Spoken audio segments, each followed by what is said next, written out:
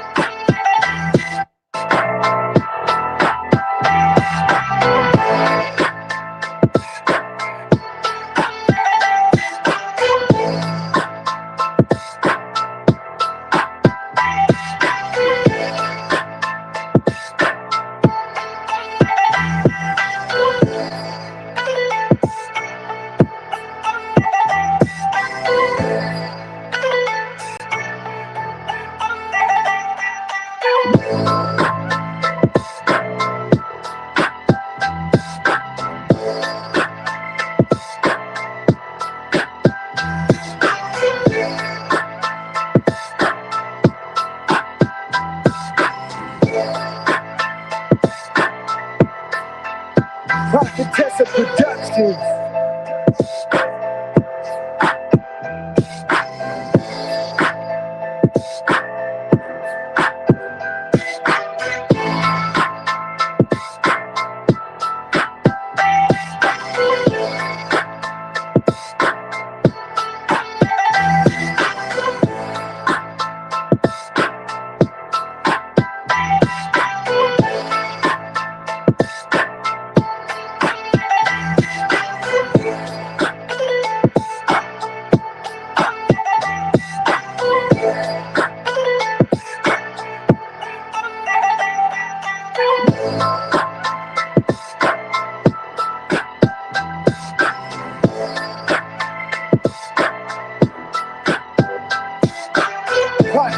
Productions.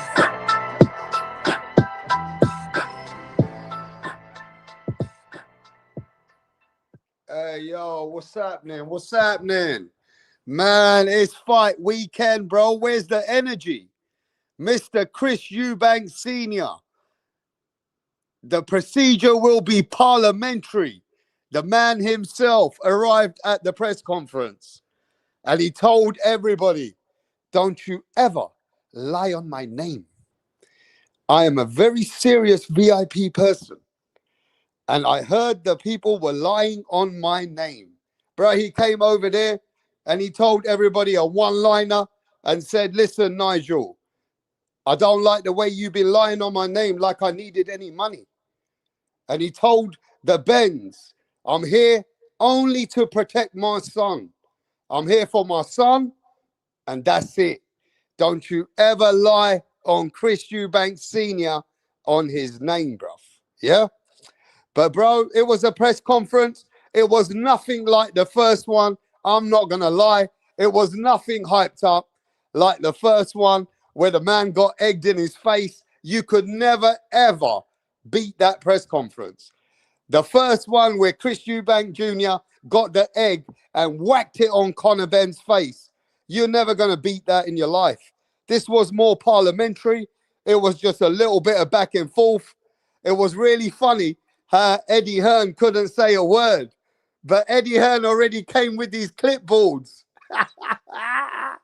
Yo, Eddie Hearn was clever, bro. Eddie Hearn knew that he couldn't say a word. Yeah, because Chris Eubank would have cut him off. So he brought these little clipboards with fucking explaining what he's saying. Did you see that? Did you see how Eddie Hearn came clever, bro? Eddie Hearn came clever, bro. He had all the words ready.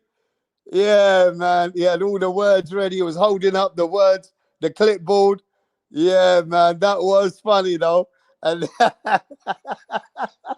how the fuck is Eddie Hearn come with all that? Yo, that was something different, you know what I mean? I ain't gonna lie, that was fucking good, man. And yeah, a little bit of back and forth. The Eubanks were trying to get to the BENNS. But the BENNS did not fall for it. They stayed calm. They stayed collective. Eubanks was trying to, take digs at them. And it was just, the Benns kept their cool, yeah. And then I think Chris Eubanks, he just said it blatantly, yeah. He said this time I'm gonna go in there and I'm gonna go do a better job on Conor Benn. And Conor Benn believes that he's gonna knock Chris Eubanks out. You get what I mean? That's why Conor Benn took the rematch. Yeah? That's the reason why Conor Benn took the rematch, bro. But, bro, it's an all-out family affair. Hey, pound for pound, did you watch how Eddie Hearn was holding those memo boards? How Eddie Hearn already had all the words ready in his hands. Hey, yo, man. But I will say, man, it was different. This press conference was different. It's not any bad blood anymore. There's a lot of respect. There's a lot of respect going into this fight. You know what I mean? Yeah? There was a lot of respect going into this fight. Juice Man in the house. Roland in the house. Yes, bruv. I don't know about you guys, but, yo, this fight is still a good fight. The first fight was the best fight of this year. So the rematch is still there. It's not as hyped. We're not going to lie. The rematch is no way near as hyped as the first fight, is it, lads? Chris Eubank Jr. didn't want to look at Conor Benn. Conor Benn said, look at me. Chris and Eubank Jr. refused. Yeah, he said, I ain't going to look at you, bro. We don't need to look at you. Yes, mate. What's happening, Jay Will? Are you ready for the fight?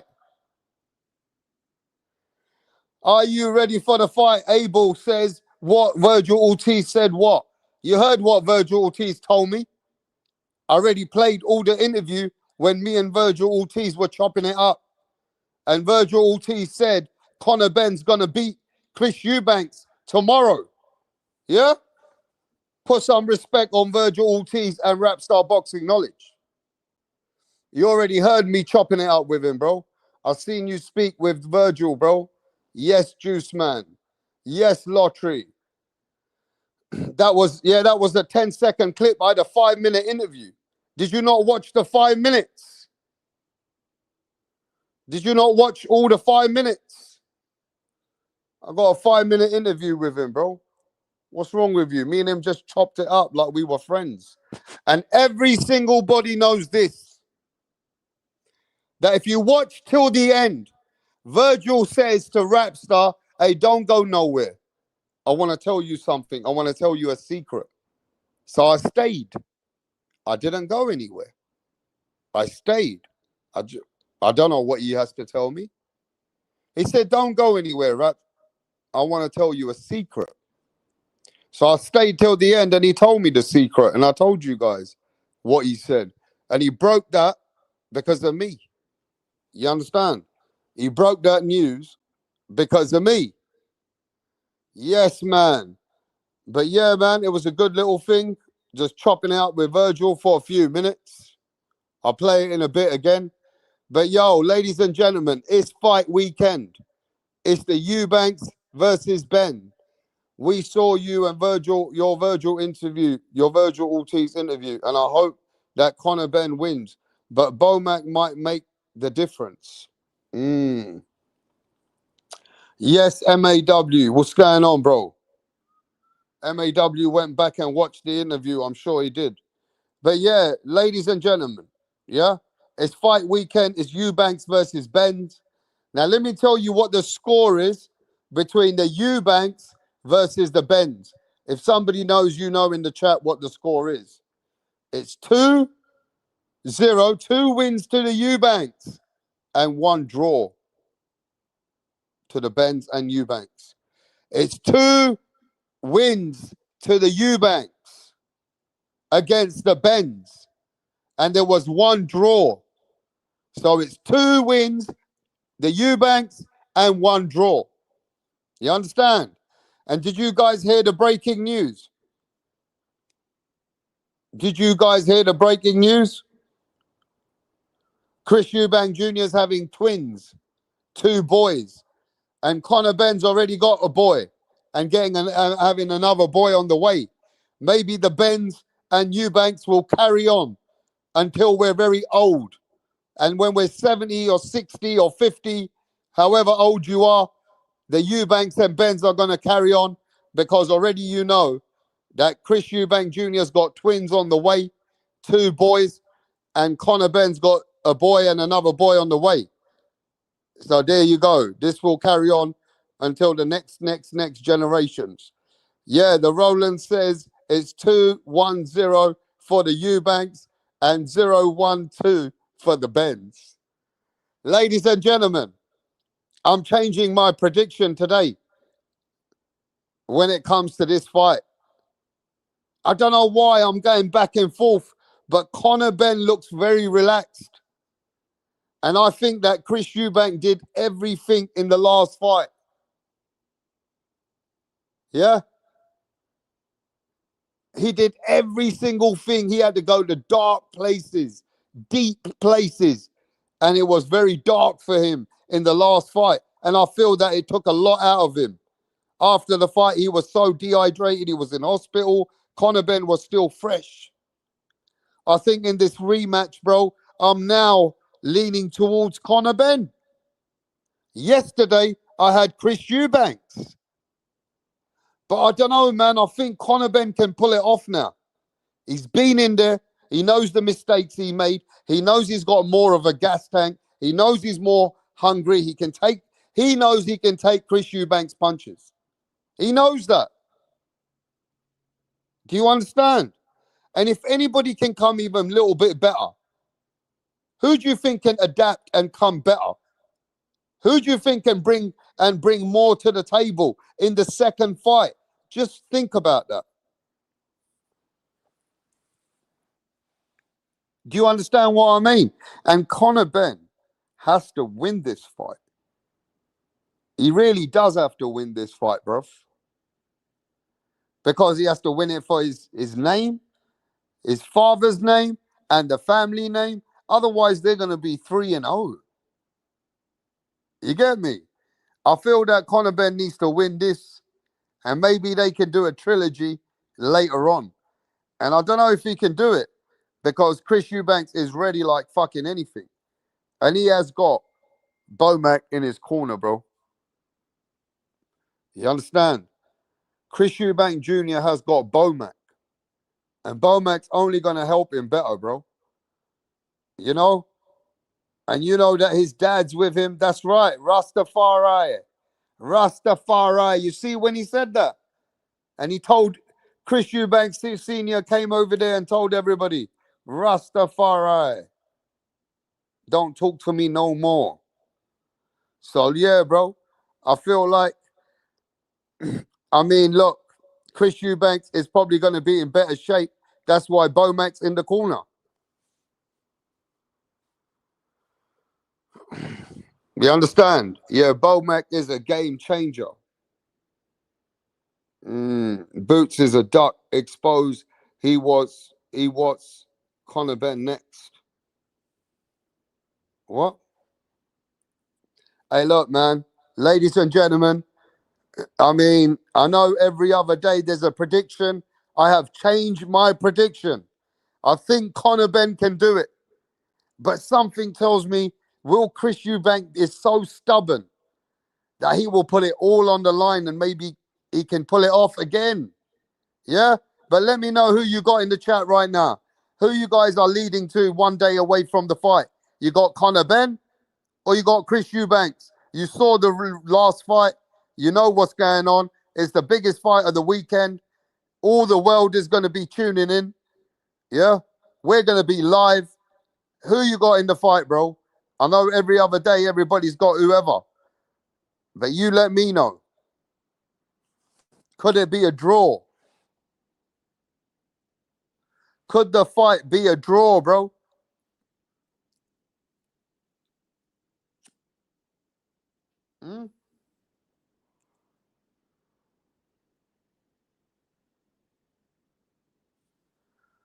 You got Ben or you got Eubanks? Wow, Derek says it's going to be a draw. That's the same thing that happened between their dads. The Lottery Burton says it's going to be a draw. I'm picking Eubanks, but rooting for Ben. Wow.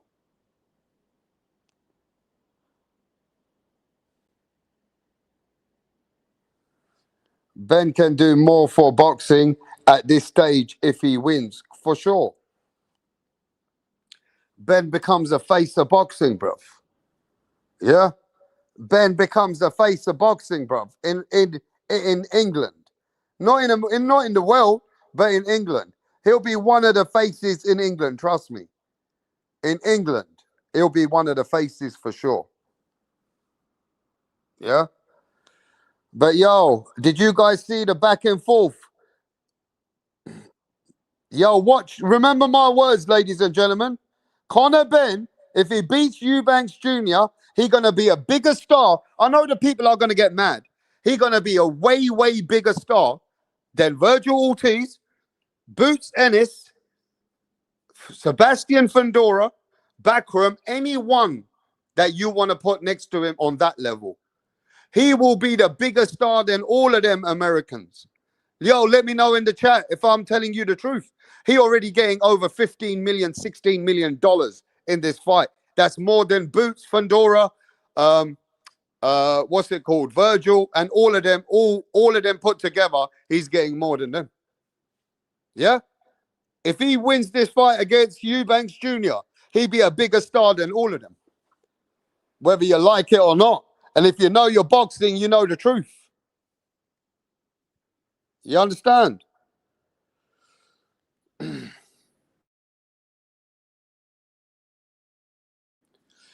But yeah, let me speak about, did you guys see, listen, bro, we just, look, one thing about this channel, we're talking about what's going to happen today and tomorrow. We don't have to talk about Canelo, Crawford, Tank Davis every fucking other day, bro. This is what's happening in the sport. Yeah? Now, we got Adam Azim and Mr. Kurt Scooby Dooby Doo. That's the first time they came face to face. Did you see the heated back and forth? Scooby Doo is Devin Haney's mate. And Adam Azim told Scooby Doo that I'm going to fuck you up and then I'm coming for Devin Haney. Yeah?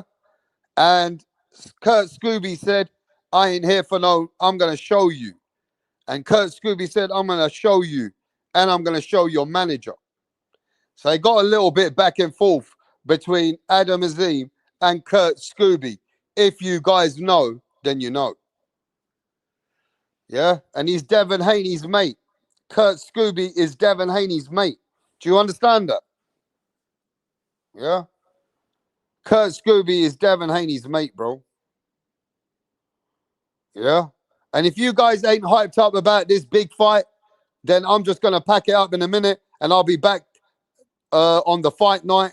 But this is the big fight weekend, bro. Whether you guys like it or not. Last year, it was a better fight than anybody else fucking put together. Fuck the skills.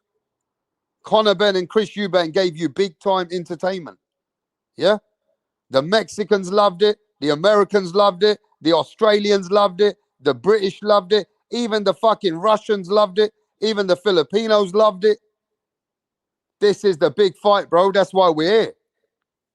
And if you don't want to talk that boxing, then get the fuck out of here, bro. Like Chris Eubank Sr. and Jr. said, the procedure will be parliamentary. Right? The procedure will be parliamentary. Rastafari. Rastafari in a bomber clad. You heard that? Chris Eubanks Sr. said that, right? Rastafari. Hey, yo, not everybody's hyped up today, yeah? Well, it is what it is, bro. It's the Eubanks versus the BENS, yeah? Now, we do have some news. Anthony Joshua will be earning over 100 something million to fight Jake Paul in December on Netflix. Jake Paul will be earning over 90 million, 90 million. And that's why he's thinking and taking this fight with AJ. He's getting the life-changing money like crazy. Yeah? So this fight really looks like it's going down. I don't know the exact logistics. I don't know how the fights, the rules. I don't know none of that though. Yeah? I don't know none of the rules and how that's going, bro. Conor Ben said the Rastafari part at the end to make Junior angry. Rastafari. Yeah, he's funny. Yeah. AJ would take Jake's soul in the ring. Something is funny about this rap. I don't know what's funny about it. It don't even make sense. Yeah? It don't even make sense. 90 million, he's never earned anything like that in his life anyway, but he's got a lot of money anyway. So obviously Jake Paul is going to get the biggest ever payday as well. So, yo, at the end of the day, either Jake Paul makes himself look like a fucking idiot, right? Or he does well in the fight. AJ's a shot fighter, let's be honest. But AJ's supposed to beat the fuck out of him with 3, 4 punches, right?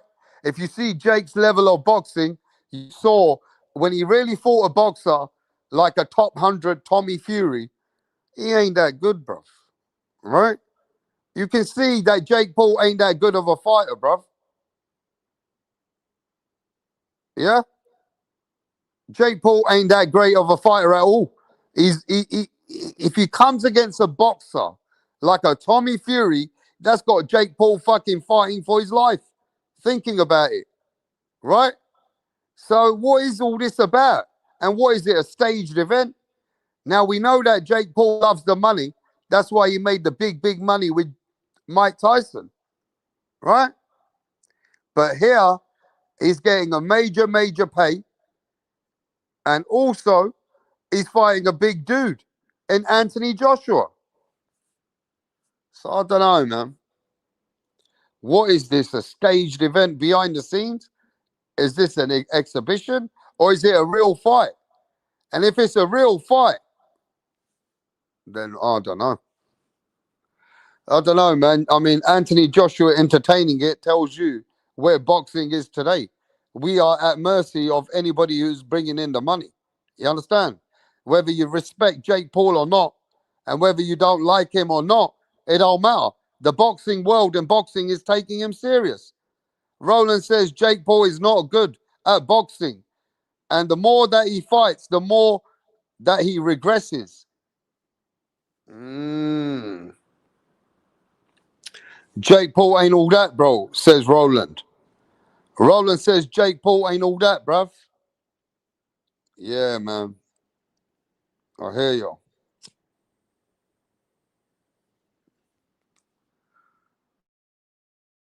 But Jake Paul's good against the MMA fighters, though.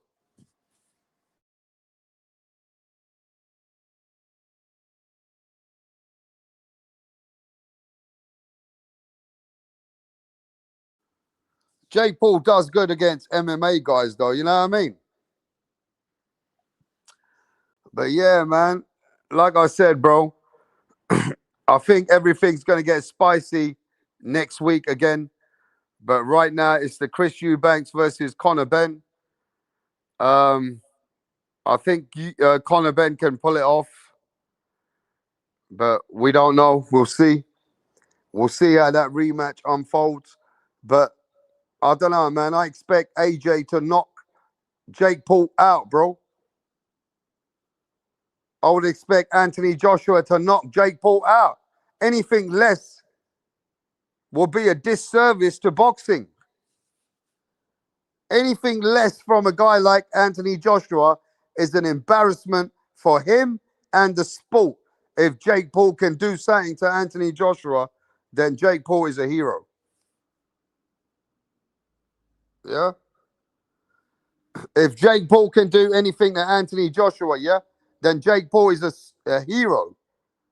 He really is that guy that really wants to fight. Yes. You understand? Boots gets exposed by Virgil. No, I don't know about that, mate. Trust me. Bill Haney said Eubank Sr. is the realest pimp on the stage. Rastafari. You know about Rastafari, yeah? Rastafari. Yeah, man. Man, I don't know about you guys, bro. We'll be hyped up later on. We'll be hyped up on the fight night. You guys can sit there, yeah, and gazing, waiting for other fights to come. We're going to love it this weekend. We're going to enjoy all the fights. We got Richard Rackford versus Welsh. We have Adam Azim against Kurt Scooby. We got Jack Catterall against Ekro. We got the main event, Conor Benn versus Chris Eubanks. So we're involved, mate. You understand? Don't know about you guys, but we're involved out here, mate. Yeah? We're involved out here, bruv. But I will agree with this. This fight with the Eubank versus Ben is no way near as hyped as the first one, though, isn't it? Let's be real. It's no way near as hyped as the first fight, bro. The first fight was fucking mega. Because of the egg in the face, the bad blood, lack of respect. You know, a lot of surprises en route. This one is just, it's just a sequel. But it's not as hyped up. You know what I mean? It's not as hyped up. But it's a big fight. It's a massive fight. It's the rematch. So hopefully it'll be a good fight, bro. Conor Hen. Yeah, Piers Morgan as well. Yeah, remember they had him on Piers Morgan. Yeah, Eddie Hearn. Hey, you see how Eddie Hearn came today? With his fucking little boards, with his clipboards. Eddie Hearn couldn't say a word, innit? Eddie Hearn wasn't allowed to say a word, remember? Eddie Hearn wasn't allowed to say a word. Ha! Eddie Hearn's funny, man. Eddie Hearn's funny, bro. He had all these words ready on the clipboard. That's crazy, bro. I ain't never seen that before, man. I ain't never seen no Eddie Hearn holding up these words because Eddie knows that he gets shut down by Chris Eubank. Yeah? Eddie Hearn knew that he gets shut down by Eubanks. Yeah. That shit was different, innit? Eddie Hearn was funny, man. Yeah, Chris Eubank Jr. had Eddie Hearn in check. Yeah. Yeah, Chris Eubank Jr. had Eddie Hearn in check, bro. He did. That was funny, bro. And then, one sec. Then he said to him, right? Then Chris Eubank said to him, stop making a fool out of yourself. Stop embarrassing yourself, yeah? Stop embarrassing yourself, bro. And sit down. Ah, shit, bro. That was funny, man. But yeah, man. So I think we just got to wait for the weigh-ins. Has anybody got anything to say about the undercards? Yeah? Who you got? Jack Catterall beating Ekro Esserman. Huh? I got Jack Catterall maybe. Or I got Adam Azim beating Scooby-Doo. But Scooby might put on a good fight, bruv. Scooby might put on a good fight, bruv. You know what I mean? Nah, the Eubanks told Hearn to his face, you ain't about that life. Yeah, I hear you, bro. I hear you, man. It's very quiet out here today, though. Yeah? It's very quiet out here today, isn't it? Very, very quiet out here today, bro. Maybe it get hyped up tomorrow. You know what I mean? Maybe it get hyped up tomorrow, bro.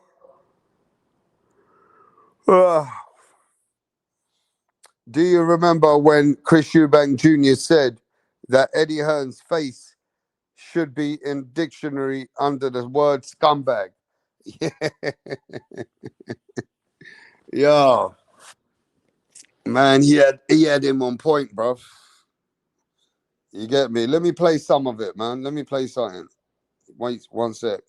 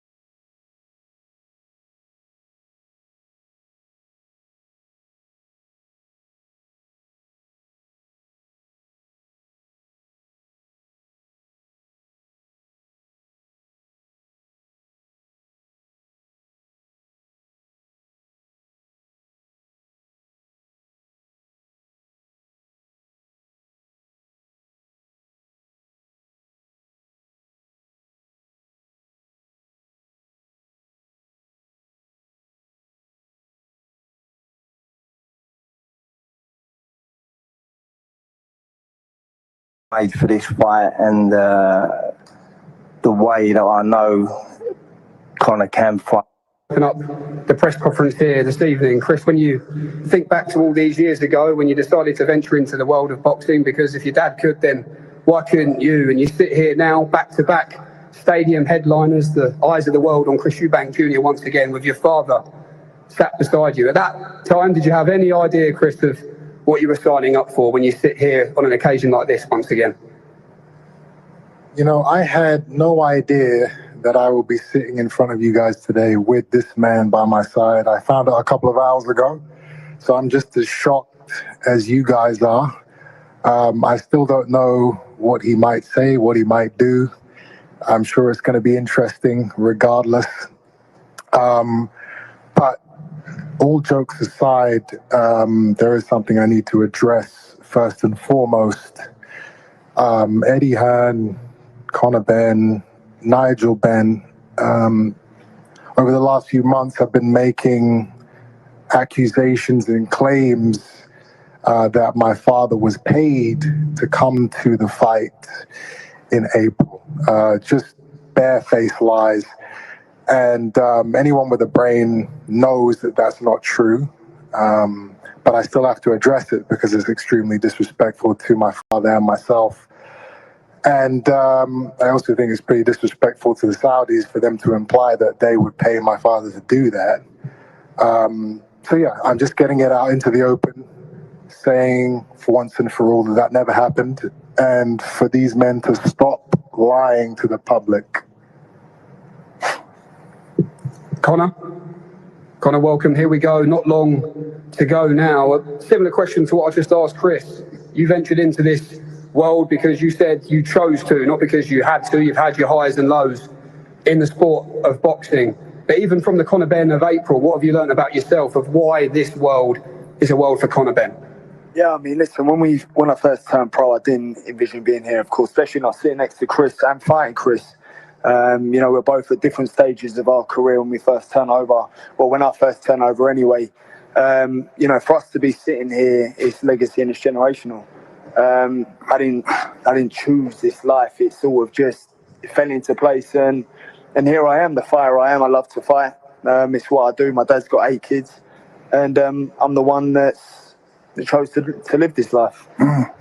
Happy to see Chris Eubank Senior here today, Conor. Very, very, yeah. It's good to have him here. I mean, sitting at the top table, having my dad here and seeing you here, it's always meant to be. It was meant to be first time round. We are where we are because of our dads. Yes, we had to work hard. But credit to Senior and my old man that me and Junior can sit here and carry this on. A word from the trainers before we work our way back up the table then. Firstly to you, Bomac. Bomac back in camp for a big fight with Chris Eubank Jr. You've said it's a relationship that works well, and you've said you believe you can win easier this time. Why is it that you believe that? I just believe in Chris's skill and his will that he has. You know, Chris always the one that he wants to win. He got that killer instinct. And once you got to get a fighter like that, it's easy to work with him. To Tony Sims as well, they believe it's going to be... And high IQ when he's in the room. If the knockout is there, we're going to get it. This time on Saturday? Well, like I always say, man, you know, I don't go out there trying to push guys to go for the knockout. I go out there and make these guys try to get the win. But if the knockout is there, we're going to get it. For you, Tony, how do you see Conor Benn winning this fight? I believe that if the adjustments he's made for this fight and the way that I know Conor can fight, obviously I've been with him from the start, and I believe that he's got the skill set to win this fight convincingly. Okay, thank you, Tony and Bomac, the training teams, both sides of the main event. And what a picture this is on the stage here, and what a privilege it is to have a pair of two-weight world champions in the house, of course, Mr. Chris Eubank Senior and Mr. Nigel Benn. Firstly, to you, Chris Eubank Senior. It was wonderful when we saw you at the Tottenham Hotspur Stadium in April, but why was it important for you to be with your son here at today's press conference in the build-up to his big rematch on Saturday night? I'm here to support. Okay, I have a confession. I was trying.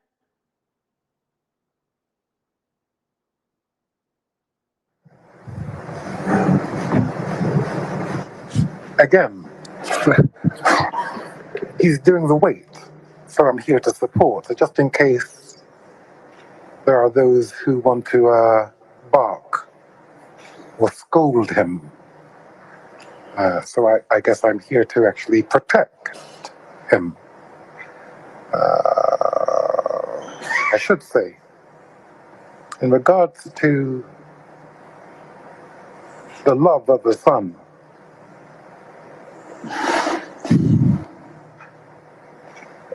if a father takes money, nothing wrong with that. But if there's a father who doesn't take money and has taken no money, none, then that is to be studied. Study that. I can't pay him nothing, dreadlocks, nothing. You can't pay me anything. I'm here for heart, love. Remember, what I've lived by right the way through my career and what's made me dumb, Gorgon, what has made me dumb is that I've lived with and behaved with patience, kindness. I've never envied. I don't boast. I'm not proud. I'm not rude. I'm not self-seeking. I'm not easily angered, Nigel. And I keep no record of wrongs. That's why I continuously win, because I live by the statutes of the Spirit, the consciousness of the Christ. So whoever told Nigel that I was paid whatever sum of money, they lied to you. And in you actually spouting what they've told you makes you a liar. So expose who told you that lie in order to actually clean your name. Otherwise, who in the future is going to believe you on anything you say? I've always walked the straight line.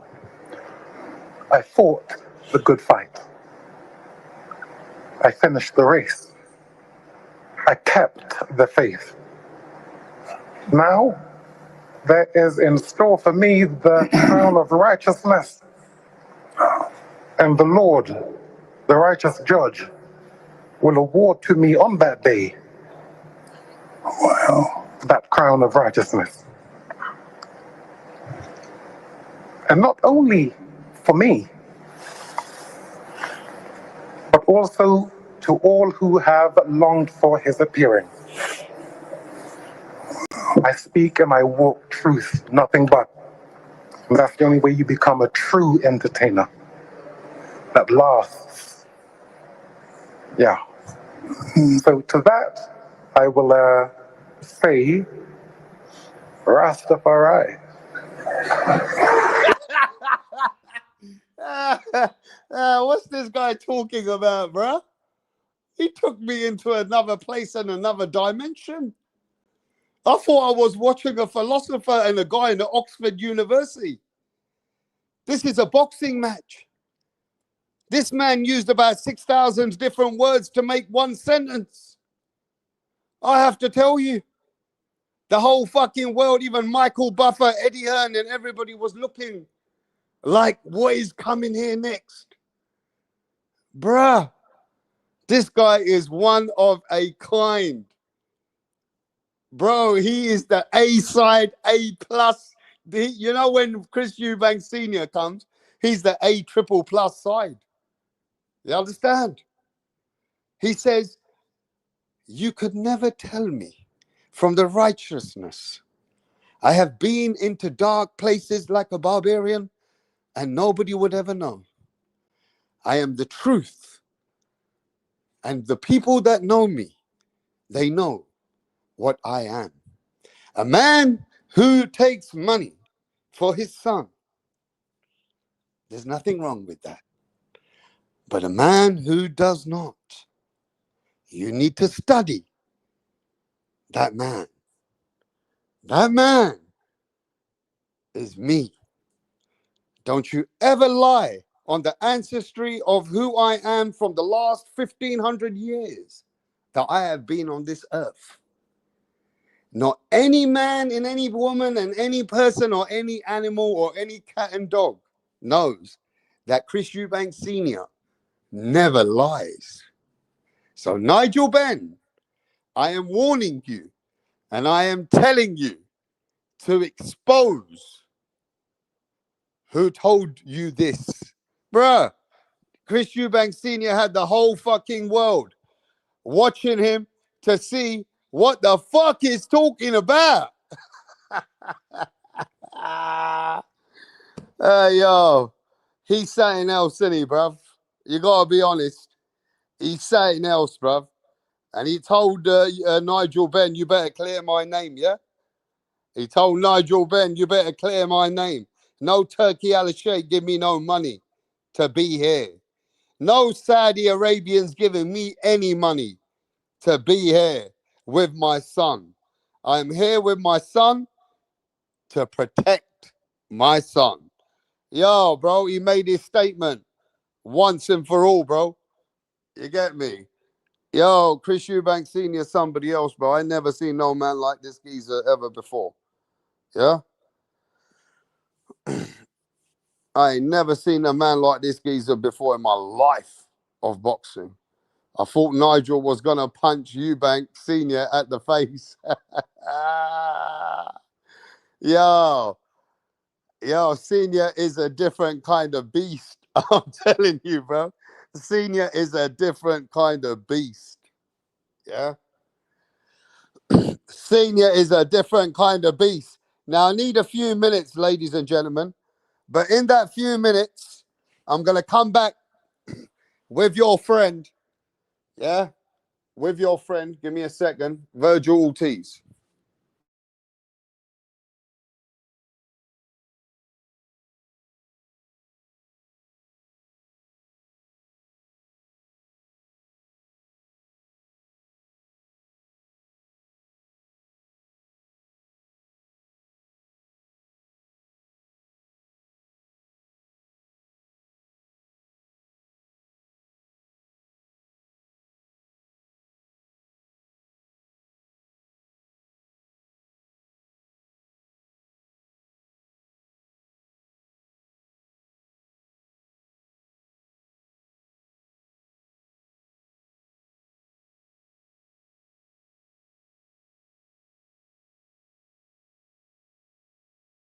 All right, ladies and gentlemen, this is Virgil Ortiz and Rapstar chopping it up. I'll be back in a few minutes, so I need a little break. This is Virgil Ortiz letting the world know the prediction of Conor Benn versus Chris Eubanks that's going to happen tomorrow. You got the service still works. Hey, yo, this is Starboxing Knowledge, a.k.a. Rap Montana. I'm a UK podcast. Hold on, Chip. Give me one second. Just hang on 1 second. Hold on, Greg. Slide that down to hit that do not disturb real quick. And shout out to everybody in UK, man. Yeah, what time is it? It's like 4 in the morning over there, bro. It's like 4 in the morning. Damn. Hold on, you're right. Hold on, my phone UK. Yo, you got this shit going crazy right now. Hey, what's going on, bro? What's good, brother? Talk to me. Yeah, man. So we got the champ in the house, Virgil Ortiz, yeah? Yeah. How you doing? All right, man. Yeah, so yeah, Virgil, and we're big fans out here in England. And I know the big fight's coming up with Conor Benn and Chris Eubanks. I want to know your prediction on that fight, bro. Bro, it was so close the first time around, man, and it was a great fight, man. It was a great fight.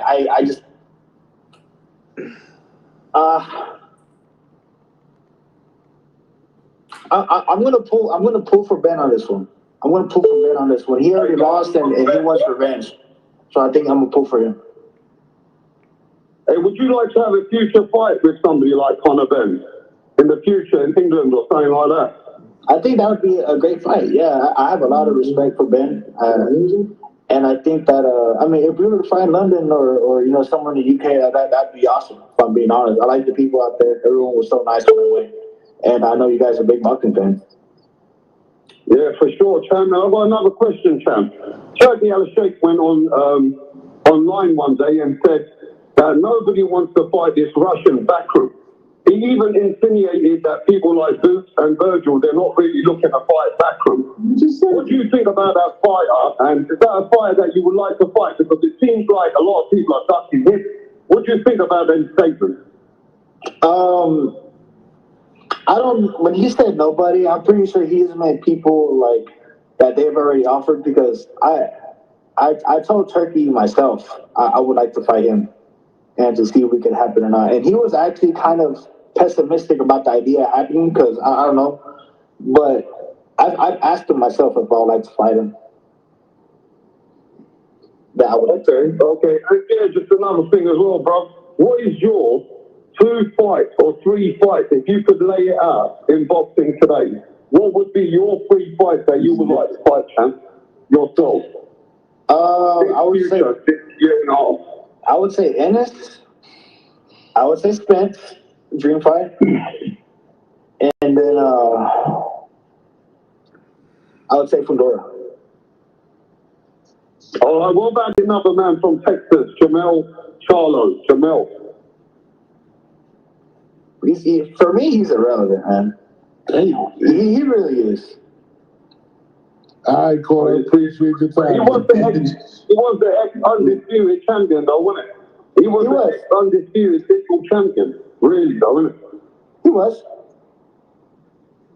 Okay, all right, champ. Yo, nice catching up with you. And I'm looking forward to your next fight, bro. Everybody's wanting Boots. The whole boxing fans are talking about Boots. Hopefully you and Boots can make it happen. Boots, people think that, that you guys are ducking the fight now. I know that you wanted to fight before and they didn't want to fight you. So hopefully we can hash this out, because Virgil, that's the fight that a lot of fans are waiting for, bro. Thank you. And I'll let you in on a secret real quick before you leave. Okay. Jamel said no to me twice for this fight. All right, brother. Wait. So that fight voted to you? Respect to the channel, respect to the champ. Thank you, brother. Wait, so the fight with Jamel Charlo was offered to you? Yo, I don't know if you guys understood that conversation between me and him, bro. But if you understood what he said to me that he's going for Conor Benn to win this fight on Saturday against Chris Eubanks. And he would love to fight Conor Benn in the future in England. That's what he said, right? And then he said that he's not really ducking Backroom.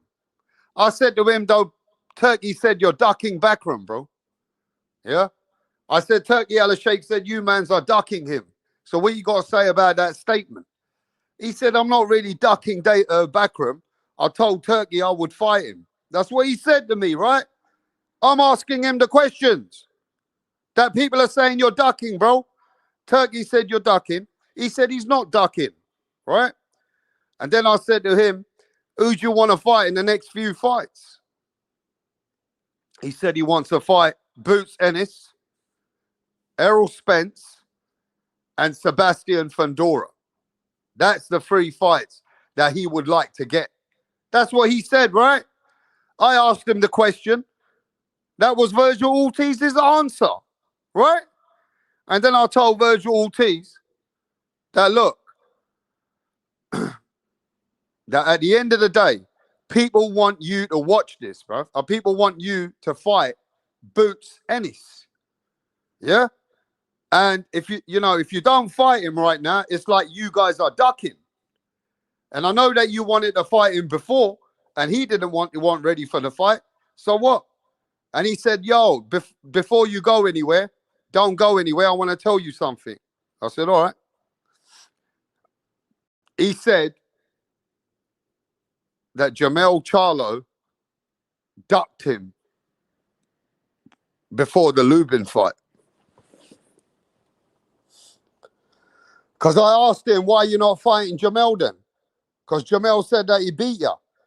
And he said Jamel wouldn't want to fight me. When I offered him the fight, he said that Jamel ducked. That's what he said. Now, do you guys believe everything that Virgil answered Rapstar? Do you believe the answers that Virgil gave me? That he does want to fight Bakram? Let's start with that. That he wants to fight Bakram. Do you agree with that? I said that Turkey said you're ducking. He said he wants to fight him. I asked him a simple question, bro, very respectfully. It was very respectful. I wasn't out of order. I just asked him straightforward, bro.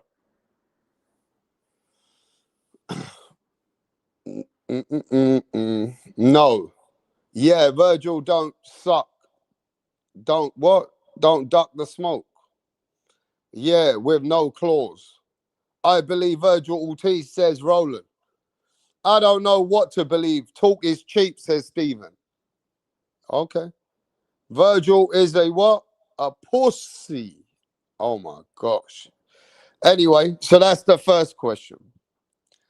The second question is, who does he want to fight next?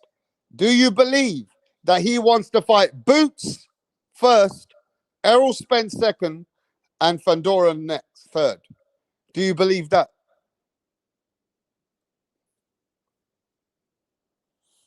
Do you believe what answer he gave me about the 3 fights that he wants? Yes or no?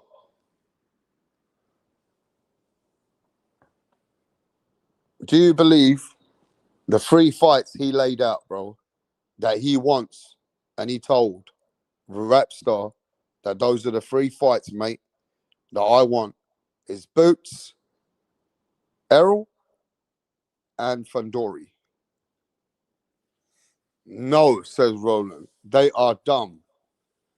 The Boots glazing crazy. I believe it when I see it. So you guys don't even believe it that he answered me those questions. That's the questions he answered me, bro. Right? I mean, that's what he said. Boots going to beat the beans out of Virgil Ortiz, says round 1. Is he injured? I never asked him that question, bro. I should have done, but you know, if you listen to the interview, who hears the interview in 2 minutes? The guy says, all right, thanks to the guy from UK. And did you see that I eliminated the host and I carried on talking? If you saw the questions, the guy goes, all right, thanks for the guy in the UK. I said, I'm not done yet. I'm carrying on talking. And then I carried on, and then I carried on, and then I left. Yo, the man was like, you got your 2 questions. I said, I don't know about that, bro. This is Rap Montana. Rap star boxing knowledge. You can't just ask me to come here for 2 questions. I need to ask about half an hour worth of questions, bro. I want to take over the whole shit, but you know, I have to show respect, man. The guy had to fucking, that was it. He had to go. Yeah, before me, there was Blue Bloods TV. He asked his 2 simple questions. And then after me, it was Boots Ennis's guy, Greg Hackett, Pete TV or whatever. Greg Hackett or whatever his name is, TV. He went after me. So it was Blue Bloods, then me, Rap Star Boxing Knowledge, aka Rap Montana, and then it was Greg Hackett. And if you look at the Greg Hackett and the Blue Bloods, I actually asked the harder and the realer questions. I mean, I just said, people said you're going to duck, bruv. Bakram. But, you know, I'm sure they asked their good questions too. I'm sure they did. I never really hanged out to listen. I just know they came after me. And before me, when I heard them, I was on the phone. I was trying to get through. So I couldn't hear what those guys were asking, bro. You didn't, yo, Eric Gomez, you didn't see Virgil Ortiz tell anybody else, hey, yo, wait. Don't go. I want to tell you something. Yeah? He had to tell me something before I left. He said, wait. I want to tell you. So he just wanted to let me know that Jamel Charlo ducked him. Huh? Do you believe when he told me Wait, don't go nowhere. Jamel Charlo ducked me twice. Do you believe that? That Virgil told rap star, breaking news, that Jamel Charlo ducked him twice, not once, but twice. Do you guys agree? Believe that? Do you believe that Charlo ducked him, you know? Charlo ducked Virgil Ortiz. Yep. Yes, says Roger that. Yes, says Eric Gomez. I believe the list goes on too. About as long as who Boots ducked list. Ortiz is free smoke and needs to be protected from himself. Just like that's boxing, bro. Great aspect. Ducking is okay as long as you admit it, you're a duck. Boots duck list is as long as fucking people who ducked Little Virgil. Mate, don't know what's going on here, bro. Well, ladies and gentlemen, just over a week to go. Just over 1 week to go. Give me a second, bro.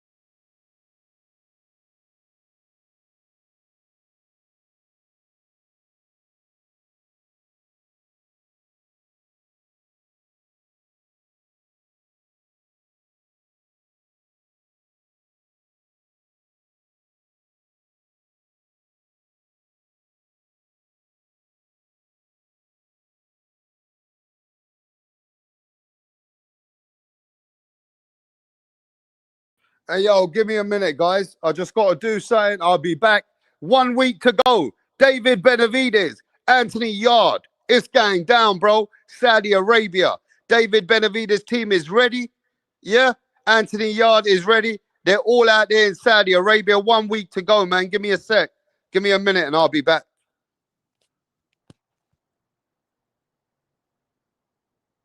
Surprisingly speedy in the ring. By the time he turned 15, the pudgy kid had grown taller and was lighting up former middleweight world champion Kelly Pavlik. With a clean 15-0 amateur record, his father turned coach realized that boxing for free made no sense anymore. So he booked his son a ticket to Mexico, where David could monetize his KO studies degree before turning 18.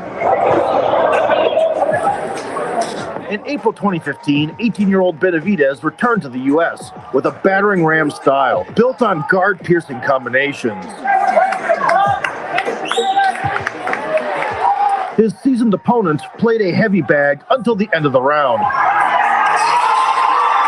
But the shots took their toll right after the bell. The unorthodox Ricardo Campillo surprised with mantis-like grace. Has gone beyond the first round. And he is from Benavides. all but one of To which David responded with a left hand up and down. that's common in Mexico. Canelo Alvarez. Then started investing into signature combos. All but one fight. Coming back with a hard right hand. Trouble again, trying to fight his way off the ropes. And a big right hand. I don't know what his handlers is teaching him, but he needs to tuck that chin. And down he goes. Applying constant pressure. He came in behind sharp single shots. Yeah, ooh, see if you can do it. You said throw more punches, keep throwing punches.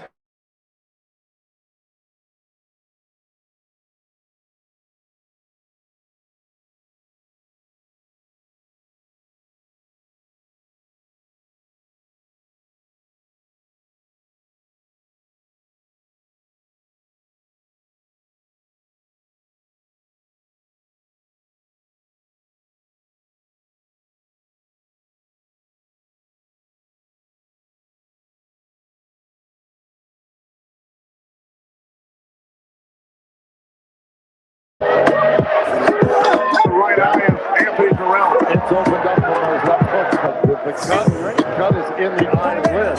So Benavides is really smelling blood right now. This is hot for Benavides. Boy, what a tough. Once again, we check in with that just right now. Just getting battered by David Benavides. They're going to stop the fight right now. That will do it. Benavides remains unbeaten now, 22-0. I'm the type of fighter that I like the fire. I like feeling the heat because that's when the best comes out of me. This kid, David Benavides, is special.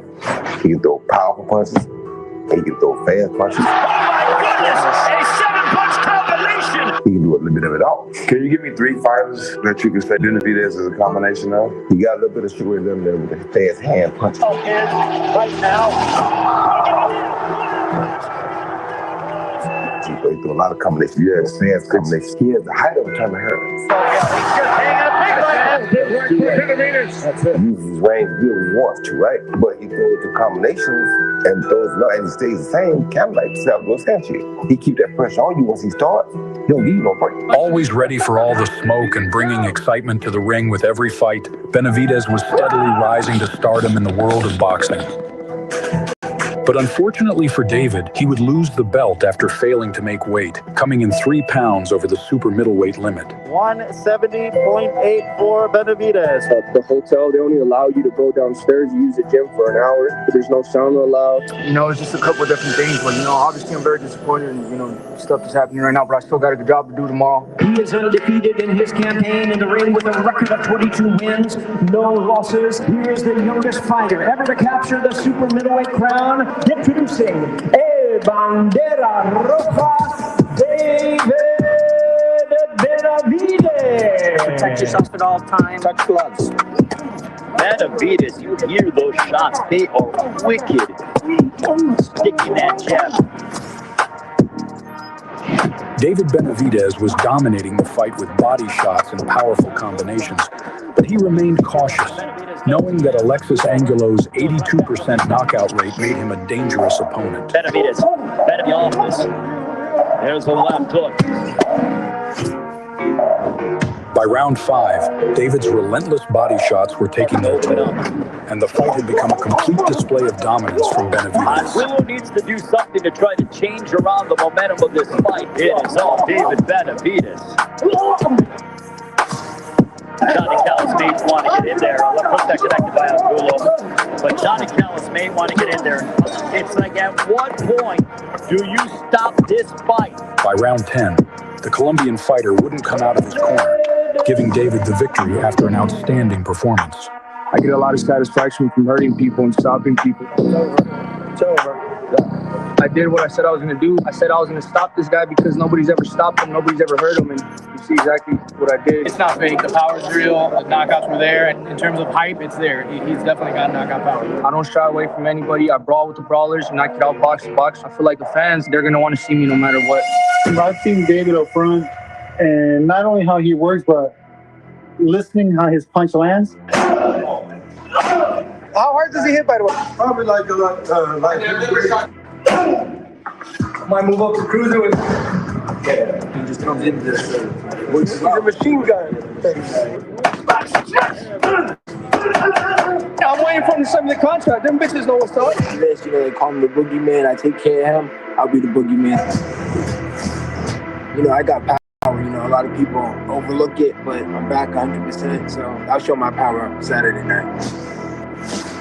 He's never been in there with somebody at the level of fighter I am. I feel like I'm going to be too much for him.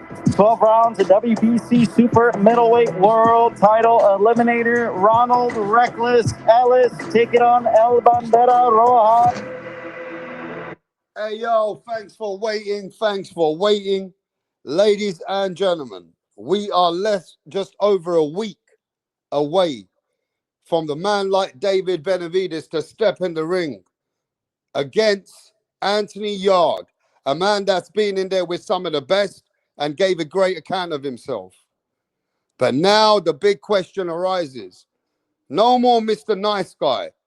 David Benavidez got to show the world why he is this man that people projected he was going to be. David has a great story from young. David was a fat, chubby boy. Had something in his eyes. The man was so fat, like Mirage, but he changed his life around. That's why Mirage and people like that love him. All the fat people love him because he's the genius man that shows that even if he was fat, he had a dream. He had something in his eyes from a young kid when he was watching Manny Pacquiao and fighters like that. And he said, nah, bruh, I'm going to turn my life around. You understand? And David Benavidez done that, bro. He was a fat young kid that turned his life around in the gym. That same belief, that same mindset, and what he has in his eyes, bro. And David Benavidez got to show the game, show the world that he ain't playing, bro. Look, Anthony Yard, look, I'll keep it real. He might be from England, but he's a good fighter. He's not a great fighter. And if David Benavidez got to make a mark, he can't be just keep going all these rounds and all these distances at 175. It's time the Mexican monster shines to the name that he has. And he got to put some hands on Anthony Yard. Yeah? David Benavidez is going to have to make a statement out of Anthony Yard. Yes, Anthony Yard has done good against great fighters. But hear what I'm going to say again. Anthony Yard has done good against great fighters. He's not a great fighter himself. And if David Benavidez is great, then he's going to show us greatness after a week. Yeah? So what, you guys think that if David goes all 12 rounds with Anthony Yard and Gawastik, then think guys like Arthur Beterbiev knocked him out in their prime. So doesn't David need to follow suit like Arthur Beterbiev and actually put some of these guys in the dirt? If David is special, doesn't he need to actually put these guys and fold them? Or does he just try to outbox them and stay 12 fucking rounds? I mean, you tell me in the chat. Are you guys happy with a stoppage? Or if David is this guy and he's a special fighter that we have seen glimpse of this man and he has definitely is a special fighter. But if he goes the distance, are you guys accepting that? Let me know in the chat. Mirage, you should be cursed out, bruv. Let's be honest. If he goes the distance here, bruv, you should be cursed out a little bit, bruv. Because the man should not be, I think the man needs to get the stoppage.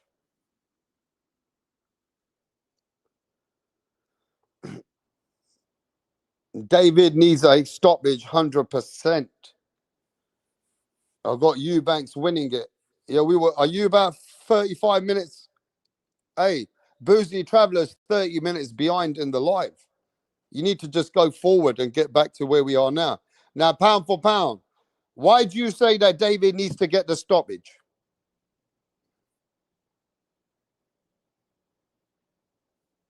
Huh? Why does he have to get the stoppage? Why is David Benavidez need to get the stoppage, bruv? Answer me. I'm always 30 minutes behind. We're not talking about you cunts. My thing is this, yeah? David has to get a stoppage. I'll tell you why. If he wants to be classed as different level, you understand? Benavidez will win, and we ready to see the next fight after that, because it's his third fight at 175, and he hasn't even dropped anyone. But he been putting hands on them. He been beating them up. Those guys that he's beating, they're never the same. Let me tell you the truth, ladies and gentlemen. If you know boxing from a trainer's perspective, what is better for you? To get knocked out by David or take a 12-round beating? I'm telling you now, you're better off getting knocked out from David. Because if Benavidez doesn't knock you out, that 12-round beating, that 10-round beating, that stays with you for life. What do you think's better for you? To get knocked out or take a 10-round or 12-round fucking absolute war with David Benavidez? You let me know.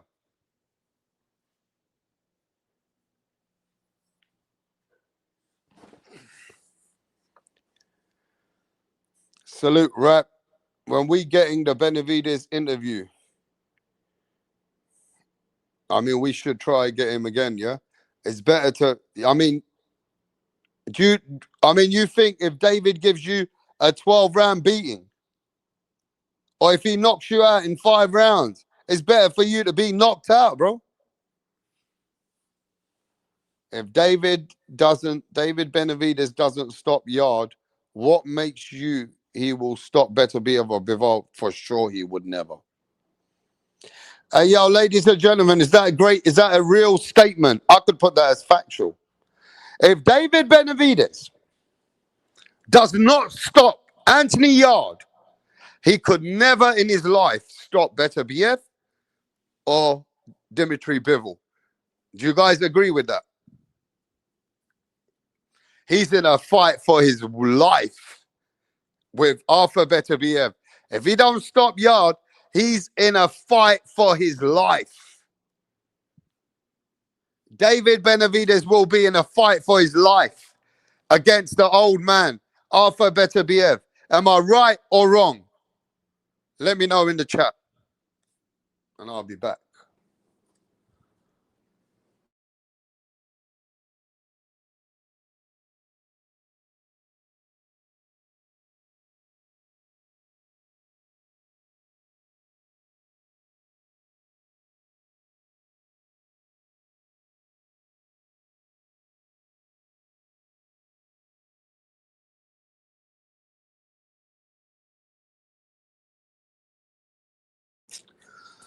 Now, Benavidez is a bad man, bro. 100. You can see David Benavidez. He's all about the smoke. Whatever it is, he's coming all guns blazing, bro. He's coming all guns blazing, bro. Beterbiev will probably be tough to beat. Wow, Boozy says Beterbiev will probably be tough to beat. I mean, David is a bad man, though. Yeah? Anthony Yard told everybody that ain't nobody lining up to fight this man. So many people ducked him, but I took the fight. You understand what I mean? So, I mean, we're going to see, bro. We're going to see how David deals with a fighter like Anthony Yard. You understand? But Beterbiev is a different monster, bro.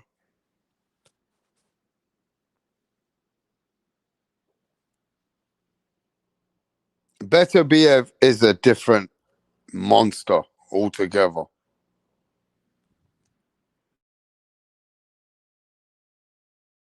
But Yard is a good fight for David Benavidez. If he's going to fight Beterbiev in the near future, then Yard is a good fight, bro. You understand? Yard is a good fight, bro. You know what I mean?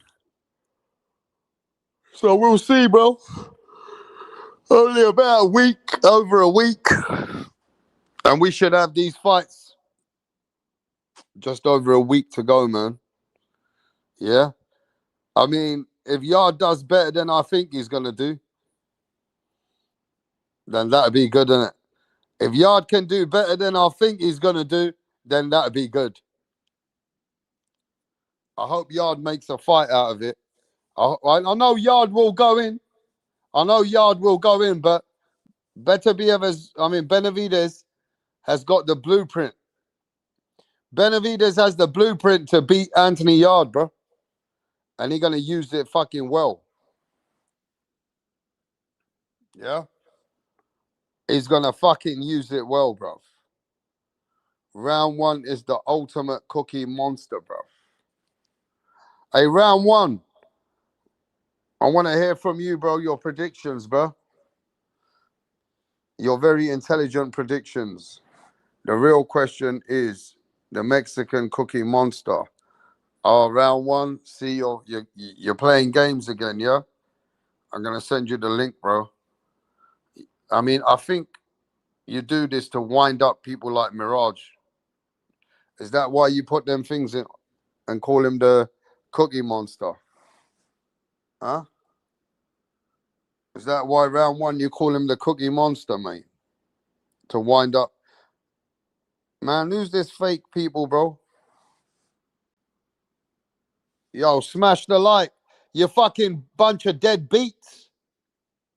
Smash the like, bro. It's fight weekend and you guys are dead as fuck.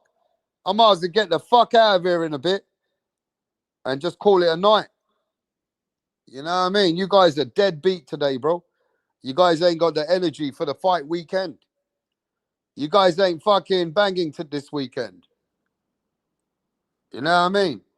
Fucking hit the likes, bro. Where's the support?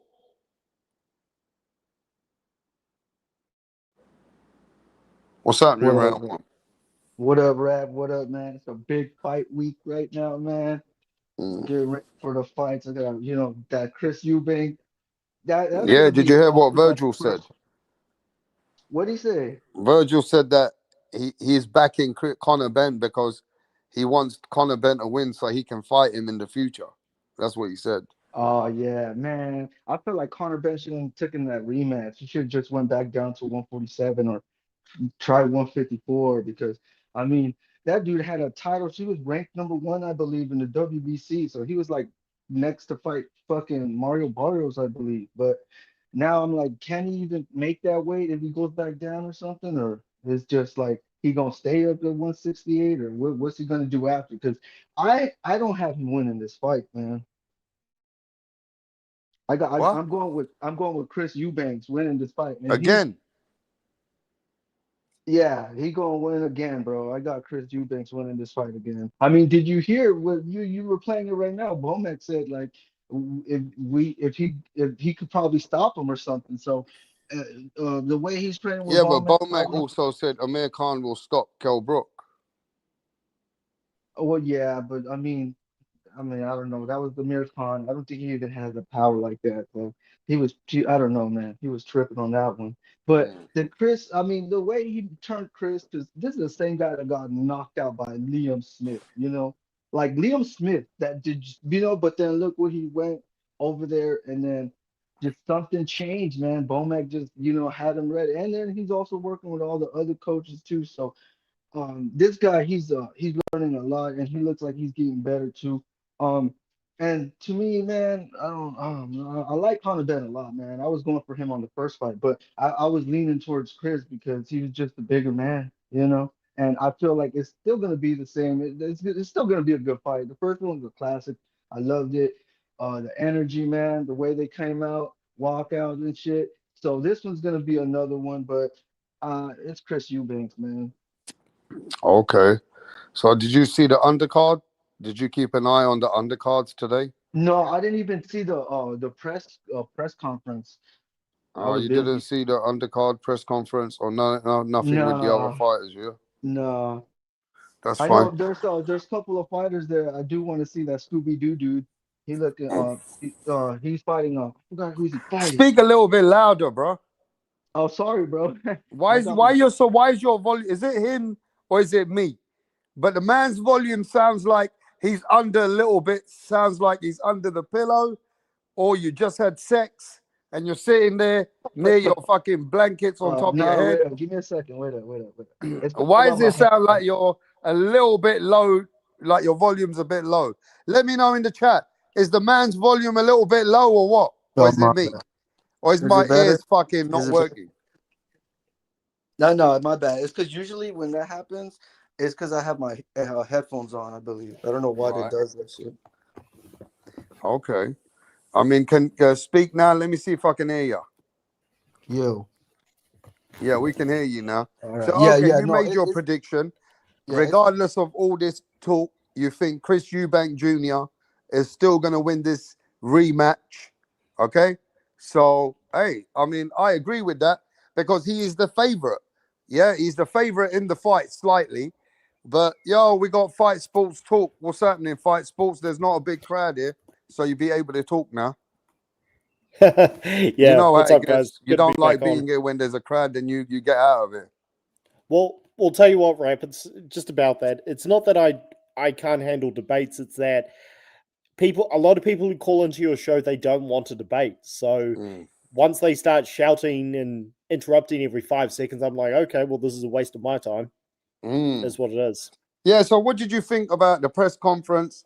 And did you see anything different in the body language? Did you see, because we analyze boxing from a different perspective, we're kind of above the average fan. We're more like not psychologists, but we analyze these things. Did you see Conor Ben very relaxed this time, or does these things make a difference? But how did you analyze it?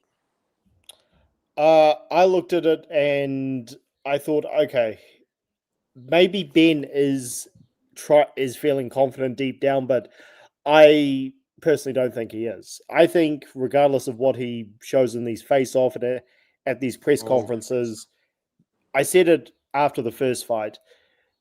The time for Ben to upset Eubank would have been the first time because of the layoff, because of Eubank had been knocked out a couple of fights ago, because of the weight cut and all of that. Because he lost the first fight and he did so very clearly, it was very decisive. I don't really care what kind of confidence he may show here. I don't think it's going to matter. I think Eubank is going to be better prepared, more confident, and Conor Ben didn't have any skill advantage last time. The one thing he had an advantage in the first fight was speed, and that didn't matter. So I don't think anything in this press conference changes the fact that this is Eubank's fight to win, and I just think Conor Ben is showing up because it's money, and he's not interested in fighting any contenders.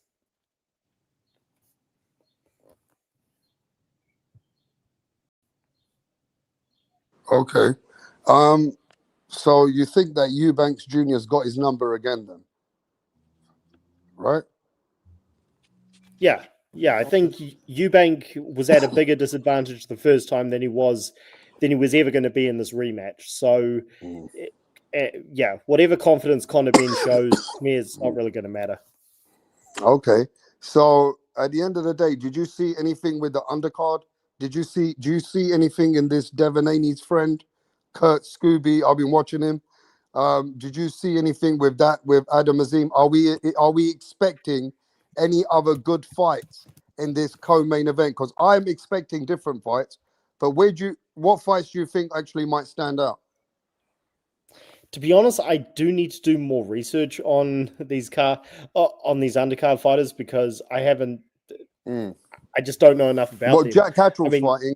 The guy who beat Josh Taylor recently, and Josh retired. Ekro. Yes, and so Jack Catterall's fighting him on the co-main event. Yeah, and that fight is interesting just in terms of a contender fight. I don't know if it really means much. I've seen a little bit of Sam Gilly, but yeah, I can't say much about these undercard fighters because I just haven't seen them enough. Now, before I might ask you this question, Fight Sports, before we go all the way around again. You've seen the announcement of Jake Paul maybe fighting Anthony Joshua now. What do you think about that for boxing, and how does that make Joshua look? It makes Joshua look the same as I think everybody suspected. After the Dubois fight, it's not just that he lost, it's how he lost. That it showed this guy was never going to be a serious contender again. Now, I never expected him to fight Jake Paul of all people, and Jake Paul must have some kind of clause in the contract that means Joshua can't seriously hurt him, because otherwise this fight is an absolute joke. But I never expected Joshua to do anything after the Dubois fight. So yes, it's bad, but it's for his image, given what he has done. But he was never going to have a redemption story after the Dubois fight in the first place. So it's bad, but I wasn't expecting much better. Okay, and you know that I chopped it up with Virgil Ortiz, right?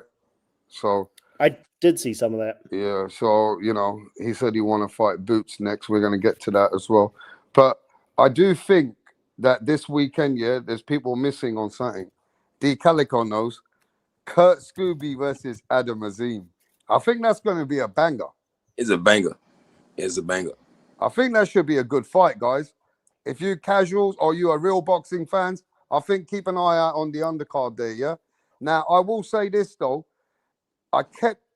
Somebody told me, right, that Conor Benn is going to be fresher and slightly better in the second fight. He should be, because the stats says that Chris Eubank Jr. gave everything in that fight. And sometimes to be 36 years old and your brain to go in those dark places in the later rounds where you have to dig deep, that takes a toll on your body. Whereas the other guy's younger and fresher, and he knows he can take the man's punch, right? Now, some people are all hyped up about Bomac is the reason now that Eubanks is going to beat him. But Eubanks beat him without Bomac, even with the worst game plan. We got to remember that too. Yeah. Right? And how much can Bomac help him? Bomac's only mentally and tuning him up and making sure that the team around him is got him fully conditioned and he's right up there, with where he's supposed to be as an athlete right now. Now, Bomac saw all those weaknesses in Conor Benn. Like how? Oh man, he could have got knocked Conor out. Benn's got tons of weaknesses. Exactly, and he see all the tools that Eubanks has, and he wants them to use them a little bit better. I mean, I hear that. I mean, is Bomac it's a good strategy for a Eubanks Jr. to be, but do we think as fans that this fight could live up to the hype of this fight that we had last time round? Now, would it live up to it? Somebody getting stopped this time. I doubt that. Is there stoppage this time? No matter what. I don't think Chris Eubanks has enough power. I'm not sure that Conor Benn will set up his punches enough Why? so that he can eventually do that. So I disagree with Calico. I see it going all 12 rounds. Hey, I definitely like your analysis. I'm just rolling the dice that it's just gonna be such a war at some point that somebody's gonna have to break. Yeah, I think they showed us in the first fight. Neither one of them break. But if I have to give the edge to either one, I still think Conor Benn has more room for improvement than Chris Eubanks does. Okay, my other topic is we've been very friendly and because we admire some of David Benavidez' work, and we know over a week he's having a fight with Anthony Yard. We're just being too nice about it, yeah? Yes, Anthony Yard, he's a tough guy, but whenever he fights an elite guy, he gets beaten up. So he's a good fighter. At this point, David to prove his mark, to show in the world that he can beat a Bivol's and Beterbiev. I don't want to sound cliche, and neither of this what statement is casual, but it's about time he breaks down an opponent who has been broken down already twice. The blueprint's out there. If David Benavidez is that good, shouldn't he be stopping and making a big statement at 175 now if he's going into fights with Bivol and Beterbiev? Do you not think that's a good where you would like to see David Benavidez do next Fight Sports? Isn't that something that should happen next? And if it doesn't happen next, what does that say to you about David Benavidez? If he doesn't fight Stop the winner of the Anthony Yard, and he has to go 12 rounds again. I want to know, what is your assessment of David and what do you expect him to do? Well, I'm expecting him to beat Anthony Yard up. Whether he stops him or not, I'm not sure, because Yard is tough. But I think after Yard's took a beating from Beterbiev, Benavidez will stop him. I just don't know when. If he doesn't stop him and he controls, if he doesn't and he goes 12 rounds but controls it like he did against Vosnik, then it's not ideal. But he controlled the Vosnik fight pretty much the entire time, and when he couldn't knock him out, it seemed like he was just okay to coast. So I don't see a big problem with that in terms of his skills, because it showed in his last couple of fights he's not going to be knocking everyone out at 175, but his skills have gotten better. So I'm cool with that. If he shows his skills and outclasses Yard, which I expect him to do, it's not really a big deal if he stops him or not, to me. Okay, let me explain then what happens. Going against guys like Beterbiev, monsters who are knocking out people like Yard and Gvozdyk, and David becoming now more of a technician. So then David becomes not more of the guy who was a monster at 168. Now he's more of a technician, puncher, and a boxer, which is fair, which is still mean that David's a very serious, fighter to be recognized with. But he's no killer then, because I expect that killer instinct in him with the what he had at 168 somewhere to shine at 175. You understand? I hear and you. I then believe from David the Mexican monster becomes David the Devin Haney technician. Well, I wouldn't go that far. But Devin you know Haney's what I mean. People are going to then say, "Wait there, his power's not going through like that." So he's changing the fighter that he is now to win the fight. That's not the David I want to see. But I want to see the David that still has that killer instinct that can hurt you. You're gonna see a monster. Don't worry about that. Stop you. Well, Mirage, could I just? He's gonna beat the shit out of me, Furioso. Your boy's going to sleep. Mirage, Easy, friendly Bob. warning. Stop talking shit, Mirage. Friendly warning, man. Can I respond to bullshit. Rapstar? The reason I disagree with you about David has to stop him or he's no monster. Again, he didn't stop Vosdik, and at the time I did a video on this. I thought, well, this doesn't look too good, but because of his skills have gotten better, he can adapt, win fights based on skill, and maybe not dominate 10-8 every round sort of skill, but if he's able to dominate these guys, I don't really think it matters whether he's gonna be knocking people out or not, because you don't have but to I'll have tell you what will happen then. Then we know for sure those fights with Bivol and Beterbiev are very close. And we know then that he ain't definitely stopping guys like that. But his power has been one of his biggest attributes at 168, right? Yes. At 175, he's now winning fights, and he's actually needing to overwhelm and come through the fights in the later rounds. You understand? So if you don't beat my boy Anthony Yard, and Anthony Yard even hurts David Benavidez, because that's very possible. You guys can sleep on this guy. Yeah? Sorry, Rap. No. You could sleep on Anthony Yard, but he could end up hurting David early on. Rap, right? I disagree with you. If Yard is you can disagree as much as you want, but David has hurt Kovalev. David has hurt Beterbiev. So it's not that Anthony Yard has hurt Kovalev. I know what you're saying. Anthony Yard has hurt Beterbiev. So it's not out the question that Yard can't hurt David Benavidez. Hold on, Rap. I know Yard has hurt those guys, which is why I won't be surprised if he lands one or maybe two decent punches and Benavidez is wobbled a little bit. But that won't be a big deal to me, because you catch two big punches, or you catch a couple of good punches and maybe you get wobbled a little bit by a guy who's an explosive, aggressive juggernaut like Yard. That doesn't matter to me. I don't think that hurts Benavidez's chances at all. The fights with hey guys, can I just say something? Who the hell has Benavidez beat that's elite? He hasn't had the chance yet. Oh, he hasn't had the chance. Okay, but okay, he hasn't had the chance, but you're making him a monster, yeah? All right, he's a monster beating up small dudes, yeah?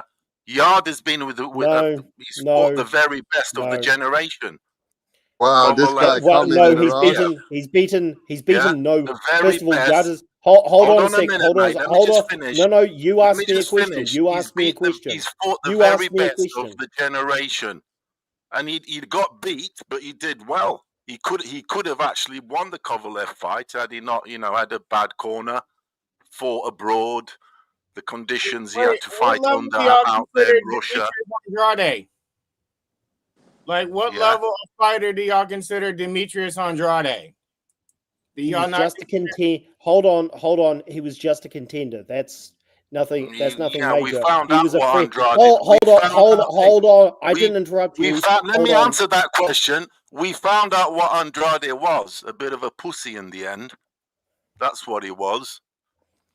He was a pussy. He was another one with no resume. He just protected his belt. He got the belt, and he just, he was in there just for the bit of the money.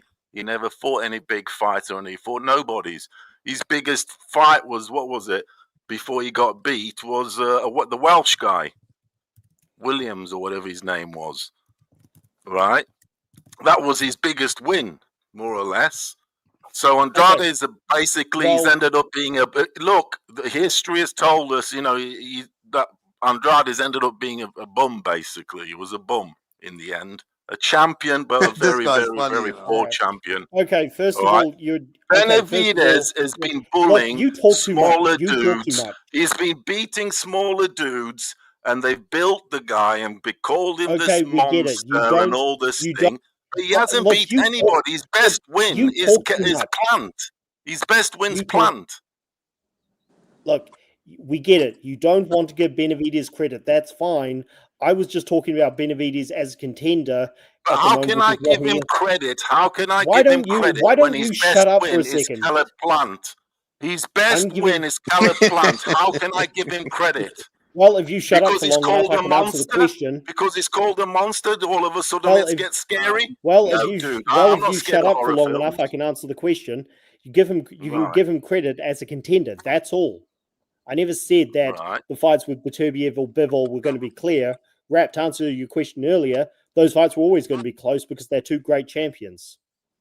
Look, I saw Yard rocking and rolling Beterbiev, the guy that at the time was the scariest monster in world boxing. Let's face it. Everybody was like, Beterbiev, oh my God, this is just too scary, right? And he was rocking and rolling. He was shook. So what's your point? Are you saying that? Just a bit of lack of experience from Yard and a bit of excitement. But he had him rocking and rolling. He had Kovalev rocking and rolling. Don't come here and tell me I'm crazy for talking about Benavidez's skills and you're elevating Yard based on losses. Come on. No, I'm elevating him on the base that he's fought the best. So he's lost, but only to the very, very best. Benavidez hasn't fought the very, very best. His best win is Caleb Plant, another bum. Okay. That's not a legit criticism because he's tried to, and they turned him down. When did he try? When did he try to fight Canelo? To fight Canelo the midget? Canelo. Well, if you can shut up long enough. So you wanted to fight Canelo the midget, midget. Are you capable of shutting up for a second? He tried to fight Canelo. Canelo ducked him, and he did enforce his mandatory against Bivol. There's your answer. So you wanted to fight Canelo, the small dude, yeah? Once again, the little midget. He was at once. Okay, so now that he wants to fight an elite guy, he was just being a weight bully. Gotcha. Yeah, they were both at 168. He wanted to fight the champion. Now you're just getting upset. I get it. No, we're not getting upset, but you guys get so high on this Benavidez, that. He's some monster. He's this and that. The dude hasn't done nothing yet.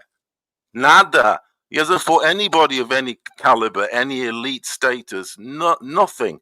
And you're putting him on a pedestal that is some bloody crazy ass monster. I'm not putting him on a pedestal. He's just been a weight bully at 168. Why don't you shut up? Look, why don't you shut up while I answer? I never put him on any pedestal. I'm simply talking about what he's got in terms of skills. That's it. I didn't put him on any pedestal. Well, I'm just saying. Well, I'm just going to let you know that Benavidez is getting nothing. knocked the fuck out in 6 rounds. How about that? Yeah, and then all this monster bullshit and fucking red flag, bandera and vermelho, whatever, is all going to disappear. He's a bum.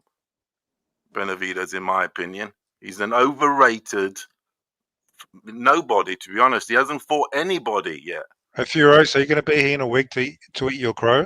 Yeah, but you but you guys are failing to tell me who Benavidez has fought of any great significance. And you know what's the funny thing? He's just had 5. He's beaten 5 ex-world champions in a row. That's pretty good, isn't it? 5 in a row. But who are they? Who are they then? They're ex-champions. They're not fucking bums. They're fucking decent. Yeah, at least. but they're not. Who are they then? Andrade, come on. You don't think they're at least decent? Gvozdyk, Morel put a dude in a fucking coma. Morel, hold on a minute. Morel is an amateur, glorified amateur, who was bumped up for his green card. We all know this. You know what I'm saying? He was only fighting for his green card to stay in America. This guy's an amateur Cuban, another bum. Yeah, he was just, they hyped him up, the whole community, Cuban this, another Cuban monster, they were calling him, better than Muhammad Ali, the new Muhammad Ali, this, that, and the other. And then look, where is he now? Now he's got his green card, he doesn't want to know. Yeah? Next, well, look, who you got? There's only 1 week. I don't really can't be bothered getting into this because there's 1 week to go. We're going to see what's up in 1 week. You haven't got an argument for your guy. He's fought nobodies yet. Well, if but you're dismissing 5 former world champions like they're nothing. Like they're nothing. 5 former world champions. They're not elite guys. They like fucking. Barely anybody fights elite. It's hard to find elite fighters. It's fucking hard. Tony champions. They're nobody. They're no it's one. Hard to find elite opponents. Nobody. Okay, who should have he fought, Furiosa? Tell me who he should have fought. Well, you tell me. So I answered that earlier. Because elite fighters, they don't grow on trees, man. They're not everywhere. It's fucking hard. He couldn't fight Canelo. Canelo didn't give him a chance. Bivell's fucking doing whatever he's doing. He's been beating up who he can beat up. And now he's going to beat up your boy. Anyway, look, I've got this to say. Yeah, I'm back. Yeah, it's going to get beat up. Yo, I'm back, mate. This brother here, Feroso and Mirage, both of you need to be back here after the fight in 1 week and 1 day, because this brother here says that Benavidez is going to get exposed. That's a big statement, and hopefully you'll be here. You won't run away from the smoke. For sure. Oh yeah, I will be here. I know, right, Mirage. You better be here, mate.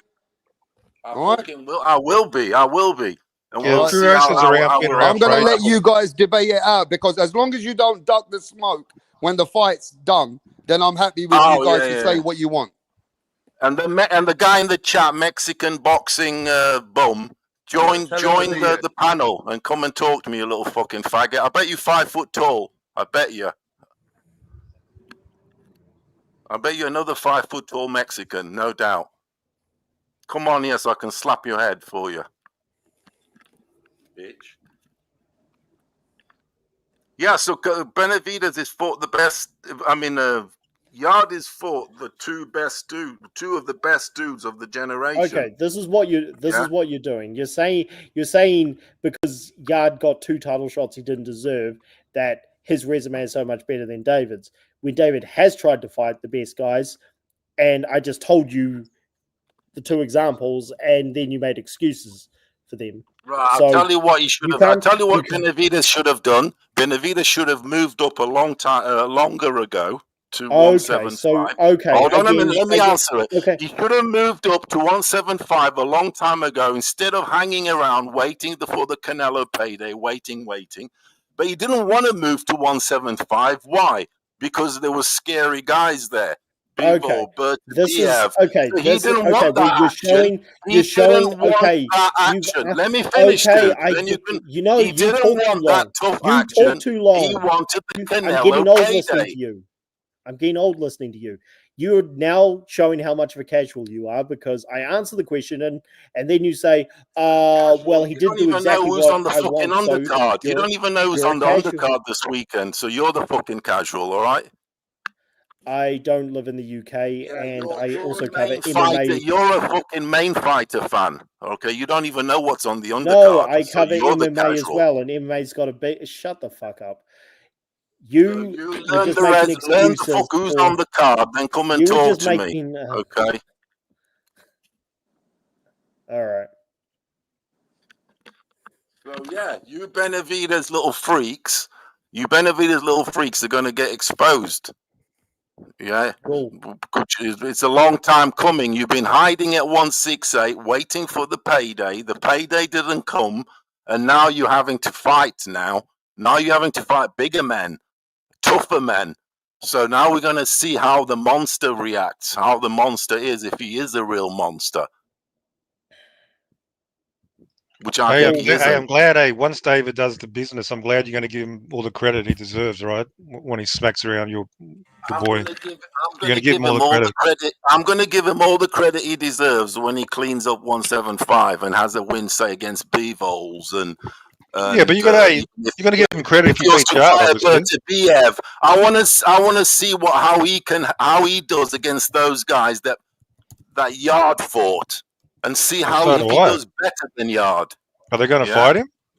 He won't, because Yard's going to beat him, so he's going to spoil his party. That's the problem. But yeah, if only he had fought a Bivol, a Bertabiev, because he was big enough to move up, but he stuck around for the payday for Canelo. They're still in the division. It's not too late. And now he's having to fight. Bivol's got all the belts. He's still around. It's not too late. Yeah. So if Benavides is to win, okay, because he can win. Yes, he can win. He can beat Yard. I'm not saying it's like a foregone conclusion. I'm just predicting Yard to win, but it's not a foregone conclusion. I ain't that fucking naive. But I'm saying if he was to beat Yard, I want to see how he gets on with the Bivol, how he gets on with even a Bertabiev if he was to fight him. Then we'll see if he is a real monster. So do I. Which I don't think he is. He's a monster at 168, fighting small dudes, non-elite. Yeah, I mean it's good. It's easy to look a monster like that, fighting a Morel who hasn't even got 10 fights. Come on, man. What are we talking about? So you actually bring up Morel as the second guy. Really? Morel's got a fucking decorated amateur career, man. Heaps of fucking decorated amateur career. This is pro fight, mate. This is pro fight. This ain't amateurs. Okay, ain't tag everybody boxing. Was saying he was ducking Morel. They wanted him to fight Morel. Everybody says you've been listening to that.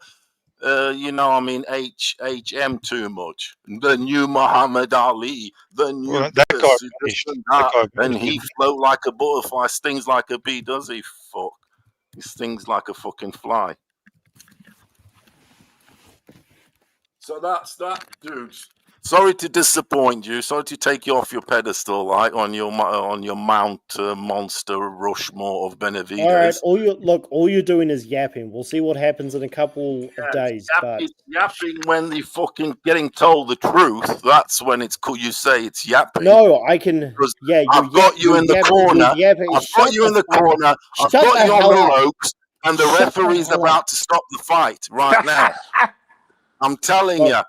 Look, I could talk as much nonsense.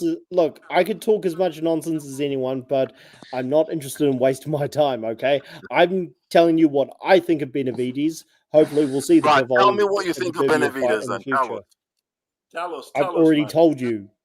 But it's a waste of time. Remind me. Tell me. I think he's a good contender. I think he beats Bivol. I'm not sure about Beterbiev, and I don't care whether he stops Yard or not. I just think he's going to win. Hold on a minute. He beats Bivol, but you don't know if he beats Bertabiev. Did you just say that? Correct. That doesn't make sense. Why? Can you break it down? Why he beats one but not the other? Against Bivol, pressure and high work rate, I think, would beat Bivol. I'm not sure about Beterbiev because of Beterbiev's power. So go. because of the power. So you don't think Bertabiev's got pressure? No, he's just got power. I just said I'm not sure about the Beterbiev fight, but I think he beats Bivol. He beats Bivol, the best pound for pound, more or less, fighter in the world. You know, probably He's top not, 3. Hold on. Hey, yo, He's who's not, calling my boy pussy out here, man? Who's calling my boy pussy out here? Who's calling Boo Boo a pussy?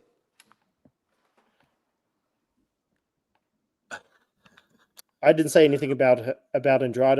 Furioso, I said I don't know about Beterbiev. Bivol, yes, Bivol is very, very good, but styles make fights. You asked me how I think he wins.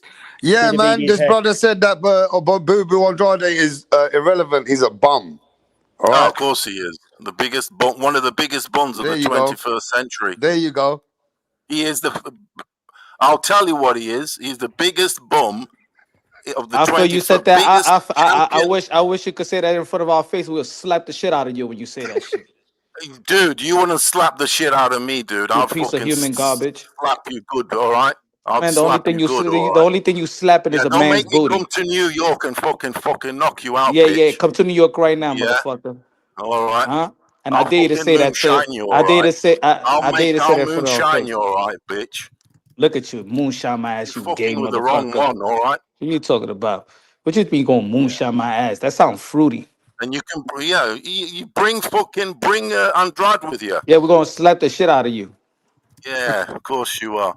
Yeah. It shows Let me what see. As a you matter are. of fact, let me see your face so I know who you are. He must Let me be see your your face so friend. we know who you are. Let me see He your face must be your so we friend. see you. He must be your friend. Is he your No, show friend? your face. Let me see how you look like so we know who you are when you come to New York. I'm too pretty for you. I'm too pretty for you, Pretty dude. for me. What you pretty? I'm so sexy for my I'm eyes. too That's how you pretty sound. for That's you. how you sound. I'm too I'm pretty. too Hey, sexy he for must be my your eyes. friend. Is he your mate? Is he your mate? Why are you protecting him? That's my What's in it brother right for there. you? That's my brother. I mean, That's my there you brother right go. there. I mean, There you okay, go. if So you he's your you brother, calling my I brother you calling my understand. Hey, brother a pussy.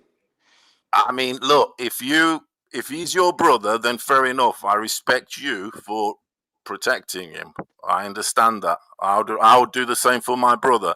But he is the biggest bum of all champions of the Like your 21st brother. century. Like your brother. He's the biggest pussy, right? Yeah. Fancy backing Andrade up. Are you for real, Punch? Are you for real? No, I'm saying you're saying that he's my brother, so you respect that. So is your brother a pussy Well, too? if he's your brother, yeah, I respect. You should always look after your brothers, for sure. So your brother's Yeah, a pussy I too? respect that, What your brother do for a but living? the guy ain't that. He ain't that, Andrade. Come on, Nah, Punch nah. drunk. It's all He right. isn't. It's all right. It's all He right, brother. isn't that dude. He isn't that dude. He got exposed and disappeared. No mass. He just You crazy? He's disappeared. in the gym right now. He's in the gym. He His 185 resume pounds is right now. awful. His He's resume 180. is awful, dude. So why everybody always ducked him? Why is always the narrative? Nobody Let me ask you a ducked question. No, him. no. Let me ask you a Nobody question. ducked him. Why people's always afraid to speak on the truth? What did the Miss Andre do to No people one that people? ducked Boo Boo. Come on. So Who Triple ducked G him didn't then? dunk Tell him. me. So Triple G didn't Who? dunk him. Triple G didn't dunk Triple him. G ducking. The Triple G. Triple G is ducking Boo Boo. Come Okay, let me. All right, on. all right. Come on, man. Let's see. Okay, let me see if you keep the same energy. Did Boots duck Virgil Ortiz? Did Boots duck Virgil Ortiz? I think both of them don't want the fight right now. Do you Both of think them that are going to. Boots? Oh, let me answer your question. Both of them are going to do a Spence Crawford scenario. They're going Did to build Boots their duck shit. Virgil Ortiz? They're gonna ride in their own lane and then fight eventually. Yeah, no, it's a Yeah, they yes or don't no. want to fight now. Did Boots They don't want to duck? fight now because they're building their shit. That was Did just a Boots? promo we saw. That was a Okay, promo we saw. it's a yes or no. Did Boots duck Virgil Ortiz? Yes. Did Triple G duck Boo Boo? No.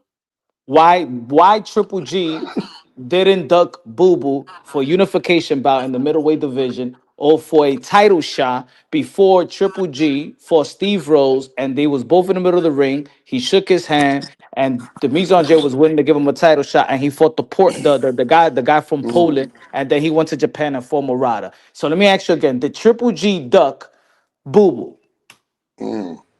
No, I don't. I So mean, I don't know the why is dude. I don't why know the Boots is insides of ducking it. I don't Virgil, know but I'll be straight up. I don't know the insides of it. I don't know the business of it. So I okay, so can't you be could say saying yes that. or no like that. Okay, so you could. All right, let me And ask you I a don't question. think even you do, really. How I know? What you mean we don't know? That's what I mean. Why, when it comes to Boo Boo, now you don't know the business of boxing? So okay, did Canelo Alvarez duck Demetrius Andre for undisputed at 160? It's rumored, but once again, I don't think so. I don't. You Who see did my who? I can't point? remember if Canelo went But on you, to but you, fight. but you see my point. It's not that you don't want Yeah. to be So rich. hold on a minute. So when he He did it. ducked, Canelo didn't duck him. when Canelo ducked Boo Wow. Boo, like you're saying, let me just ask you. When Canelo ducked Boo Boo, like you're saying, who did Canelo fight instead? Kovalev. So isn't that you can see why he fought Kovalev, because he was going for a higher division, another title at a higher division for greatness. Why So wouldn't you possibly do the same? So undisputed is not greatness. Undisputed at middleweight division, one of the most prestige Well, division in the history of the sport of boxing, is not greatness. it is, but it's also greatness beating someone at a higher weight that's much bigger than you. It's kind of the same. I'm not knocking Kind that of the he became same. a. I mean, I'm he not knocking. unified it in the end, didn't he? In the end, he unified it. No, yeah, but I'm talking about Demetrius Andre. You see how you go, So but that's what it is. You go around everything. So Triple G didn't duck Demetrius Andre. It's because you like Triple G better, and Canelo Alvarez didn't duck I Demetrius don't Andre. But actually. put I it this way, don't. I don't. no, wait. So Demetrius Andre was in position for undisputed at 160. He's also been in position for unification bout with the two best guys of the generation, right? Two of the best guys of the generation, Canelo Alvarez and Triple G, two Hall of Famers. But then you will come around and say, "Oh, he's a bum and he's a pussy and he doesn't have a good resume." Why don't you hold the other people accountable that they didn't fight him, and thus that's the reason why he doesn't have a good resume? What is a guy supposed to do if he reaches the limit to be in position to get these type of fights, but those type of fighters don't want to fight him? But then it's like, he didn't fight nobody. Why did Why your don't brother quit against answer? David? No. Answer the question I just said. You trying to go What is away the from question? it? What's the question? All right, you as a fighter. Okay, I'm gonna put it on you. You a fighter. You reach the level and you reach the success and you reach the accomplishment to get in position to fight those type of fights that you need to fight to enhance your legacy. You don't get the opportunity, but you in place.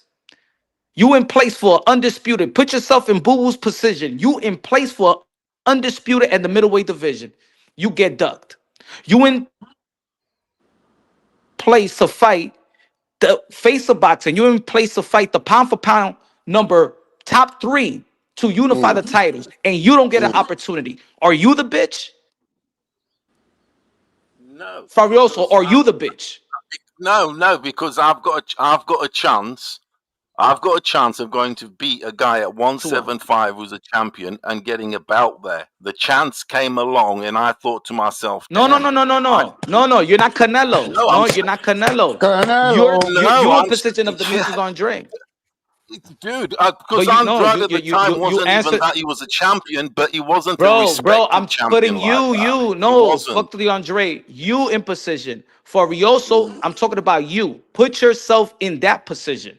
Put yourself in the position of Demetrius Andre. You in position for an undisputed bout versus the face of boxing. You in position also to face a pound for pound, a guy that people thought beat Canelo Alvarez for a unification bout, or for you to give him a title shot. Why you're the bitch? Why you're the pussy? Answer me that question. Because it's business, isn't it? There's business. There's an offer, because if there's an offer that comes along, yeah, you are Do you right. That okay? So the business unification, was take the unification fight. But how many fighters out there don't unify or haven't unified for one reason or another? I.e., Boots So why at you calling 147. him the so why you calling him the pussy for? Because he's a pussy who had a big gob, but in the end, he wasn't as good as he thought he I'm gonna was. ask you That's why I'm again. calling Why him are a you pussy. calling him the pussy if he never got the opportunity until he was 35 to fight somebody like a David Benavidez? But what did he do up to 35? He fought absolutely nobodies. His best But win was a British dude. what? So okay. How did he get his middleweight Yeah, championship belt? if you're 35 and your best win was a British dude from Wales who wasn't, it was a domestic fighter. Brilliant. Why he got his title shot in middleweight division? Who he was supposed to fight to get to become a champion at middleweight? Who he was supposed to fight, my brother? Well, whoever's about, dude. In I the mean, end, you he have got all this, exposed. but my brother, you have all this criticism of But he was supposed to Punch, fight Billy Joe are you Saunders, actually remember? saying that? Are Billy you Joe saying Saunders, that right? Andrade is Billy that Joe, let guy? me He help you out. was Let the me help guy. you out. Let me help you out. Billy Joe Saunders. No, but are you saying he was the guy then, Andrade? Is that what you're saying? He Yo, was the guy. everybody in position is the guy. It's almost like Virgil Yeah, Ortiz but is one of loads of look. guys are in position and Oh, don't get okay, their shot. okay. All right, let me ask you a question then. Okay. Because you don't even want to answer no question. Because he was supposed to fight Billy Joe Saunders, and Billy Joe Saunders tested positive for PEDs and he got stripped. Yeah. So that's why he had to fight a nobody, because that somebody tested positive, right? But Demetrius Andre is a bitch because Billy Joe Saunders popped dirty. All right. So 154 is lit. We talking about Boots, we're talking about Virgil, Xander Zayas the champion, and Bakram. Bakram is a bitch. Is Bakram is a bitch because Virgil Ortiz and Boots and Xander Zayas don't want to fight him? Yes or no? When I say he's a bitch, it's not about the ducking and avoiding. I'm talking about their quality. I'm talking about them being not that fucking good. That's what I'm talking about. Okay, all right. So Bakram only beat Tim I am Tszyu. talking about Andrade being at the same level as a Benavidez, somebody who's overhyped, who has got a shit resume. Really, he hasn't fought any elite fighters. That's what I'm talking about. Oh I'm shit, not sound like talking Triple about G to who's got me. a chance, this and that, That because sound like you Triple G to can't me. argue with me about Andrade's resume. It's awful. So is Triple G the great? Talk to me about Triple G's resume. Who's his best one? He's another one was overhyped. Another guy who's overhyped. So And if his best everybody's overhyped, so who's the somebody in boxing? Everybody's overhyped. Demetrius Andre, David Benavidez, Triple G. You think that Charlos is overhyped too? So who is somebody in boxing to you right now? somebody in boxing right now is Bivol, Bam Bam Rodriguez, Usyk. But everybody else is a no. Everybody's a, so who Bam Bam beat? Crawford's, Who Bam beat? Teofimo. I think Teofimo's for real, even though he's got that shit loss. I think he's for real. Yeah, people like that. Virgil, people like that. Who Virgil? Someone Okay, like who Virgil Andrade. beat? Dude, Andrade was 30-something year old, 36, like you said. And by then, he still hadn't fought anybody with no significance. Why he I hasn't know you're fought saying he was anybody? ducked. That's I the understand question. you saying he was Why he ducked. hasn't fought anybody? Why does he get the accountability of not Well, fighting you're saying anybody? he was ducked. He was ducked, but the guy wasn't. I don't think he was active enough. He was just They were all Why waiting for the Canelo you're payday. still faulting Because they were him? all If you're in circling position, Canelo. They wanted the Canelo payday. no, So they they were didn't want the looking Canelo. It's after not their about the resume. Canelo Alvarez payday. If you go, yo, my man, if you in It was position, then. my brother, but if you in position, hold on.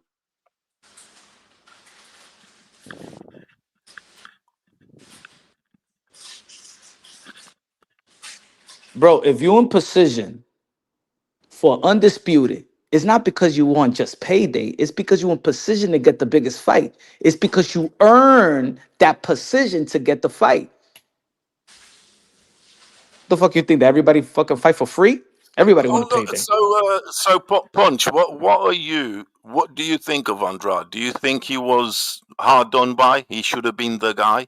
Is that what we're talking about?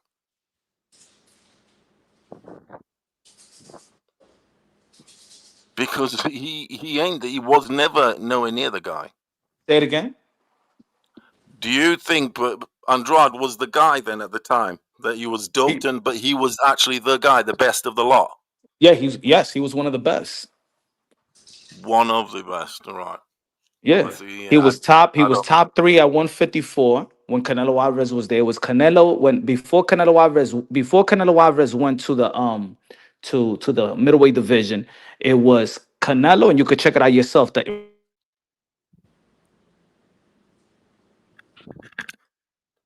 Nah, he was nobody. He hadn't fought anybody, dude. He hadn't fought anyone, mate. Andrade. Ring magazine rankings. It was Canelo, Demetrius Andre, Charlo. Of course, he hasn't fought you nobody, because nobody that you don't get no pussy, and you gonna tell me because none of the girls want to give me pussy, but I love pussy though. It's just that no girl want to give me pussy. That doesn't mean that you gay. It's that you just can't get no pussy. No girls giving you the opportunity. No. He was in the end. He was. In the end, we found out what he was, and that's No, it was just one fight. Monday quarterback tells us he was not the dude. Yeah, it's as simple as because that. David Benavidez is good. Benavidez is another one. He's going to be another one exposed. You got to be good. You got to be undefeated to be good. That's that. No, not necessarily. You got to stay undefeated and be good. No, you're not necessarily. So why would you say that Benavidez beat Demetrius Andre, beat David Morrell? What does it have to do for him to be good? He has to be one guy, and then you could say he's good. So he has to, and now you're convinced. Yeah, he has to fight. He has to beat an elite champion of sort. But I know you're saying Canelo was ducking him or whatever. But then Canelo supposedly was ducking everybody. He can't please you all. Okay, is Virgil good? Is Virgil good? Virgil, yeah, I think he's very good. I love Virgil, but who? Okay, so now you tell me what caliber fighter did Virgil beat, and what caliber fighter did David Benavidez beat? What champions did Virgil beat? Go ahead.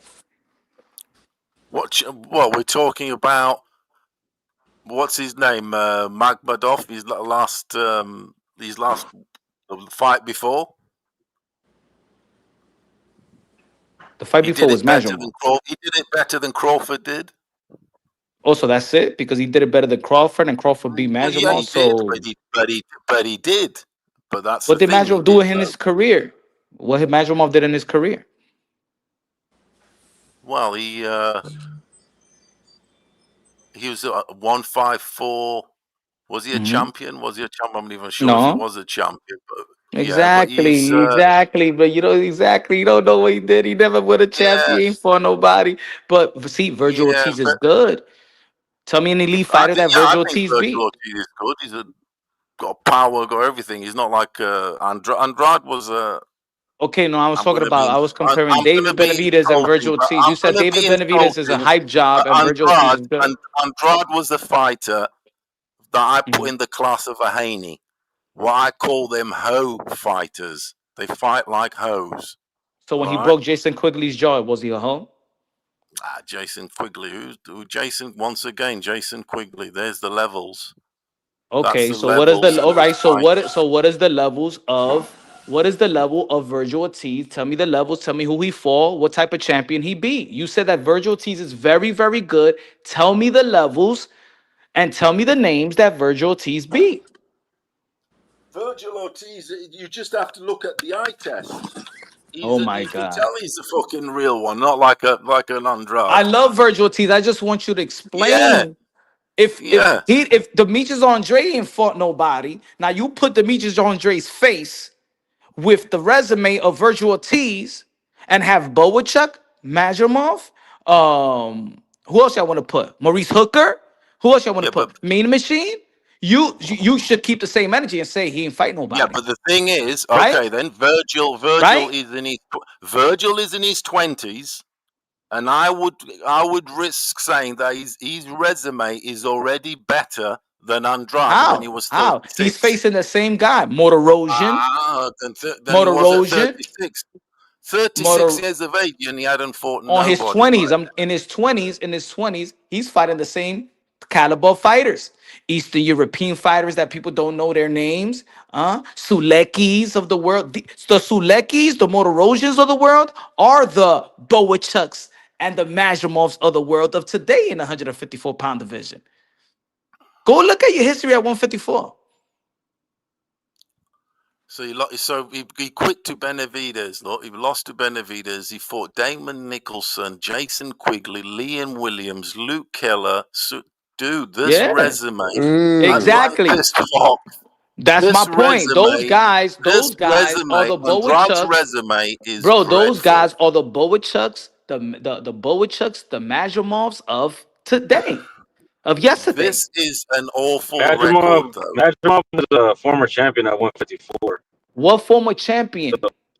He was what you mean former champion? He didn't beat Charlo. When Crawford fought him, he was a champion. So yeah, my man, that's his highlight of his career. His highlight of his career was losing to his highlight of his career. His highlight of his career. Andrade's career. The highlight of his career is that he lost to Bud. That's the highlight of his career. He had a very close fight with Bud. What's the highlight of Andrade's career? So he's going to the Hall of Fame. He's going to the pound for pound. Hold on, let me ask you something, bro. No, he's going to the pound for pound list. No, he's not. He's going to the pound for pound list. Neither is Andrade. He's going to the pound for pound list. What did he gain? So look, check it out. The highlight of Andrade's career is going to be quitting on the stool versus I don't care, but I just keep the same energy. You're crying a rivers for the full career. I don't care. I'll be the only one. Look, you do care. You do care. I'll be the only one. When's his next fight? I'm going to talk about it every day. Every day I'm going to talk about it every day. Because you every care. Time I'm in the panel, we're going to focus. When's his next fight? I'm going to make you talk about Boo-Boo. I'm going to talk about Andrade's next fight? When Andrade's next fight? I'll let you know. You don't even know, right? It's gonna be on TV. You're gonna talk about Boo Boo. Do you think it's gonna be on TV or is it gonna be in a high school gym? You're gonna be talking about Boo Boo. On TV or that's what I like. You see how I got you talking about Boo Boo? Okay, so every time you jump on this panel, it's a Boo Boo. It's a Boo Boo conversation. So look. What's the highlight of Andrade's career, bro? Let me answer that. What's the highlight of Andrade's career? Go ahead and answer. Getting ducked. No, so this guy has the worst luck in the world. Wait. This guy has the worst luck in boxing. And look, when he finally got his chance, he quit on the stool, bro. That's it. Yeah, getting ducked. So what? He did something that Canelo Alvarez didn't. He wanted to do Canelo Alvarez dirty. That was his chance. He wanted to do Canelo Alvarez dirty work. And he quit on the stool, bro. He wanted to do Canelo Alvarez dirty work. Okay, so why didn't he go out on a shield? Why didn't he go out like a man? Why did he quit on the stool? He did. Because he quit was on always the a pussy. Yeah, why didn't he go out on the shield, bro? That was his big chance. He did. Why didn't he handle that dirty? Why didn't he get dirty? When it was he did. Why you ain't keep that? Why you don't keep that same energy? Why you don't keep the same energy? It would have been like, yo, fight this guy already. Motherfucker, I was never gonna give him credit. When it came to get dirty, he tapped out, bro. I never would have given him credit anyway. When it came to get dirty, he tapped out, bro. Y'all would have said that David Benavidez ain't fight nobody. Hey. If Demetrius Andrade would have beat David Benavidez, when it came time to get dirty, Andrade tapped out, bro. I would have been That's like it. David Benavidez was a hype job. So look, when you bring him up like he was Doug, dude, he got his chance. That's it. That's so dumb to say. This guy has the worst luck in boxing. No one ever wanted to fight him. People did want to fight him. People did want to fight him. And when Canelo Alvarez wanted to fight him, what champion? David Benavidez. And when he did fight him, what'd he do? What champion? What'd he do? What champion? What'd he do? What champion? David Benavidez. What champions wanted to fight him? Name me a champion. David, there you go. He wasn't a champion. David Benavidez wasn't a champion. He could have fought Jenny Beck. Why did he fight? Why did he stay at 165? Jenny Let me Beck. ask you. No. Answer me this. Answer me this. Hey, Jenny Beck ducked him too. What champion in 15 years? He wasn't a champion. Jenny Beck ducked. He wasn't a champion. He wasn't a champion. Jenny Beck ducked on Andrade now. He wasn't a champion. He wasn't a champion. Jenny Beck wasn't a champion. It was the Demetrius Andrade. So you tell me which champion? Let me know. No. Let's have this conversation. What champion? He was trying to do. No. Answer it. I want to see if you want to keep it real. What champion did they wanted to fight to unify or become undisputed, fighting Demetrius Andrade to enhance a legacy? Because that's the only way you're going to enhance a legacy. Hey, bro, nobody. You know why? Because Andrade wasn't worth shit. His name's not worth shit. Oh, so that means them becoming a unified champion. So you know so much about Andrade. Y'all hate Demetrius Andrade. Before Eddie Hearn,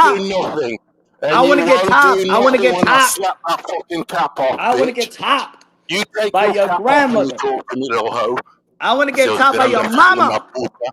I want to I'll get topped slap by your that fucking mama. cap off your face and you won't do nothing. I want How that about mama that, pussy. bitch? I Because want that's that all you mama are. pussy. You're a cap artist. I want that Get back mama in the pussy. I church. want her to tap Get out. back in the fucking I church want her to and tap go and out. sing about Jesus, I want bitch. that. I Yeah, want which that. one I is want it? your Boxing mama. or Jesus? I want your You little mama. fucking ghetto I want gospel. your mama. You're ghetto gospel, are you? I want your Ghetto mama. gospel. I want Yeah, your let's get mama. it, ghetto gospel, bitch.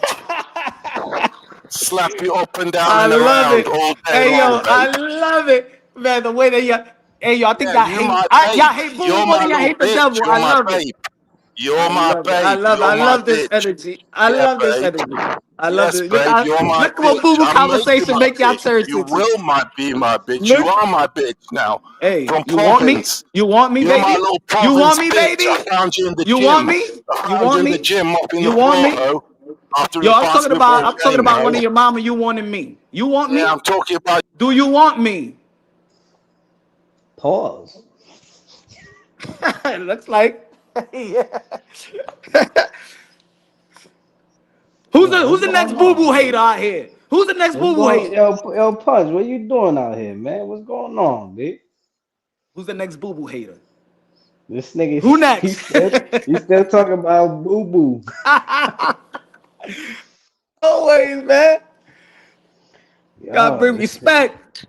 damn, son. I didn't, yo, that's your favorite fight of all time. No, brother, it's not about favorite Now, fighter. this fucking, I'll tell you what. Why you ain't so much It's on not his about. dick, It's not Punch? about. It's Why? not about. It's not about favorite Why aren't fighter. you on his dick? Tell us. It's Because you're not being about. biased.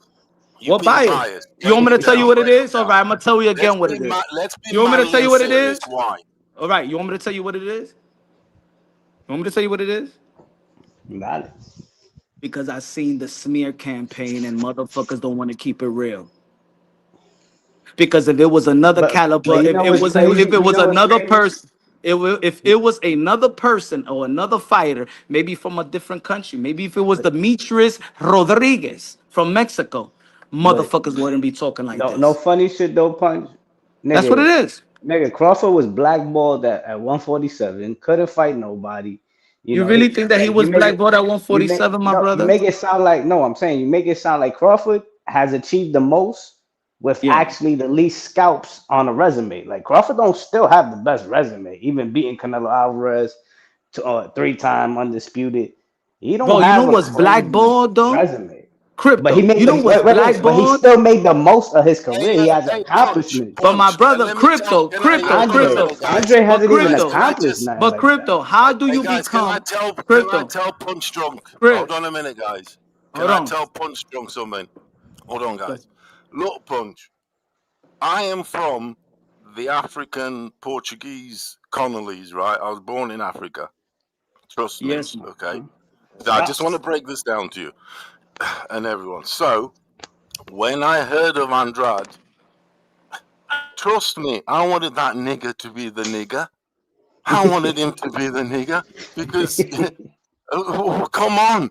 Well, he's from Cape Verde. I know all his story. I know his dad. I know everything about him. I know his story inside out. His dad, Portuguese, he's from Cape Verde. They migrated to Provence and did their thing. But the thing about You go Google Andrade that. is, but the I thing never knew about that. Andrade is, I had some belief in him in the start, but then he showed me how straight away. I know the business. You're saying the business didn't go for him. He was ducked. But take all that shit aside. Everything, all the money, the business, the whatever. When push came to shove, and when push does come to shove, the motherfucker in the ring was not the one. And that's that. He wasn't the Facts. one. That's all I'm saying, and He nobody was still wanted him good. to I do. mean, look, he was still a good Hold on a fighter. minute, guy, He and was nobody undisputed wanted it. for Hold on a minute, guys, and nobody wanted him to do well or be the guy more than I did. Trust me, because of my Oh, okay. roots, All right, because of okay, all okay. that shit. I'm gonna take But you for you. where these type of, but we when we For get real. let down in our culture, Uh, when you're that nigga and you got the job.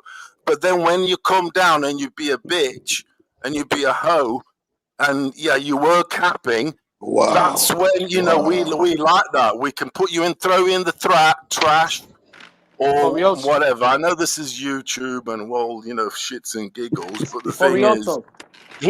but the guy Furioso. didn't have what it took. He had hoe in Furioso. him. Furioso. I That's just want. all. And I apologize if I insulted damn, you or whatever, damn. but No, no, that's no, no. all You're I'm not. You're not. saying This is to you. fun and game. This is fun. This is fun. Furioso. Yeah. Okay, but I want to ask you a question. You said you know everything about Boo Boo, right? You know everything about it. not everything, but I know he's a Cape No, Verdean you say guy. you're Cape He's Verde. a His mom, you Porto know his fan. mom. I His mean, you know his, football team's Porto. you know his dad, right? You know his dad. Well, I don't know him to speak to, but I know he's like a Portuguese guy, and he had him with a Cape Verdean woman. But he's also mixed. He Who's is his actually. mom? But what maybe one thing that I also disliked about Andrade, and I'm not going to lie, he's a Porto fan. You know, soccer, football, that shit's big. He's Porto, and they the devil Who's to his me. mom? Okay, who's his mom? I don't know his mother to speak to, or even like seen. I've just When seen his him mother like. died. When his mother died. Come on, they're irrelevant questionnaires. I just know, he's a Cape Verdean guy. You say you Immigrants. know everything about He's him. a dude. He was a Cape Verdean immigrant to Province, New York, which I relate to because I was an immigrant to England from Africa. So I'm saying No, I wanted to see if yeah, you. that's I all. wanted to see if you know everything about him. If you really, really know I him. don't know. I don't know what his favorite I mean, Punch, cornflakes come on, are, bro. and He's not if he likes his honey fucking nuts. number No. one I'm fan just. like I you. don't. Yo, my brother. We don't. Everybody's That's all hiding. I'm So I don't. saying, though, Punch. I But just the wanted. thing is, Punch, you be capping like a motherfucker for Brother, him. no, He's I'm like, chill not, out. bro. You should be worse than the Why? Canelo Time out. fans. Why? It's not cap. Yo, I'm not saying that you cap about anything. That I said you cap about anything. Am I saying anybody? Why is You know what I'm it? saying? This Just is what it because it's is. This like is when what it you is, used to go brother. on about Tio No, and no, no, all no, that. no. I This is know what it's it all is. fun and This is promo, what it is that fun people. and You know games, what? I fun think and game people. and promo. Bro, But the I think fact what. is, Hold on, Andrade bro. Let me wasn't that finish, dude, bro. You already talked Punch. like for fucking 10 minutes, bro. Well, God I'll damn. for another fucking week more. Because Shit, I'm that bro. type of nigga. You Relax, fucked bro. up with the wrong one, dude. Relax. You know what I'm You saying? saying every time, Yeah, every I'll give time you a minute. somebody just relax, my brother. God damn. Yo, every time if you close to a fighter or whatever, or a fighter, so you biased. No, motherfucker. If I believe a motherfucker got good skills, that doesn't mean because I'm biased. Nigga, I'm a fucking boxing head. I could say that fucking Teofimo Lopez regardless if I knew the nigga or not. I'm gonna say Teofimo Lopez was fucking a good ass fighter and the most accomplished fighter of his generation. That's not being biased. That's being fucking facts. Come on, man. Hey, come That's on, though. facts. But obviously, All you've right. got an That's not So biased. so obviously you've so got an quick question. enterprise That's and a not biased. business that you guys be Just promoting. because, We all know you was on Tio's nuts. What about when you're on Tio's nuts? What just about when because you're on Tio's motherfucking nuts? fighters, And just I because love fighters, Tio. Tio hold that on. nigga though. Tio's Tio Yo, that my bro. nigga. guy. But yo, just because Tio fighters, is I my think you know where guy, y'all yeah? got Hold problem on a is. You minute. know what I noticed in this Do you community? know which You fight? know what I Hold know on in this about community? Tio. You know what I know in this community? Y'all got problem when motherfuckers like me that I'm a nobody on YouTube and you see fighters showing me love. Then y'all get mad. What, y'all get mad that Demetrius Andre and Teofimo Lopez and Canelo Alvarez and these people show me love? I'm the biased one. How about they biased to punch run boxing? How about that? No, I'm just saying. You look. I like Tio. I love Tio. He's one of the fighters I actually respect the most. For But you me, saying in I'm boxing, biased. for me, I think he's one of my favorite fighters. Tio. I know you're on his balls and everything, but that's your That's thing, what I isn't mean. it? Why you That's gotta your. disrespect It's like like that? when you're on But someone's why you gotta nuts, you are going to disrespect? be a bit more, That you a want to bit talk more. You know what I'm boxing? saying? You want to talk boxing, or you You're want to right. talk, or you want to turn it As me, I'm into just a a fucking fan. disrespectful You're a shit? promoter. All right. You're a Huh? promoter, and you promote Yo, but fights. Punch. For real, No funny like y'all shit. If motherfuckers. we're gonna talk about Andre, That's where the cap comes in. No, look.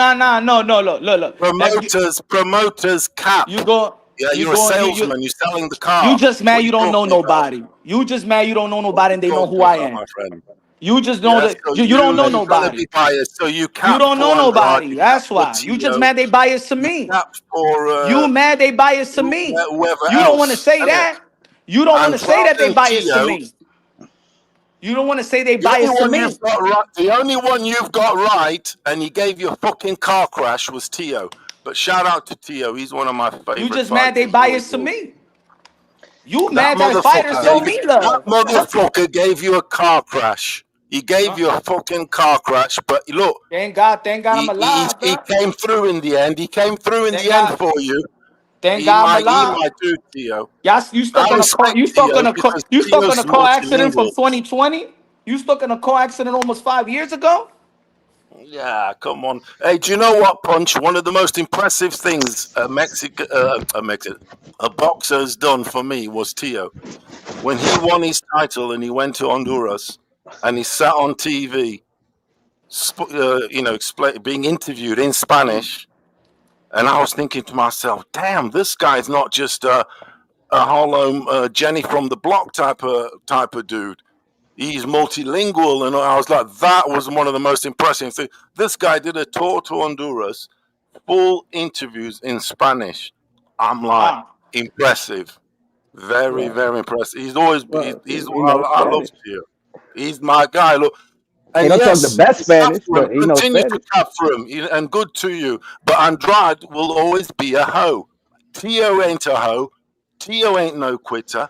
That's my dude, Tio. But Andrade, I tell it like it is. I got no cap. I got no promotion for anybody. So I'll tell you straight. Andrade is a hoe, right? Disrespectfully, I'm talking boxing. I'm not talking as a person, all that shit. I know it's disrespectful, but in terms of boxing in the ring, characteristics, and he fucking hoed out. He did. Punch. Who can Andrade? Yeah, Who can Andrade come back right now and fight he's on a finished. 2 year, 3 what is it, 2-3 years already? He been out the No, ring. to be honest, you know what? To be honest, I told him, yo, get in the fucking ring with somebody from the YMCA, knock him out, and that's what people care about. And then you get back, then your name will start ringing. Doesn't matter who you fight right now. I mean, it still kind of matters because he's 36. I don't know how old he is now, but Look. It doesn't matter. What I told him, you're yeah, I not gonna want waste your time personally, either. You got to come back and personally, fight somebody. certain fighters, let's say with like Tio or Demetrius Andre or what, One Charlo, thing, all hold those on a fighters. minute, guys, just to finish off on Andrade. But one thing I found about Andrade was Yo, you don't let nobody talk, bro. You all don't these let nobody title talk. defenses, all these title defenses he Yo, had, my which were man, my easy. man, my man. He asked me a question. I'm Punch. answering. You want to cut me on? He was getting paid Hey, well. yo, man, relax, yo.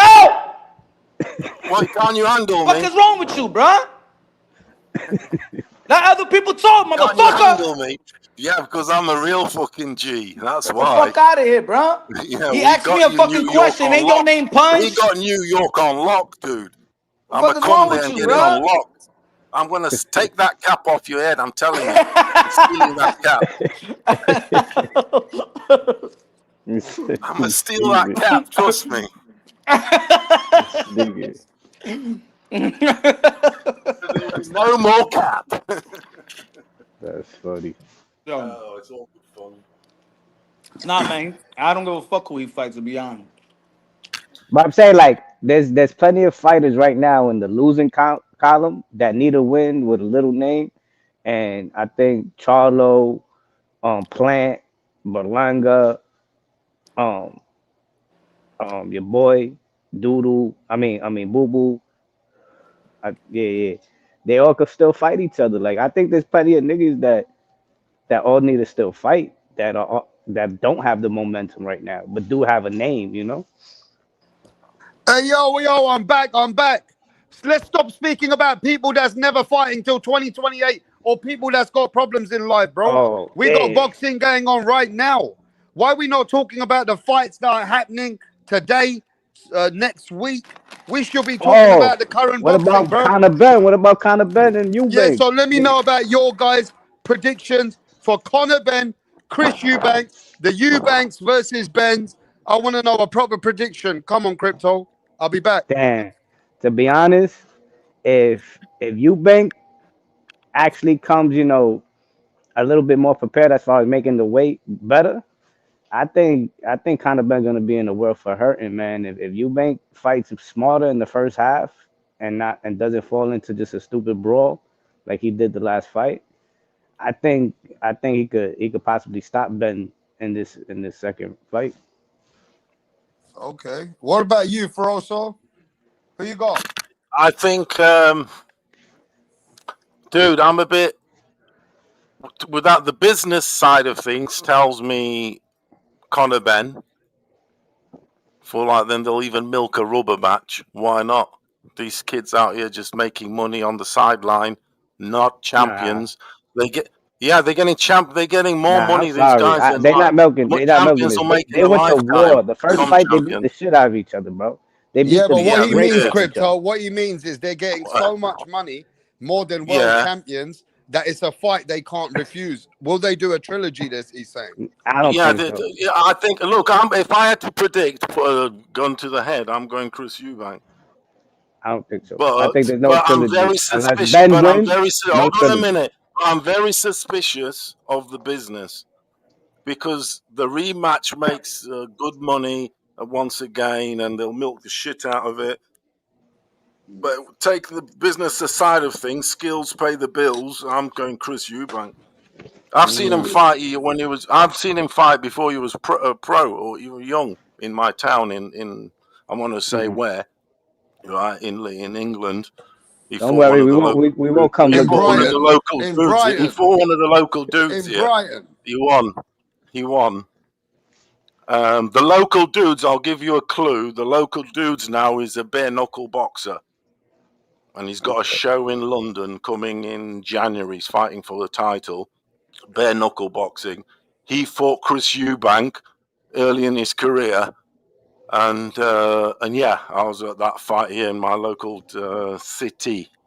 So, So Crypto, yeah, have you been watching the undercard? Because some of these Americans I'm speaking to, they don't even know what's going on. Who's on Have the you oh yeah, watching the Who's on the the undercard. undercard? I undercard? mean, petrol. To be honest, Yeah, I now who's on watch. the undercard? We watch all the. We watch all the card. Come Not on, man. fucking You just guys don't watching. watch. There's some undercard. Tell them, Feroso, what's Well, going we've on. got Jack Cattrall on. We got Jack Cattrall Oh, with his Catro's suit on on. it. I got Cat. Who Yeah, he versus fighting? Hey, I've Who he got fighting? Jack Cattrall. I got Jack Cattrall. Adam Azim's. I think he'll win. He'll beat the Scooby Doo out of Kurt Scooby. Yeah, he will. He'll beat the Scooby Doo out of Kurt Scooby. He fucking will. Richard Rickapour, the Crystal Palace fan, he's a legend. He's a London legend. He'd be beating Tommy Welsh, a doorman. Yeah, and that's what I'm so because I gamble all these fights. I parlay these fights. I'm Come on, I need a hit, you know bro. Give me a ticket I've so been I can play it. we've been putting big dough on. I put big dough on these fights. See, I don't know who These to fucking pick. Rap. You yeah, know what I'm these so no mad? You cap. know, when it comes to These Chris boxers. Eubanks, yeah, I think These I pick boxers him, pay but my then I think bills. that Chris Eubanks, you see that last fight, I think he went all the way to his right to dark places, and I don't know if he can do that again at that age. I don't I, know. I don't know, bro. I see that That Conor Chris Ben is Eubank could tough, have made bro. that fight easier. He could have made that fight easier for himself, but he fell into a fight with kind of Ben. Man, this Yeah, but conversation. Chris I know this Chris conversation Eubank got is. boring once we stopped talking about Boo Boo, man. Hold on a minute, guys. Chris Eubank is the bigger, taller. Chris Eubank's the bigger, taller, longer guy. He just needs to keep The distance, consistent jab. behind That's his what, that's jab, what and my Hey, that's what your girl hey, said. not get Punch, how into a come you brawl. ain't giving us a prediction, bro? Punch, how come you're I'm not going getting Chris involved with the Eubank. fight today? Because I'm going Chris Eubank. Furioso speaking. He's speaking for everybody. Yeah, that you guys can but go back to that. But what I'm saying is, right now, the way you saw the first fight, do you see the same thing in the second fight? What are you seeing? I could see the same thing in the second fight, but I could see Conor. They giving the fight to Conor Ben. This time round, right? Yeah. Yeah, if he, Yeah, I yeah. believe that. you think Conor Ben is gonna fucking fight better in this fight? Yeah, I Mm, do. I is it? I I do. don't know if Chris Eubank Jr. could replicate What he those did before. last that yeah. Like let's be honest, Chris Eubank Jr. gassed out and or he threw the game plan away after the 6-7 rounds. So he was just fighting, but it wasn't how he wanted to fight. It was No. how Conor Ben made him fight. So if Yeah. Conor Ben makes him throw out the game plan a little bit earlier, I think that I feel like Conor Ben had more. Like I feel like he go back to the drawing board and bring and do a little bit something different. You know what I'm saying? Be a little bit more cleaner in his work and don't smother some of the shots. And the Yeah, he judges smothered a lot. could give him those type of points. I don't know if Chris Eubank Jr. could endure that type of fight again. You know, Rastafari. One so thing I think Chris Eubanks inherited from his dad is definitely toughness. His heart toughness. His dad was crazy like that. He never quit. You know what I'm saying? So I I think think both of he them. did I think both in of them him. got. Yeah, I think both. But Chris Eubank, he's more tough. He's stronger. I mean, I was even listening to what Carl Froch said on some like interview thing, and he said when he sparred Chris Eubank back in the day as a young guy, and to me those things are important. He said no one's been like tougher than him. He said in sparring, no one used to. He was one of the toughest spars he ever had. Carl Froch back in the day, yeah. So Yeah. he's That's what I tough, think. and I think. and I I think. agree I with that, think. and I believe in a lot of that. So when you say he hasn't got any of that left, I disagree. He's got that Chris Eubank fucking Yeah. Jamaica Rastafari. You know what I mean? Vibe I Bomber going for think. Clark sure. and everything else. I Now think Well, they listen, Eubank both has. got I Caribbean. think Eubank is the more talented fighter. To Shout be out to honest. Lennox Lewis also. Shout out. The harder now to they be come, fair the with you, harder they yeah. fall. To be fair with you though, it is written for Conor Benn to win due to what happened in their fathers. There was a draw in the second fight. Do you think a draw is possible though? I think a draw Yeah. could be possible. Yeah. I think Look, a even draw the definitely dads are for sure. getting loads Definitely of crazy. money. You notice the dads are getting money like a motherfucker. They're getting nearly as much money. They I get, don't think they are getting money, are they? appearance money, turning up money. Everybody's making money. So if it makes money, it makes sense for a rubber match. I just think that's in the air. That's all. But the guy that should win for me in my pick is Chris Eubank. Simple Yeah, as. I think he's too. I think he's too skillful, too big. Yeah, I'm gonna insult. Insult Conor Benn. Even if you're listening, Conor Benn, I think you're good. You're all right, but you're a late starter and you're a tryhard. That's had all the privilege, everything's at your disposal. And You know I'm what I'm really, saying? you I know mean, you what? did. Yeah, I'm he really did well tight. when he was young. He did I'm well when really he's young. He mad. had to work out, but he's a tryhard, and I just I, think Chris Eubanks hard, and he's got a bit more skill and nous. But you know, I still respect them because Yeah. let me tell you why I respect them. They came from money. They will both come from the golden spoon, and they didn't have to do this. But yeah. there's something inside of them that wanted to prove that they can handle this, even if Yeah. it's to prove their fathers, or now they become to prove to themselves. So even if a rich guy, a celebrity son, chooses to do this, you need to question something. There's something inside them that wants to prove they can do this. It's a beautiful But let me ask. sport. But let me ask you a question because I think that's also. And your rap, you know what? You I know what's think really that's also. concerning me? Yeah, I just want to say this. You know what's really concerning me? I just hope they not. I hope Eddie Hearn's not fucking over Conor Benn's career by doing this fight again at 160. Because let's be real, Conor Benn is drastically the smaller fighter here. Now, He Conor was Ben's fighting already told everyone that Eddie right, Hearn's got a fight ready for him at WBC at 147 next. but But that's even I don't bad. even Like know he's if going that's a up great. to I don't 160 know and if now that's a great jumping move for down him. to But that's what they're saying. 147. That Yo, y'all hear The me? thing is, Okay. Yeah. Yeah. one way or the other, this is great promotion for the young guy Ben. Ben's got some monster fights coming up in Oh America, yeah, monster, and if monster. he can drag those guys to Wembley Stadium, right? 147 dudes to Wembley Stadium is an instant sellout, instant because of the dad. The Ben name is massive in Hey, don't you England. know when I spoke to Yeah, Virgil Ortiz massive. yesterday? But you know that when I spoke to Virgil Ortiz yesterday, you know what he Yeah. said to me? I like Conor Benn, and I hope that he goes. That's a big fight for me to fight Conor Benn in the future Virgil, if he in had any England. sense, Virgil should push that fight. Yeah, if he had any That's sense, what he said to me. He goes, "That would be a big Since fight Boots, for me." yeah, But since But that's yeah, a Boots is go fight. going to ahead, do Puck. his I can thing, just about hear you. but go to Wembley. Go to Wembley. Come to To UK. be Virgil honest, make that's what I'm major saying. money, But and that's he'll what I'm beat saying. Ben. And What's he'll that, beat Punch? Ben for major money. That's what I'm Go on. saying, rap. Like right now, Conor Benn could be fighting Virgil or somebody at Oh, and 154 Virgil instead will of get paid fighting well in the UK. fucking You'll Eubank get paid. again. Don't forget the UK pays in pounds. Obviously, Eubank showed that he don't have the power to knock out Conor Benn. If he did, he would have. I mean, Conor Benn didn't have the power to knock out Eubank. If he I did, he think would have Virgil done it in Virgil the would first walk fight. through. I just Virgil would think walk he through had Ben. the right game plan to Like start with. And Conor everything Ben does was not have everything this crazy power. was a haymaker or whatever. Like he wasn't trying to set up punches. He wasn't Yeah. like I think there's a lot more things Conor Ben can do to be more successful in the rematch Or he might not be able to. than Chris Eubanks can Hey, do. yo, you know, there's been a fight in England that was pushed for many years for Conor Ben, but it never happened.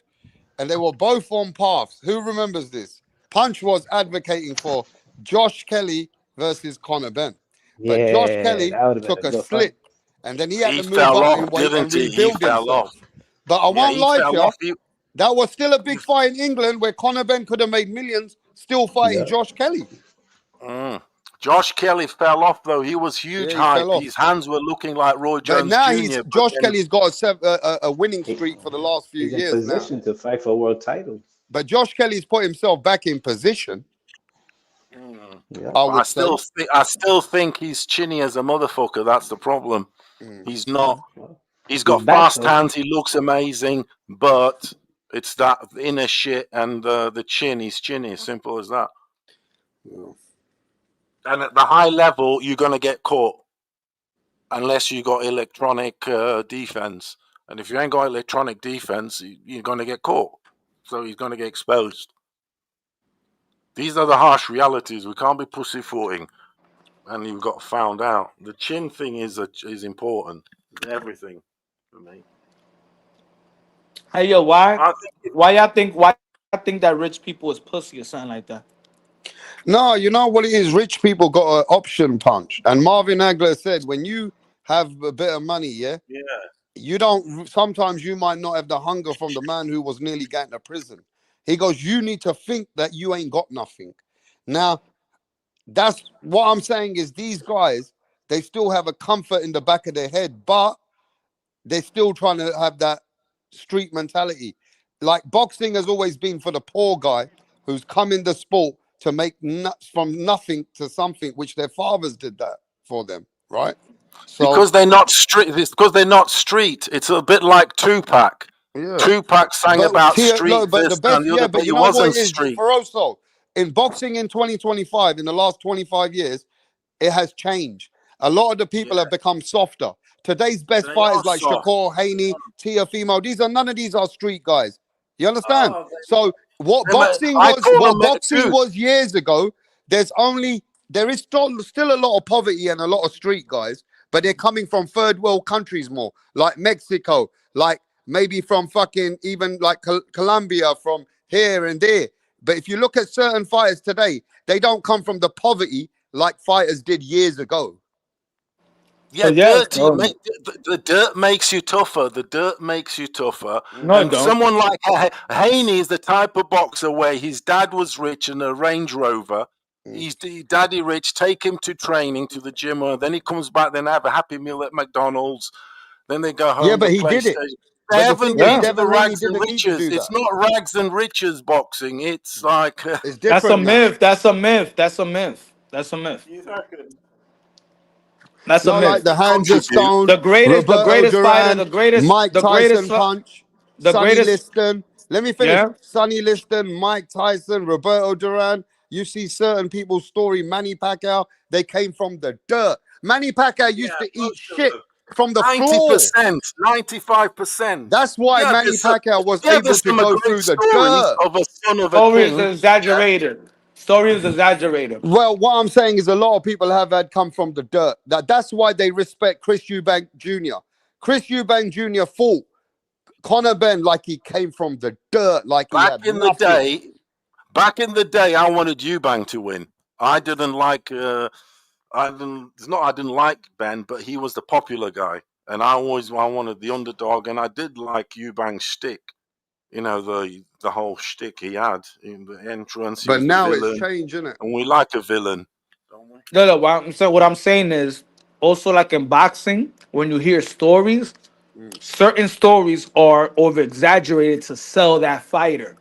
The poorer the fighter I sell him, the more of a glory his wins and his accomplishment looks. You know what I'm saying? He overcame this or she overcame that. I give you for example, they strategically like to say that a father is not in this person's life and they came from a single parent household and their mom and blah blah blah. It's almost like a Terrence Bill Crawford story. They never mention his father, but his father was always his father. His father actually was fighting in the Navy, but they never emphasized the father. They always put the him and his mother struggle. No, his father was always in his life. He was just shipped out to protect this country and fight for the freedom. But you don't hear that story because they Yeah, want. but Punch, let's be honest though.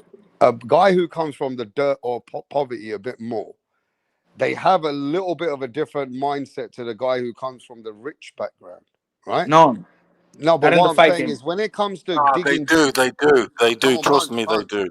When it They bro. do. That's The Punch, look, look, hunger's look, Punch, different. The Punch, hunger you is been there. different. Have you, Punch, It's have you come different from, hunger. have you come from the street or have you come from everything? I come from the street. Right.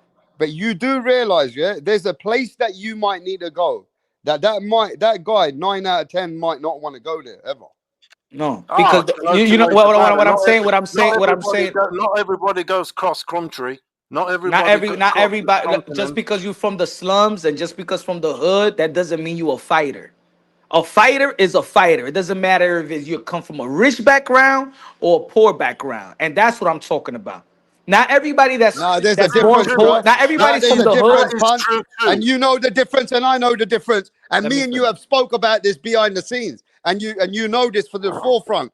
And what did you say? Like, I don't want to say too much, but we know that certain fighters are pussy. They don't come from that mindset. You even know Yeah, this, but we don't they'll want to call no soften you. names. It I'm not here No, to softens but call that's you. no names, yeah? no, but that's what I'm Right? but that's what I'm And we saying. know But certain fighters that you can throw certain men Like in there. Haney. Can I finish though? You can go get a guy, yeah, who's come from the dirt, like a Roberto Duran or a man that's come from the dirt, and throw him in there with fucking Tio, Shakur, and Haney. And watch, when there's some fucking shit going on, them three guys are gonna get shook, and he ain't gonna get shook. what, the same guy that says no mas? I'm just saying, you got people that will go to the floor, to the madness places, right? But I just He, said right he there. So, didn't You're say talking no about you mass just at get. first, right? I just said two oh yeah, but words. you can't put him down The for same no guy that mas. What said about no the We first know mas. that fight? we What know about the that first certain fight? mans were willing to go places. Now, I don't know if a rich person and the rich person's son.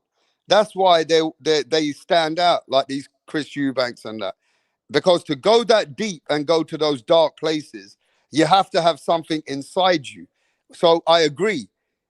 If some guys have got it inside them, like Chris Eubank Jr. showed, if he's got it, he's got it.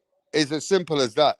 Now, it don't matter That's if he comes from a rich place or a poor place, but to actually dig down and go to dark places, you do need, it's always the man with the poverty that will go somewhere. Like, let me give you an example. I don't want to make too many places, like say too much, but certain man in London, if you come from the street and don't matter how big the other guy is and he's got money and everything, that man will tell him one thing, bro. I don't give a fuck about you or your family. But I guarantee you, you give a fuck about your family. And once you know that a man who's got money and comes from a different place, he gives a fuck about his family. But that guy from the dirt, he'll go somewhere where that rich guy ain't willing to go. play with a rich man's credit, and that rich man will go the same way. I'm just saying, most of the time, he ain't willing to lose everything he's got, where a man from the dirt is willing to lose everything he's got. But the thing is with boxing, it's made so Wait, guys wait, who wait, wait, let me piggyback. A guy that doesn't that got that's from the dirt don't got nothing to lose. So that's why he could do and move the way that he moves. But if that same poor dude, you give him something, he will be afraid to lose it too. I mean, why are so many Mexican fighters come through the rankings? And Mexico is a country that comes from poverty, but fighters will dig down so deep, and that's why you got so much fraternity and foundation in a country that has so many cartels and this and that. But when a fighter says "fuck it," I'm gonna, I don't want to die that way, but I'm ready to give everything in this. You I re- understand? yeah, So the most I feel like the more dangerous fighter is the middle class, the low middle class fighter, because he's not necessarily in the bottom, but he wants to be in the top. A bottom guy. What happens to that bottom guy, and we see it a lot in the sport of boxing. Once they get the little bit of money, a little success, that's it. They You know, already it's reached that. crazy though. It's crazy in today's day and age. Even in the UFC, I was reading, millionaires are competing in UFC now. People already had money that came to UFC because Fight Club. Oh, right, because it's they need that. it's crazy, you know. They Go need ahead, it Mick. to compete there, though, yeah? Do you know what I Hmm? mean? They need the money to go and compete there. We Like, in That's the the scary. UFC. That's the scary motherfucker right there. The motherfucker that does it because it's not for the money. That nigga, I'm scared of. If any nigga you scared of, it's that guy. Why are you doing it for? You have everything already. Because I love to do it. I just love to fight. Not the dude that is because the dude that is just needs to fight to survive. Once he survives, he's not an animal anymore. But why this guy that has everything is an animal? So you're saying to me, if Bill Gates' son fought Mike Tyson's son, Bill Gates' son will beat him? Maybe. Yeah. Maybe. Hey Yo, the yo, greatest you of know all what I'm guys, waiting the for? greatest of I'm all waiting for time. the biggest nerd to come and beat the fuck out of everyone. Yo, my brother, nerd the factor, yeah, greatest of all time, the greatest of all time for in the world of boxing that people say is Muhammad Ali. Muhammad Ali came from a middle class household where his father and his mother work in a house, no poverty at all. Muhammad Ali said himself he never had a fist fight out the ring. He came from a great home, a Christian home. His father and his mother worked. No homeless around and no poverty around where he lived at. And that motherfucker had cojones and heart than anybody in the history of boxing. But that's why. No, you're right. Actually, you know what? I will You agree are with right. He you was here, Punch. middle. He No, I'm was going to middle agree with class. Punch He was. in this way. Sometimes, even if you come from the dirt, when you come into money, what did Floyd Mayweather said? They can't sustain themselves because they come into money so quick. They think, wow, I got money. And that can change a guy who comes from the dirt. So it's about keeping it consistent. It's about the guy who's got the mindset like a fucking Floyd Mayweather or somebody who can just keep going, knowing he's got millions in the bank. But guess what? I ain't going out like this. When it's all said and done, I want to be comfortable in my mind. So the day you become comfortable is the day you start fucking becoming a fighter who will start getting ready to lose. So you do have to have a certain mindset and a certain thought process to be at the top. You know what I mean? Oh, right. See, like on that, so like for example, the UFC does have two kind of standard examples. So that it was a guy, Renan Barao, who was like killing everybody, then got to like money, and then never won in a long time. Just went on a long undefeated, like got battered all the time. And then you've got John Jones, who like got really comfortable. They would openly say, like, by your con, mate, I beat you. I beat you when I was on cocaine. I didn't even train. And like there's that kind of mental thing with it, but the Hawaii I want to say he's Hawaiian. Dude, it's kind of he lost his marbles. It was in the UFC. He was like, oh, I'm trying to think. He was one of the goats at the time, and he's like kind of started to go crazy. But like his family was like completely loaded. Yeah, but Now you he's on got to the think about this, bruv. now he's on the Even if streets. you were a rich family, yeah, would you not want to invest your time in your kids? Yeah, you can do anything, but boxing also can pay a lot of money at the top. You look at these guys, they can earn 100 million, 80 million, 70 million, but you got to be at the top, right? So it's not a sport for everyone, bruv. Even if you come from money, you come from this and that, it's not a sport for you because you could choose from the wide platform of golf, Formula One, this, that. You could invest your time in your kids in something that they don't need to be punched in the head. So it's a certain individual that even with all those all that foundation that's willing to choose boxing. To get punched in the head, bro, is worse than UFC, bro. I keep telling people. Bro. Nah, for real, we all know they all tough. To Guy get like in the ring, Vasily they all tough. Lomachenko, a For guy like real. Vasily Lomachenko was born good. Even in, he wasn't put in ballet classes. Ballet Yeah, classes. but his dad actually put that time in him when he was a little kid. They were fucking making him do things at 5, 6, 7 years old. Exactly, but I'm saying that they're privileged and have opportunities to even do that. Yeah. You know what I'm saying? And what I'm saying is the myth is back in the days, boxing was a poor man's sport. But in modern day boxing, boxing is not a poor man's sport. It's not a poor man's sport. Rich people, middle class people, and poor people. But you put them in the ring, both can have the same heart, or they all could bitch out. The poor man could bitch out, just like the rich man could bitch out. It's not a So, poor man's right, sport no, no. anymore. Boxing No, is fair very enough. high. That is true though. That is true because back in the day, I think that there was more gyms trying to help the kids in the community, like Prince Nassim's gym in Shenfield, Brendan Ingle. Most of them fighters were kids that they were on the street or whatever on the corner Yeah. around shops, and you know what it is, rap star. And he got them lads in there and whatever, and he turned a Yeah. few into champions and all that. And it was like that. That's why And Brendan now Ingle will there go is down as less a of that. legend.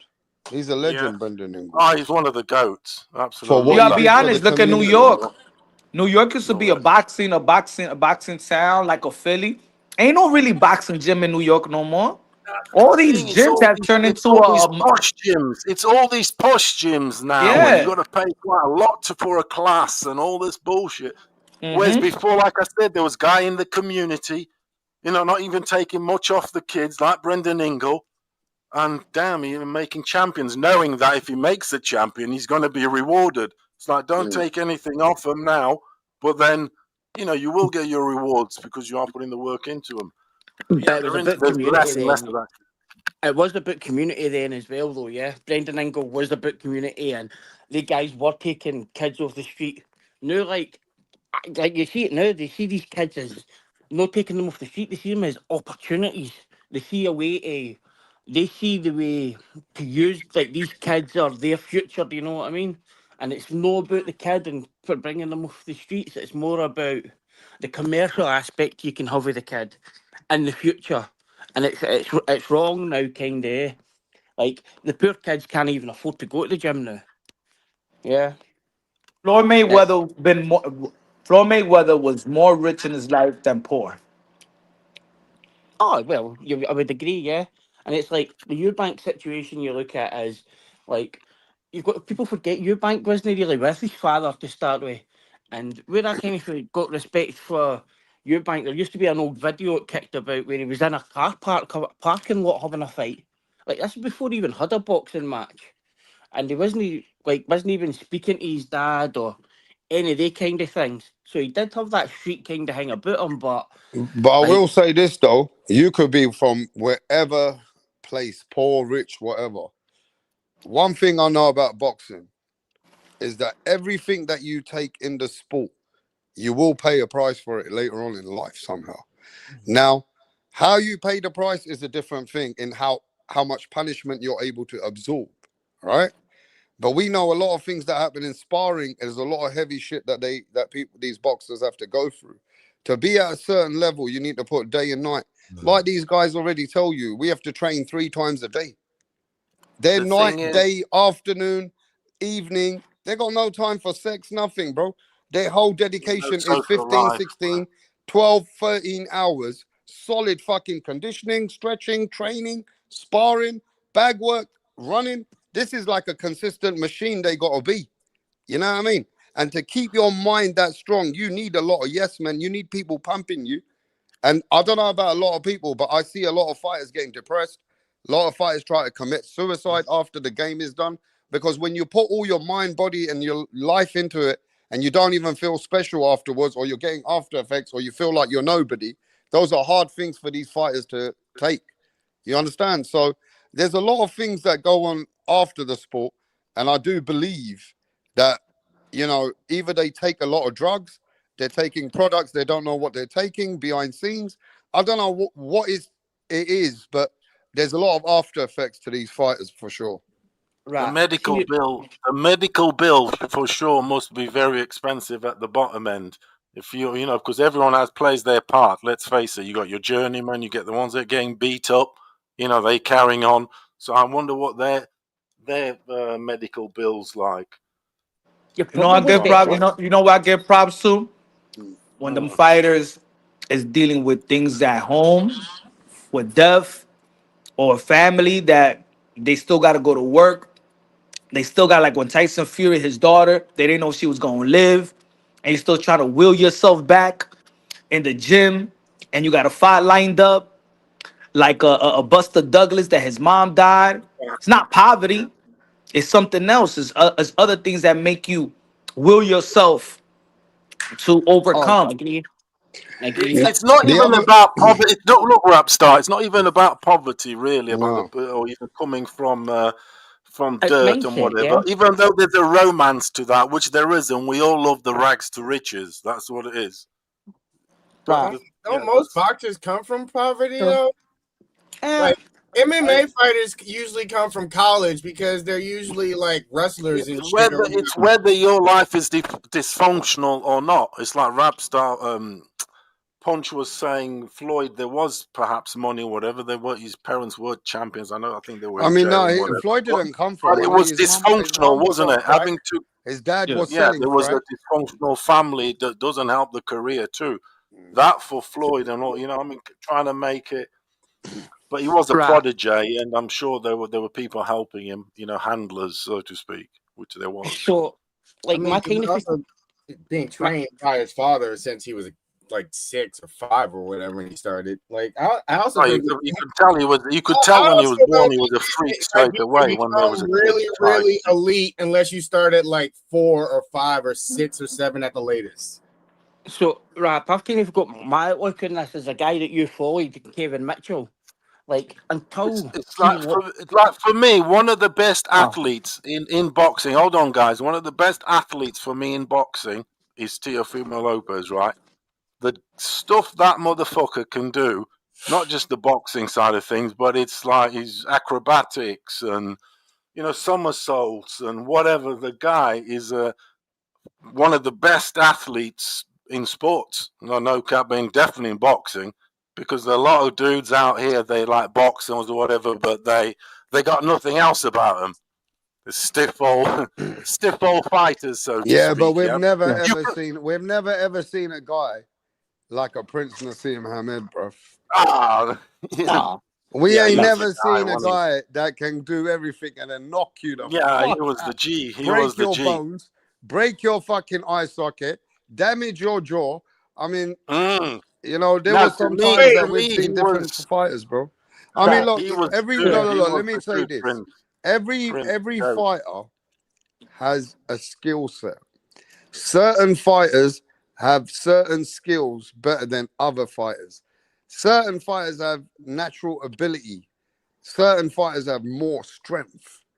And certain fighters have a better chin. Certain fighters don't have the strongest chin. And I feel that it's about recognizing what is your best attributes and making sure that what you're weak on, you're working hard on that. But then at the same time, what you're best at, you got to be better than anybody else. Do you know how good Prince Nassim was?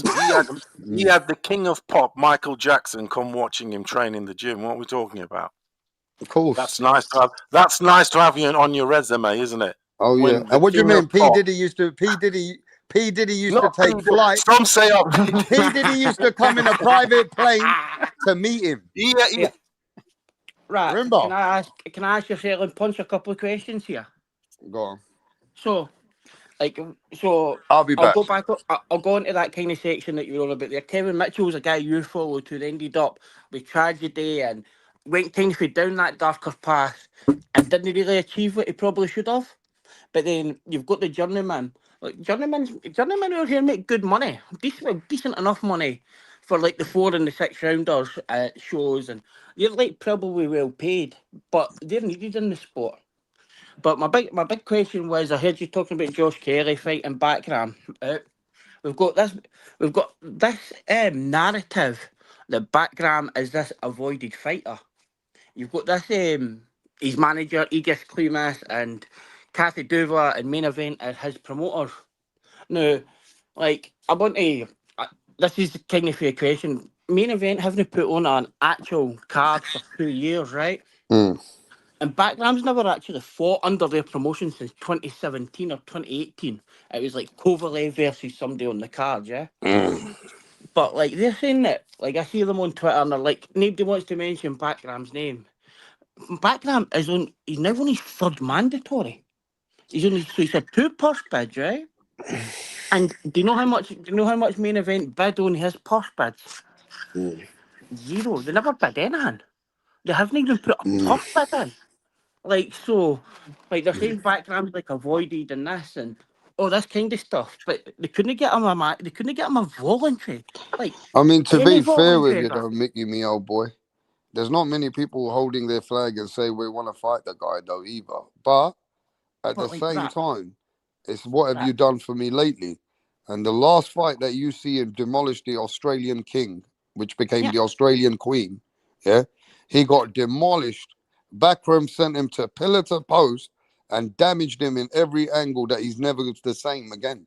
Oh, And absolutely. this is why today they think this guy really can. He's got some real serious fucking, you know, something about him. So I feel that Backroom they want money now. So if you fight Backroom, you better pay us some millions, so we know we're getting the right fight with this guy.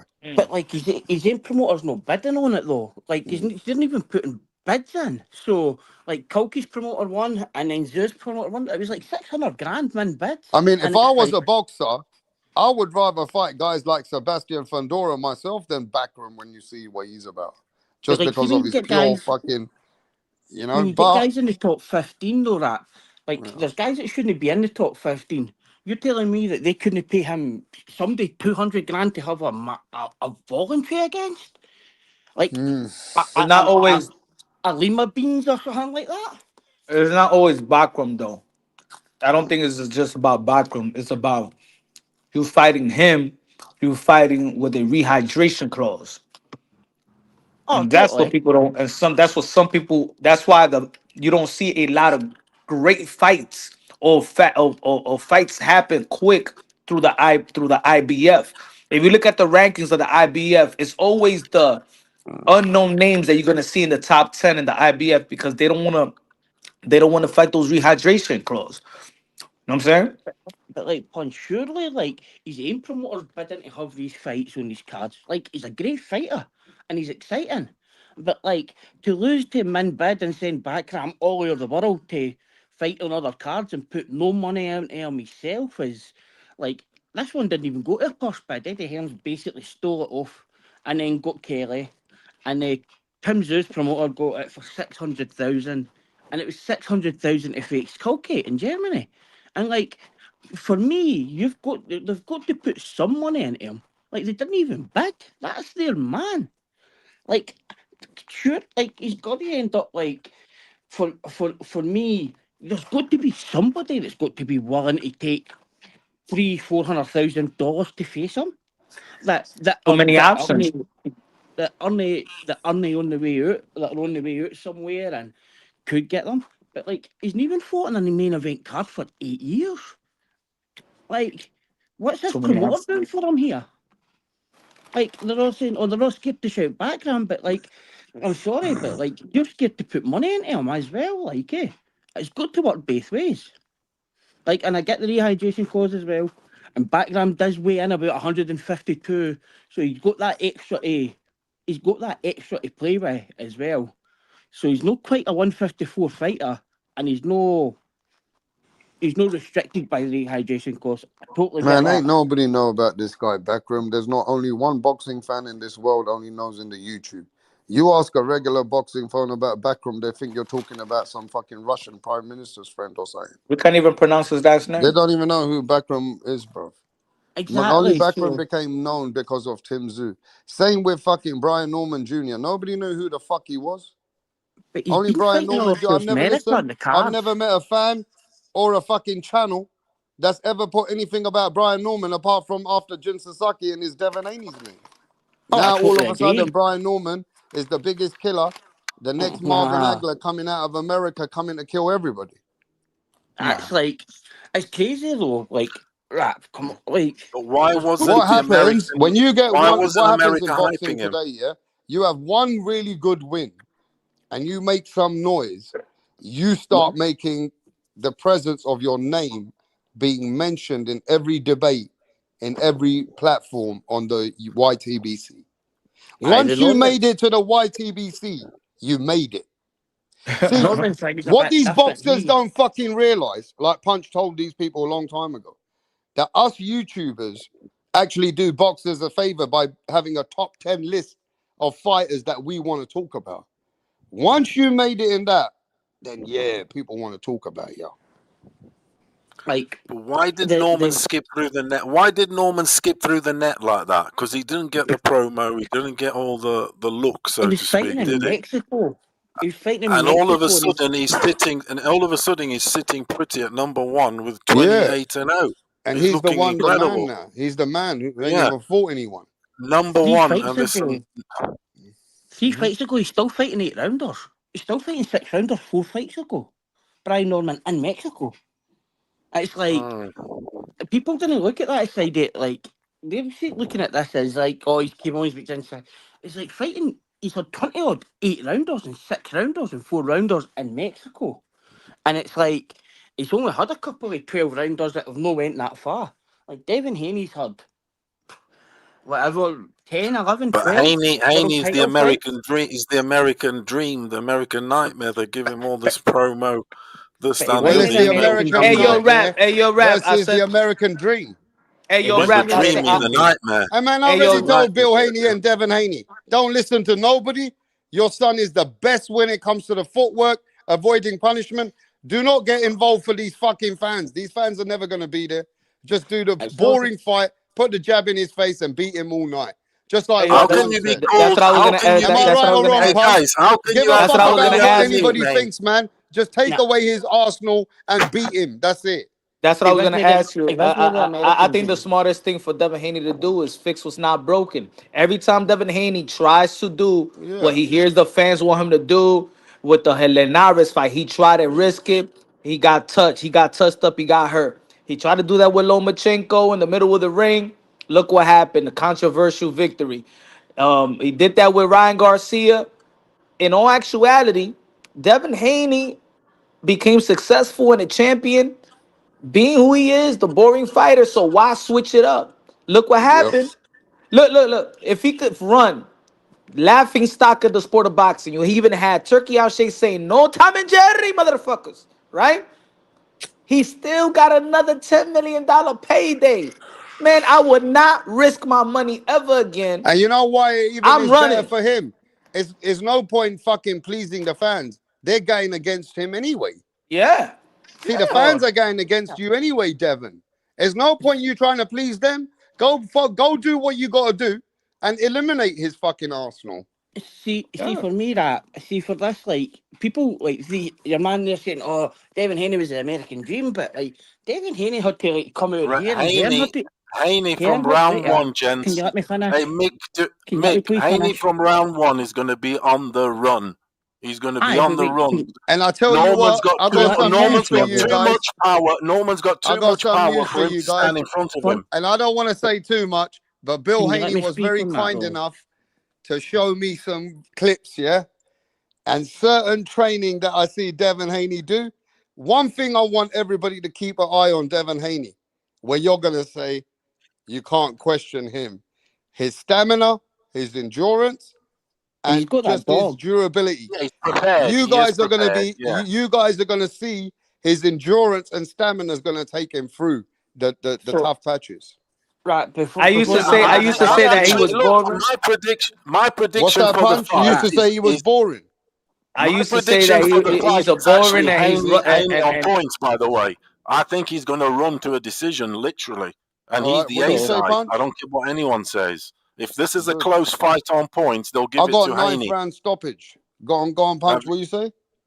No, I used to say that, he's boring. He should do more. He should be exciting. I would never ask Devin Haney that. Now I'm telling Devin Haney, keep on doing what you doing before. I want you to run. I want you to be Forrest Gump up in there and go and be victorious and go and secure the next fight. Hey, yo, I'll tell you this now. If Devin Haney don't beat Brian Norman, man, fuck it.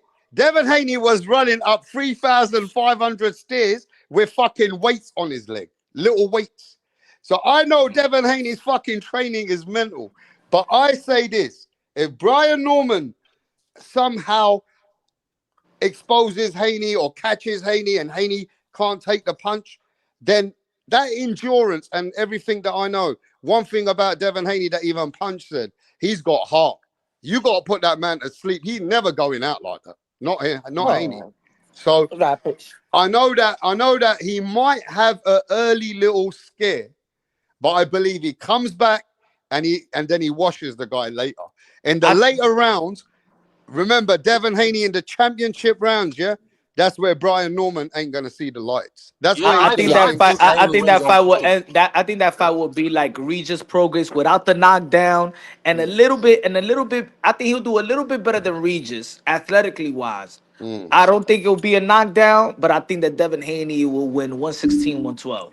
Yo, Brim, Haney gonna slap your boy. You hear me, Brim? You got Haney gonna slap your boy, bro. Watch. Pillow Fist is gonna fuck him up, bro. Yeah, Brim.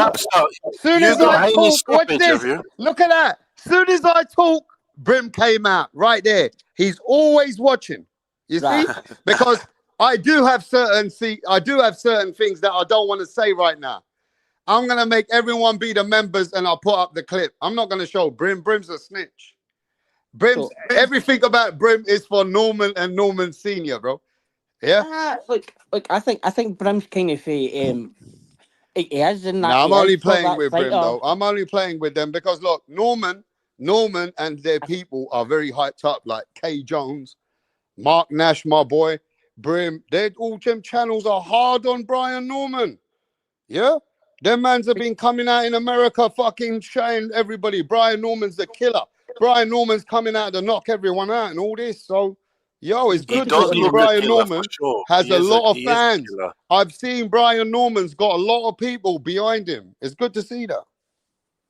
Dude, I want Brian Norman's going back to Peach Town in Atlanta, Georgia, getting packed Rap star. I want Norman to win. No, seriously, I want Norman to win. But I think Haney wins on decision. That's just the way the shit happens. Why do you think like that? Even though you'll be on the back foot. You'll back foot him, keep in the fight, and avoid fucking getting caught. Because Norman's dangerous as a motherfucker. He is, and Norman's got a great left hook. I have never seen so many Americans. Yeah, this is a British man who don't even rock with Haney, but he's just breaking it down. That actually are going for Haney to get beat. I couldn't care who. I really couldn't care who won. Like I didn't have that. I didn't have that kind of as I break them down these fights. I didn't be biased and say, "Oh, I'm a Devin Haney fan," or "I'm a Brian." I couldn't really care who won it the two. But it's like you look at it, you break it down. If Brian Norman doesn't get him out of there by round 4, he's in big trouble because you know what Devin. Yeah, but Brian Norman and their fans are so adamant that Haney won't make it to the end of the bell. But is that their downfall? Thinking they're gonna knock him out and that's it. Because if they didn't rap, because if he doesn't catch him and knock him out by round 4 or 5, right? Devin Haney's going to start putting rounds on that board, and that's what he does. He wins close rounds, and he gets them, and that's being with the champion and being in the 12-round championship fights teaches you with Brian Norman. Yeah, but what about what Brian Norman? Can't he be calculated and then try to create some openings? And then go for the big bombs, bang, bang, bang. And then when you didn't get them out, and when you're supposed to get them out, and you get them out, and you start to go into territory you've never been in, man, rap, you know yourself. But don't you know, Brian Norman knocking people out, and for 3 weeks they don't even remember who they are. Well, yeah, that's what he's, And that's why he's favourite. But like the biggest thing for me is the weight cut for Haney. Can he put the weight back on properly? That's the big question. Because like if you look at it and you break it down and you look at the betting odds, David Haney's isn't he like, is like Brian Norman's well odds on here, and like, there's no one bit of there is no one bit of footage or forum or resume that tells you that, apart from when Devin got caught with Ryan Garcia. Now, is that the speed of the punch, the type of punch, the angle of the punch? To me, Brian Norman does have that punching power, but he does not have that Ryan Garcia speed.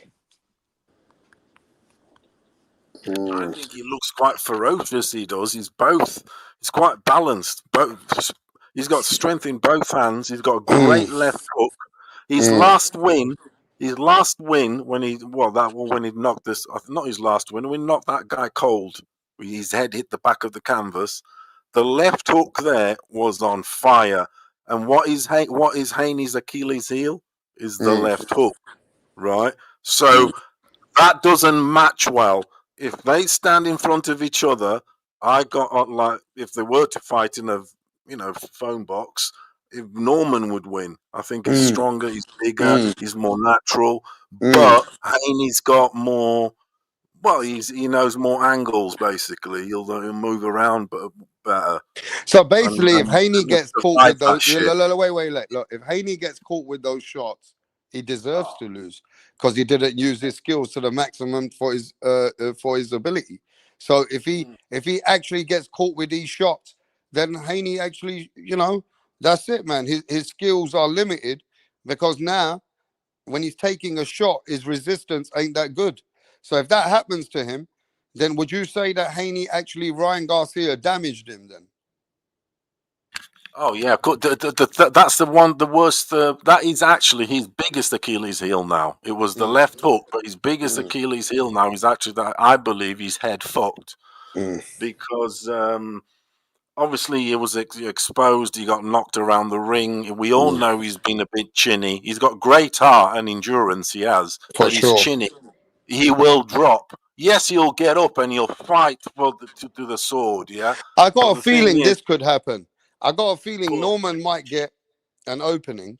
Haney might let him draw in, and then Norman will start going for big ones, thinking he's going to get him. And then Haney actually, with his endurance and stamina, comes back into the fight and outboxes him. Yeah, because it takes a lot for you to get to Haney, and not only that, to try and fucking break him down. That takes a lot out of a fighter, bro. And when they didn't go down for that time, then the game plan's gone. Yeah, the game plan's finished there. Where I really think that you look at Brian Norman, the fights that he's had, like anything outside Georgia and Mexico, UD, and then his last three he's done well. But like they were the only real fights that he's had. But it's a bit crazy, isn't it?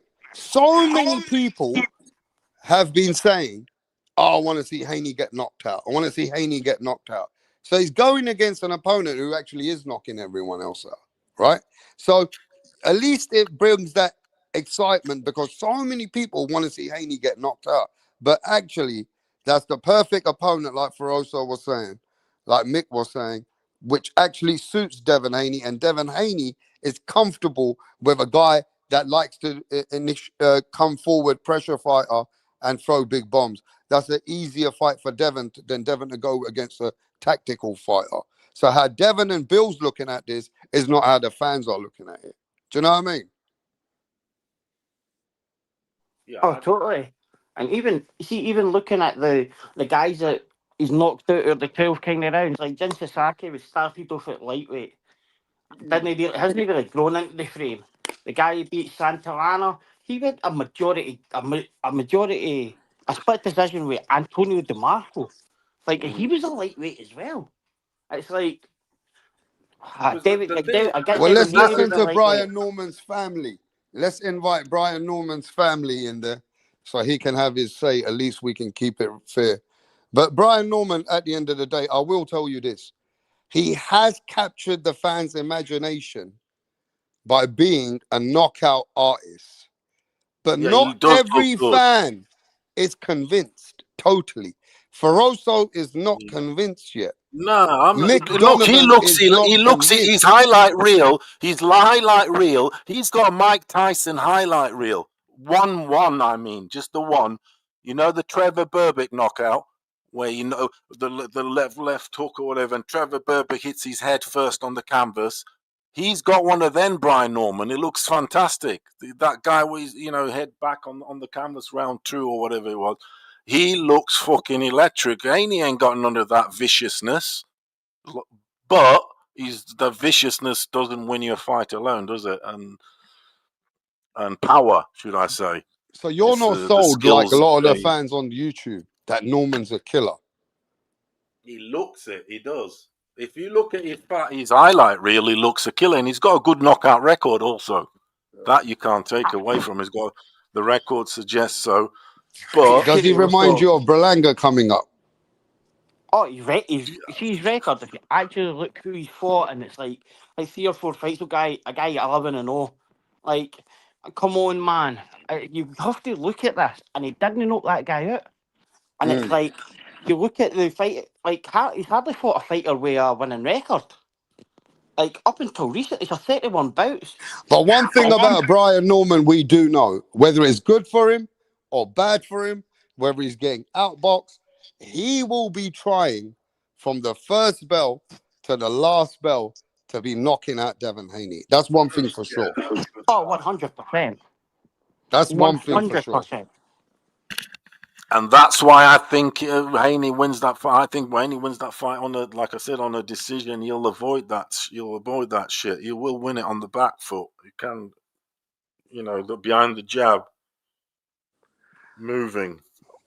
Is there any way? Haney that he's used to going the distance. That's his shtick.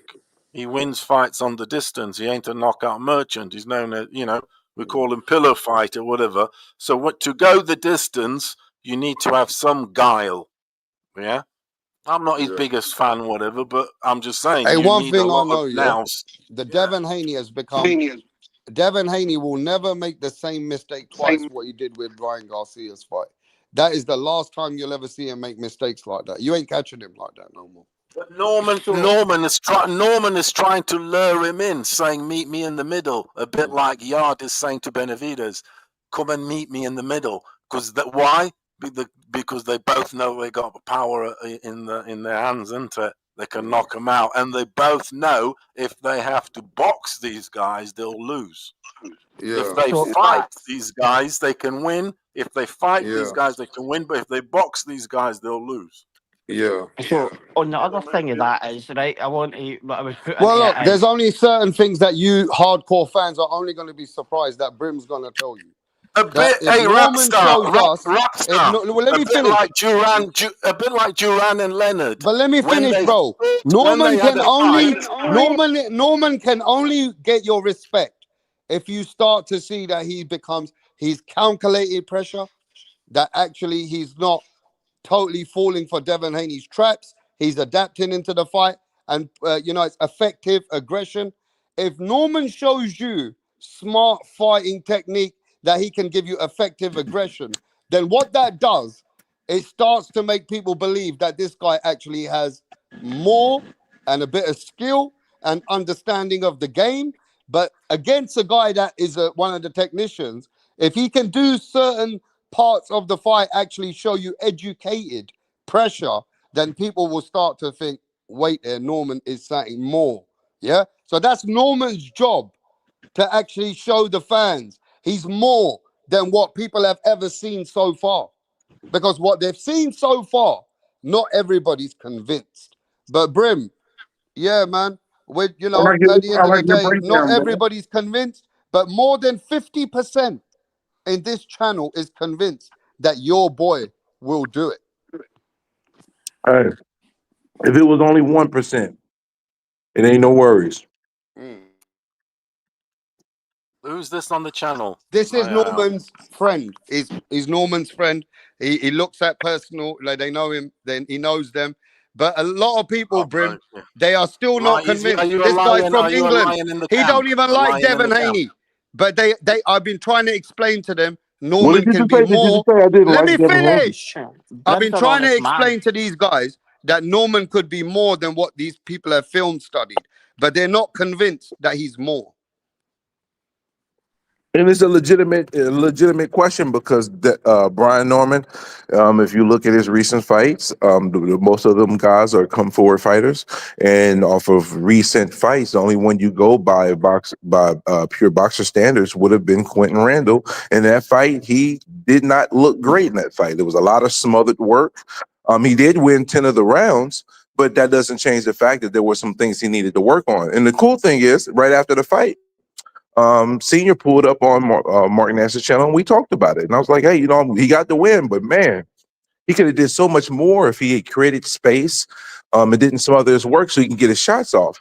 And you know, they went to the lab and went to get to work, and he's been steadily improving. And that's one of the components that I'm looking at as well. Is there any more room for improving for Devin Haney, or is he just fine combing his skills that he currently has? Because I do know that each fight, Brian Norman Jr. is improving every single fight. He's adding a couple things to his arsenal. Now he hasn't had His defense is not. His defense is not improving. Can I finish? His defense is not improving that much. All right, so I'm going to go ahead and finish what I was saying. One of the things is that you're not understanding when you talk about the defense. When you're fighting a more of a pressure fighter, but you know once you've taken a shot from them, they can't hurt you.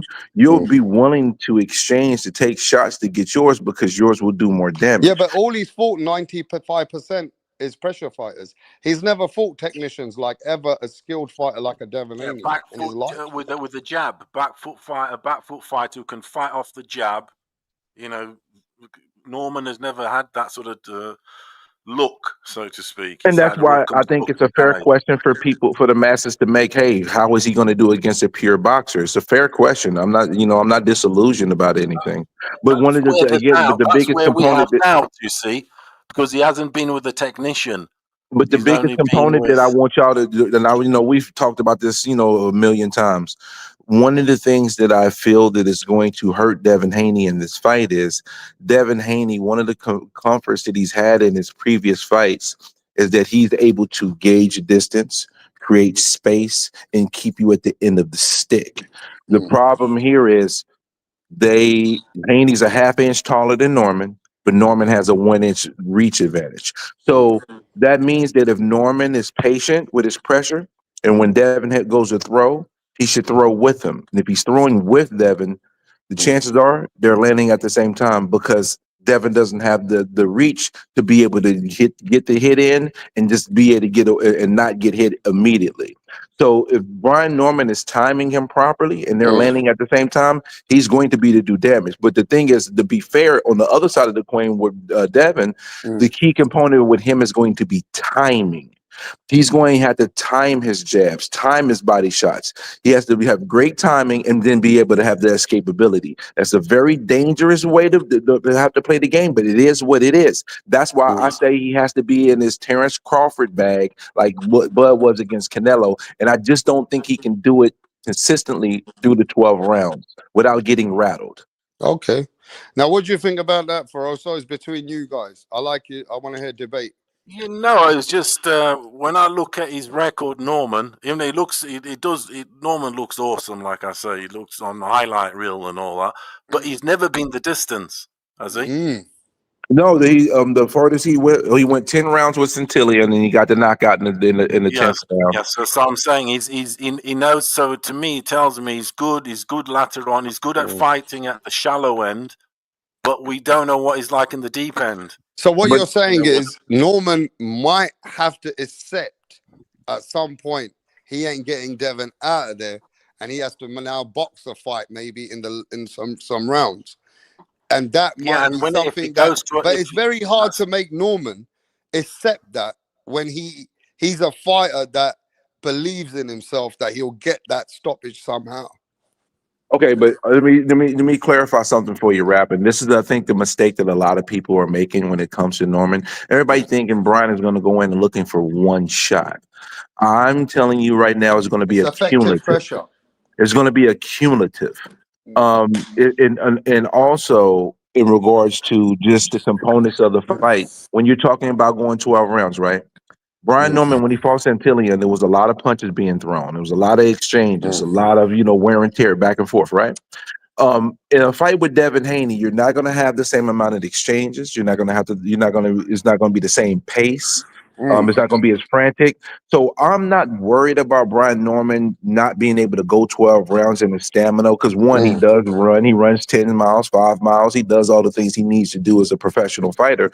But I just look at that Santillan fight and remember in that 10th round, his power carried into the in 10th round is where the deep waters start. So in that fight, he was able to put him all the way the fuck out after having a firefight. He's not going to have that same situation with Devin. So I'm not concerned about him carrying his power into the deep end if it does get to the deep end. But would you of the get fight. very disappointed in your heart if all the shots are not affecting Devin now at 147? I wouldn't Would be that be a disappointed. very The only thing I would be disappointing disappointed because is if he of lose the how fight. much you put into Brian Norman's effective pressure and power? Would everybody be disappointed here that's going for Devin Haney to get knocked out, that those punches actually don't affect Devin and it doesn't look like what it's looking like now? Would you get disappointed in that? Not if he wins the fight. The goal is to win the fight. If the knockout comes, the knockout comes, but the goal is to win the fight. And the biggest thing that I say But to does it all of mean you that guys, if Devin, this is where I'm trying to get to, because you got so many casuals, and I told you people are going to start excuses or gunning down people.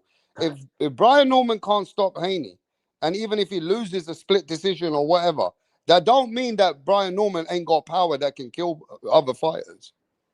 It just means that Devin was more clever not to be in that situation and actually never allowed Brian Norman to get those shots off. So it's there not could just be that reasons either, though, Rap. why I that think Brian also Norman might Devin's not look conditioning can play a affected. role to help But him be able you have to to be take the you have punches. to be right about this. This is a patience fight. And like you said in the chat, Brian Norman has to be patient with his effective pressure. But did you hear what I just said about the Devin? Also, another component is because Devin is so diligent and he is probably conditioned to the T. It may allow him to take a few of those shots and Yeah. absorb them because he has put his body through what he put his body through Yep. it. So he's conditioned to be able to take some of the shots. That's why I'm saying it's going to be a cumulative because it's not going to be one punch to get Devin Haney out of here. I think it's going to be multiple punches. I know Brian Norman's not going to go in looking for one shot kill unless the fight plays out where he sees an opening to be able to get that punch and then to set it up, because that's another thing a lot of people sleep on. Brian Norman does have IQ. He does set up shots. He does bait fighters. He does do certain things that is not acknowledged in the fight because in regards to the fight game, there's details that none of us fully understand all the way to the eighth power because there's so many little tactical things in regards to the pugilists in the ring. So I mean, at the end of the day, I'm gonna tell you this right now. This fight here is box fucking office.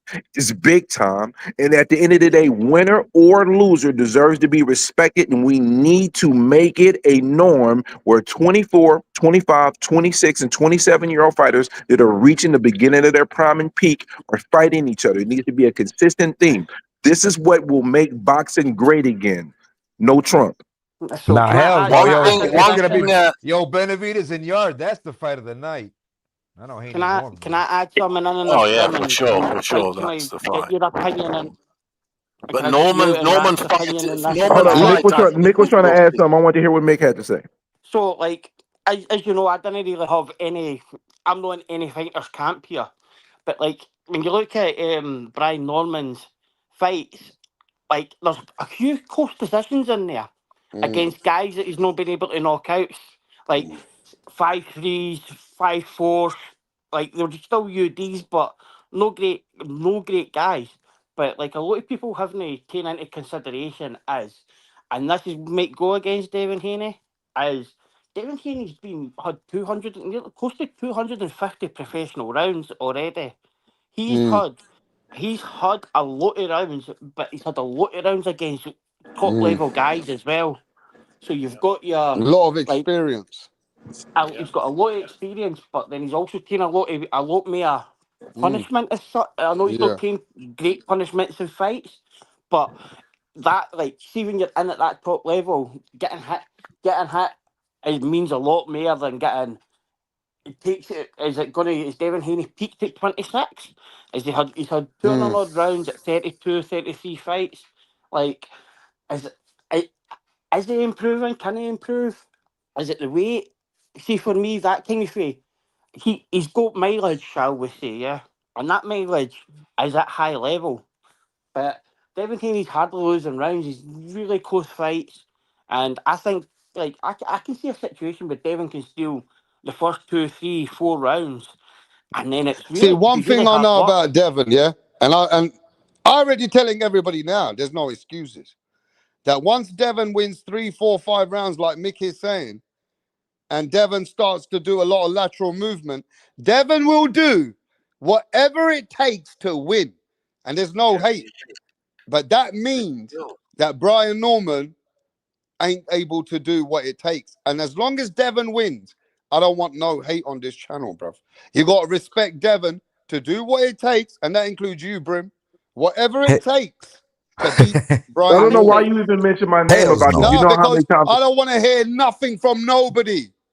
rap. You're talking to the wrong person in regards to that. Address that to everybody else out there in the world, not to me, because you So already you should know what if time it that is. is saying that Devin, like Feroso was saying earlier, the man will get on the road runner when he wants to, and therefore there's going to be a time that Devin will do what Devin needs to do to win this fight. And Now, that's whack. I'm going to tell you I guys this truly now. believe. I have personally, and I don't care what Brim or El Kerbo and them man think about anything. I personally spoke to Bill and said, you know that I'll just let you know, no fan cares about Devin. So it will be great for Devin to do the best he can, what he's best at. And he just laughed. And he just laughed because he knows this ain't about the fans. This is to prove to Norman. Hold on a minute. Hold on a minute. Can I just a very important thing about this fight here? Devin, remember this. What's that song before Feroso speaks? Can't be touched. Can't. That's Roy Jones, yeah. Mate. Remember that song on the night. Devin Haney gets touched every fight. Can't be touched. In terms of I'm Devin gonna Haney be is not a defensive laughing. wizard. Go ahead, Devin Haney's a respectable defensive fighter, but he's not a defensive I wizard. let Feroso speak, bro. Hold on a minute. In terms of the Man, I got respect next. factor, if Haney wins this fight, he will get respect and should get respect because you know what? It's the first time he has fought where he is the underdog at the bookies. Do you know this? I couldn't believe it. When this fight was announced, the first thing, hold on a minute.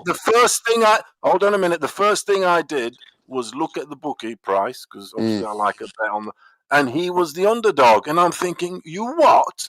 Above evens, I'm taking that. I'm taking that I shit. know you are.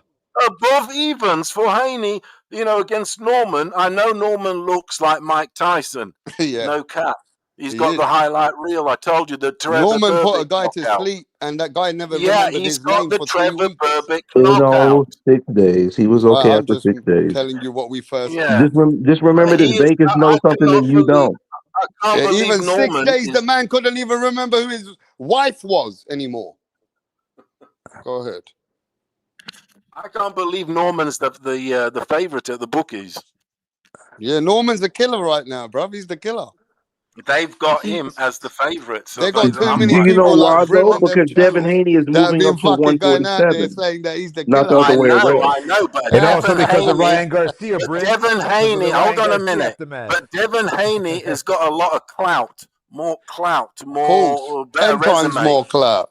10 Yeah, more times clout, more resume. At the book, when it goes to points, I think they would even favor him because he has got more A side about him. He's like the No, more. I'll tell you what it is. Let me tell you this for us. So what Devin the Haney- Vegas Devin bookies, Haney's what a the bookies brother, have and looked at, the bookies really believe that Devin ain't the same as well. And the That's bookies crazy, believe rap in star, this. the price. See this I Norman can't guy? believe it. The bookies believe his power is for real. It's mental how they've Yeah, made they that do because they're not mathematical giving me the right assessment. odds for the KO. I'm mad I They're about not that. going to cannot give you the believe right it. odds. I already They are checked saying everything. I Brim. wanted like the I wanted bookies plus are 300, saying man. The Yo, you bookies are guys, saying that Haney watch, is hey, head watch fucked. Norman That's what versus they're saying. Kazaki He's again. head fucked, and he's not with it, and he's going to be gun shy, and he's going to be scared of power. Yeah, coming at him. Can I ask you gentlemen a question? First round, round one. Okay, Kazaki my versus biggest Norman question Jr. is that we haven't even gone here, but we should. What happens if Devin Haney loses this fight? Does it fuck him up? Because already there's He's no Josh promoters Taylor at anymore. that Let me point. finish. No, he's There's not. no promoters No, anymore he's for not. him. Temporarily. He's working individually with Turkey Al-Sheikh, and his biggest name now is to fight Norman after Tio never took the fight. Now, if he loses this fight, where does Devin Haney go from here? Rematch Ryan and beat his He ass puts for the him, please. paper. No. Rematch. If Haney loses this fight, I think he's finished. It's mental. Finished? It's not what Of course, he'll get fights, etc., etc. What I mean by finished, I think he'll never get back on the hill. So what happens to a man It that really already depends. achieved everything? At I least can't beef Haney with that, made something. millions. Haney's been two-weight world champion. At least he's achieved all that. What happens to Norman if he loses to Haney and being such a big name and the hype? Back to the Norman lab. just moves up in weight. But it's No, he's not moving up in weight. Back to the lab. Back to the queue. lab. Back to the lab. Back to work. Back to Back to improving. the queue. So Also, you'll be really, right at then the back of the it's queue. really worse for Devin to lose because it could possibly be the end of Devin's career. So I really, mean- what we're saying that Devin must win. Norman can retire Haney. No cap. No. In terms Yeah, of that's the thing. That's the Furioso. component that Norman can possibly could hurt Devin Haney to the point where he will not be able to overcome and move forward in his career. And if Brian Norman loses to Haney, it Yeah, probably but would to be only be fair a with point you, Brim, decision, and we've it wouldn't seen Ryan affect him Garcia hit physically. Devin Haney, yeah? And if Ryan Garcia caught any other man, they would have gone to sleep. But Devin kept coming back and getting up. I don't And know if one that's thing true. about I don't Devin know if that's Haney, true, Rap. he shows that he got heart that I never believed he had. He He definitely came back has. in the Snack. 12th Yo, round Brim, you got and that actually snack. beat Ryan Garcia in the 12th I'm round. not hearing that shit, Al. Cut it out. It's the Can facts. I Yo, snack is so done, Brim. Don't worry. wait, can I answer the question about is it finished for Haney? So the issue you have with Haney is if he does lose here, Yeah. he's stuck in it. He's like Josh His Taylor. stock's going to go He's badly absolutely Josh. down. He can't go back. He can't go back down in weight, and then Nah, he ain't going down in weight, bro. That fuck him exactly. He up. He can't. ain't He's doing like that. He ain't he's doing Josh that. Taylor. He's stuck in the middle, isn't he? He's stuck in he's stuck in between a weight class where he either can't take the punching power and he can't make the weight. So my below. question goes to this: who has more to lose, Devin Haney or Devin. Brian Norman? Devin. Brian Norman. Brian Devin. Norman got the belt. Devin. He has the Devin's belt, but already Devin. But see, the thing is, Devin's already Norman can become lose an this fight, undisputed and champion. I don't think mentally he will be affected He's a to the point multi-millionaire. where Devin would be with the loss potentially, depending on how the loss plays out. Rockstar, don't forget Haney is the he's the bigger champion, more accomplished, etc. And he hasn't been beaten in the court case. These fighters, it's who's got to go. So we're talking like officially Haney being like an unbeaten fucking future potential GOAT here. I forgot about that. Yeah, he's unbeaten, so he's always got to go. This motherfucker's like. So really and truly, what are we talking about? If Devin Haney loses to Brian Norman, first time coming up at one, and he's only had one loss. It's only about how you lose, Rap. If he loses, let's say for instance, he puts up a good fight but gets caught and the referee does a corner stoppage in the 10th round or something, but it's a hell of a fight. No, Devin is fine. Move on and beat Ryan's ass for me, please. You know what I mean? And even if he gets Jin Sasaki, which I don't think he's going to get Jin Sasaki, I think it's going to be a sustained. I think it's going to be a ref stoppage, in my opinion. But it's only about how you lose the fight to determine if you're effective. Well, one thing I'll tell you then, if Devin Haney takes only a few shots and he's doing really well in the fight, and then the ref stops it, that's no big deal. Devin Haney's still going to. No big Devin deal. Haney's still a pool, and Devin Haney will still get fights. Turkey's already in a deal with him. If Brian Norman loses, yeah, but you don't every single understand, minute, bro. every Devin single Haney round. don't have no belt. Devin Haney already a lot of people don't like them, and they're not working with promoters, right? So yeah, because Bill the Genius, how he did that, just to keep it a being. That was a genius the way Bill did that. So right with that is like, but with that, like Haney might, if Haney gets knocked out bad, he might just say, well, look what I've done, I've achieved in my career. Why am I going to take punishment? But then you've also got the Turkey Ali Sheikh thing where he'll get a fight. Like the grind fight will always kind of be there and things like that. But if Brian Norman loses every single minute of every single round here, like how does Brian Norman, where do you put him in against? Like, where does he go? He goes to unifies. obscurity back to He continues obscurity. to unify. I We have don't gotta never talk about seen a Haney. man, apart from what he did with Ryan, I have never seen a man that's been born that fights Devin Haney and can win the first 2-3 rounds and change the pace. So if I see Devin Haney doing the same thing, but I see Brian Norman now actually trying to win the round, then I'm gonna be like, maybe this guy's not just going for the big shot. But if I see Devin Haney do what he's doing and he's winning rounds, then that shows me that Brian's going for his big shots. Your William Skull style. Mm-hmm. Let me ask you gentlemen a question. Going into this fight, who do you feel has the mental advantage? Norman. Maybe, but I think Devin really truly believes in himself. And from what I know, Devin Haney is actually really he actually believes this is easier than people think it is. Their mindset is that they cannot be beaten. And like Devin Haney's kind of strong mentally and all that kind of thing. When he was young, went out to win the titles against Kambosos and straight in and like. Don't get me wrong. I think maybe Lomachenko beat him, and I think other things happened. But like Devin Haney's never taken that. I do believe like this, have and been. I'm gonna say it honestly, Mick. Even if Bill is a friend of the channel, and you know sometimes Bill passes through and he watches, he don't tell no one. He tells me, but Bill, I do believe this. And Bill, you believe in Devin like no other. That's your son. So I know what you could believe what your son can do. So only you know that. But I do believe out of both of the fathers, Bill, that a lot of people think that you're putting Devin in the deep end, and they think that Norman Sr. is putting his son in for a good fight to win. Now, I know this is between Bill and Devin, but Bill believes in Devin, and I know Devin's there to prove to his dad that he ain't getting played like what they think. Now, it's about the Normans to prove to the Haneys they made a mistake. You get me? But Bill also is a clever man, and he don't want to be looking bad. Like we really did take the wrong situation. Now mans are thinking my son's not the best. It's not. So there's a lot on the line. But I know, Bill, you are a very clever guy, bro. I've chopped it up with you a few times, many times. What am I talking about? Many times. And I know that you are more than boxing. So whatever you guys have implemented and the way that you're going to beat Brian Norman, you're going to get that respect because a lot of people didn't even think that you and Devin would take this fight. But the truth is you have. So man, that was the only option for them. Yeah.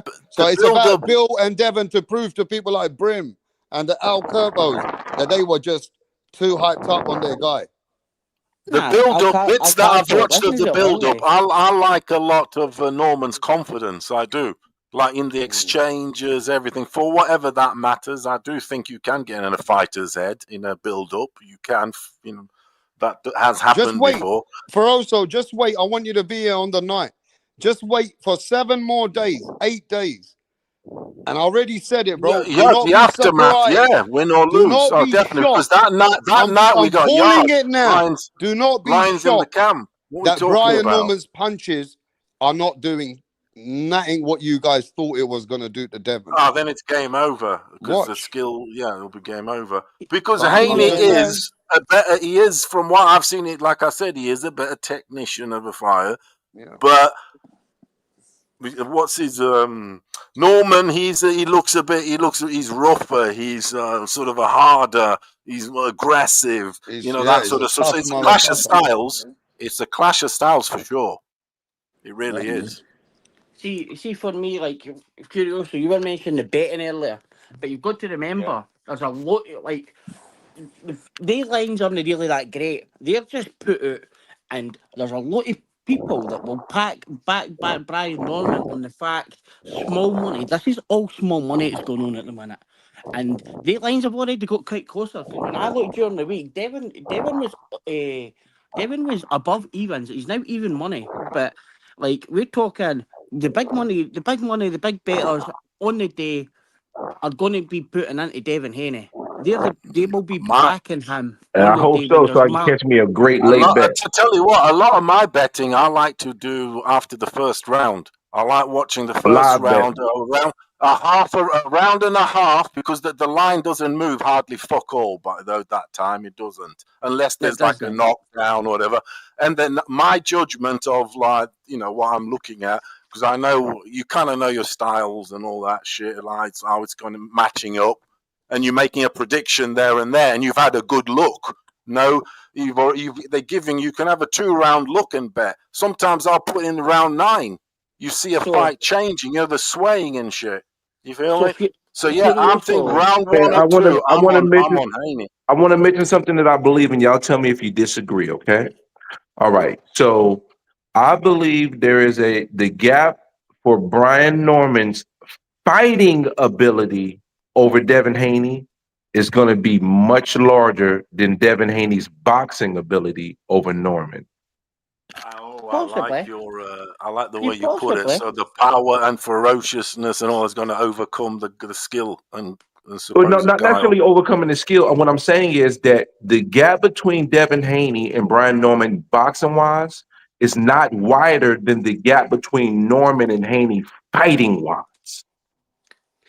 I get what you're trying to say, and see for me this could Devin could box his way all the way to a UD here and just steal rounds, and that's what he's good at.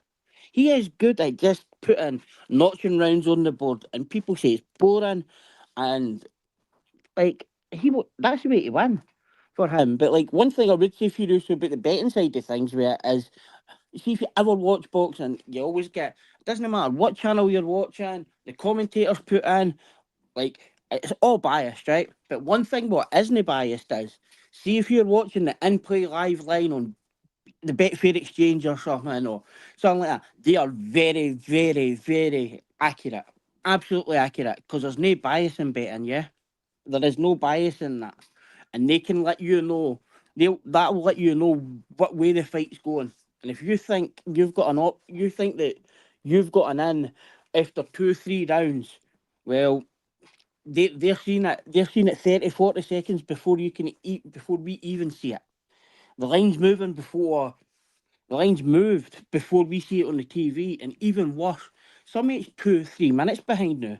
So like with the zone streaming and things like that, it's a whole round behind what's live, and that line is pretty honest, and it will move pretty The honestly. fact is, Devin Haney, for the first time in his life, is the underdog when at Wall Street. You feel me? Then where the money's rolling, he is the motherfucking underdog. It's unbelievable, and I'm But no, putting it's money on Haney. I, I mean, Norman obviously, Logan. and Norman's looking like Mike Tyson. Of course, I keep saying this, Nah, we ain't but going that far yet, my brother. well, I'm just saying. I'm just And joking Norman's because my guy. he's got a lovely highlight reel when that dude he knocked out and his head hits the canvas first is beautiful. If he does That's that to how you Haney, do it. then we can talk about that. But until Yeah, then, he's but just Brian Norman. He's not no Hey, Tyson. Haney, he'll be Hey, the Bill, biggest. that's what deep down inside Brim wants, Bill. No, I He actually, wants you know what I Brian really Norman to want? knock out your son so he can look at your son and go on the floor and say, I told you so, and No, then this is go what I stand want to up. happen. I want him to knock out If that's Devin, to what they Devin want, get up Bill, after a count of 11, and he be me and perfectly Bill fine. already chopped it I up want him to be anyway. healthy We after the already fight. chopped it up anyway. He said the haters are gonna fucking die that day, so you're one of them. He said. I'm not a hater though, Well, so that's what he said. that's okay. That's fine. The thing is, though, he never paid attention to me when I was the person rooting for Devin Haney against Ryan Garcia, the person that put money on Devin to knock out and stop Regis Prograis, the person that won money with Devin over Loma. See, I got a history, a track record of me saying I think Devin Haney is a really good pugilist, and I actually was disgusted about the amount of people that gave him the amount of shade and gave Ryan the passes that he had. And I still have Ryan Garcia's name muted on my Twitter feed as of today because I don't fuck with him. I Come on, respect Brim. Don't Devin be a Haney. hater. I Brim, don't like be a Devin hater. Haney, but in this fight, my horse is on Brian Norman. It's just simple as that. It's nothing against Devin Haney. You know, it's But I not know a personal. lot of people, they do want to see Devin sparked up, and they want to see Brian Norman do that thing that he did last time to Santiago, go on the floor and look at him when he's getting knocked out. So Haney already a got lot of smashed people by do want to Garcia. see Devin Haney get knocked out, bro. So, right. We've seen that already. We've seen that already. But yeah, I mean, if you're greedy, the thing yeah, that that's people what want it's. to know, Rap, is Hold right. up, Don Ramon. I don't rap songs for Norman. Hey, people are saying, hey, Brim, can you play your song? They want to hear your It's song. it's just chilling in the cut. It nothing going on with that right now. But Oh, see, Brim don't want to play his song for you. no, because I'm at work. That's one. But I just want to clarify something so you understand. So, because I know y'all gonna troll me a little bit, especially to see Don Ramon. For The also, thing he is, made a song it about wasn't my Brian Norman. idea to do the song. Someone knows that Really? I rap. Hold on, let me get this off. Let me get this off real quick. Acoustic guitar too. Somebody knew that I rap really well and wanted to do a song for Norman, and he couldn't. He doesn't have any skills, so he personally asked me to make a song. And what he wanted me to do, I say, nah, I'll come up with something for you. And that's how the song came about. It wasn't me just saying I'm gonna make a song for him. It was somebody that came to me and let me know that they wanted to do a song. You know, Is he going to is it use a it as folk? his It's entrance a song? folk track. Is he going to use it as his ring walk? absolutely not. I'm actually re-recording it because I'm doing it to a different beat. You know, I had some critiques. I was talking to people. Rap a rhyme off it. All right, world domination, greatness in the making, underestimating the skills you fools are mistaken, capping for your favorite fighter while Bill out here pump faking.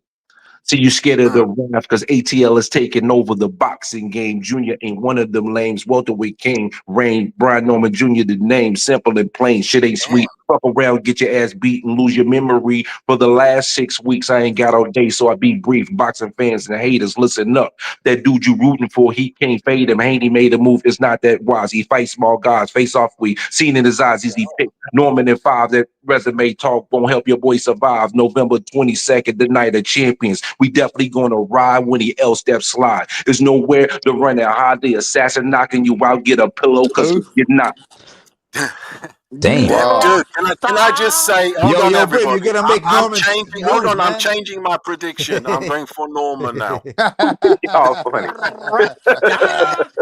I'm feeling it. I Hey, love yo, y'all. have you Y'all heard funny as my hell with song? I'm gonna make my song. Wait, ladies and gentlemen, I'm going to the ladies and gentlemen. I'm that. We going to don't the want to hear that, you studio. wanker. Let me go to the studio next few days. Watch, We don't want Brian to hear it, Norman. you Let me wanker. finish, bro. Brian Norman. He just a hype job. He ain't never fought no dog. Yeah, he ain't about that life. No. Devin Haney gonna split him off with his knife. Damn. Yeah. Hey, yo, I'm gonna make that my butcher song, knife. bro. Watch. Brian Rap, Norman, rap, the hype job. He ain't rap. never Do you fought know? no dog. No, I'm only joking, bro. Do you know what that's missing, Rap? That's Yeah. missing the old bagpipes in behind it there to get the beat going. That's what's missing there. That Yeah, we would need a finish it beat. off. We need a whole beat. No, that's a good rap, dude. That's a good rap. I like it. So I appreciate it. I better be able to rap. I've been able to rap for 40 years now. I'm kind of old. So. we've got the rap star and the rap wannabe here. But here we go. Right? Rap star. The question Yo, is, man. is No, that's good, this Brim, but you need to play it with the beat. People can't understand a song like that. If you Mm. play the beat, then we're gonna play your song and D Calico, and people can pick which one's the winner. Yeah, right. Need the proper No, fucking we're not tune, bro. doing nothing with D Calico old goofy ass. Hell no. So right. Come on, you're ducking the smoke, bro. You Play the call it song, whatever bro. you like. Call it Play the whatever you song, like, bro. Val. So right. Hey, has everybody got Benavides winning here then? Yeah. Right. Can I just get this in before I jump off? You know, I've came up here, right? 2 fight predictions.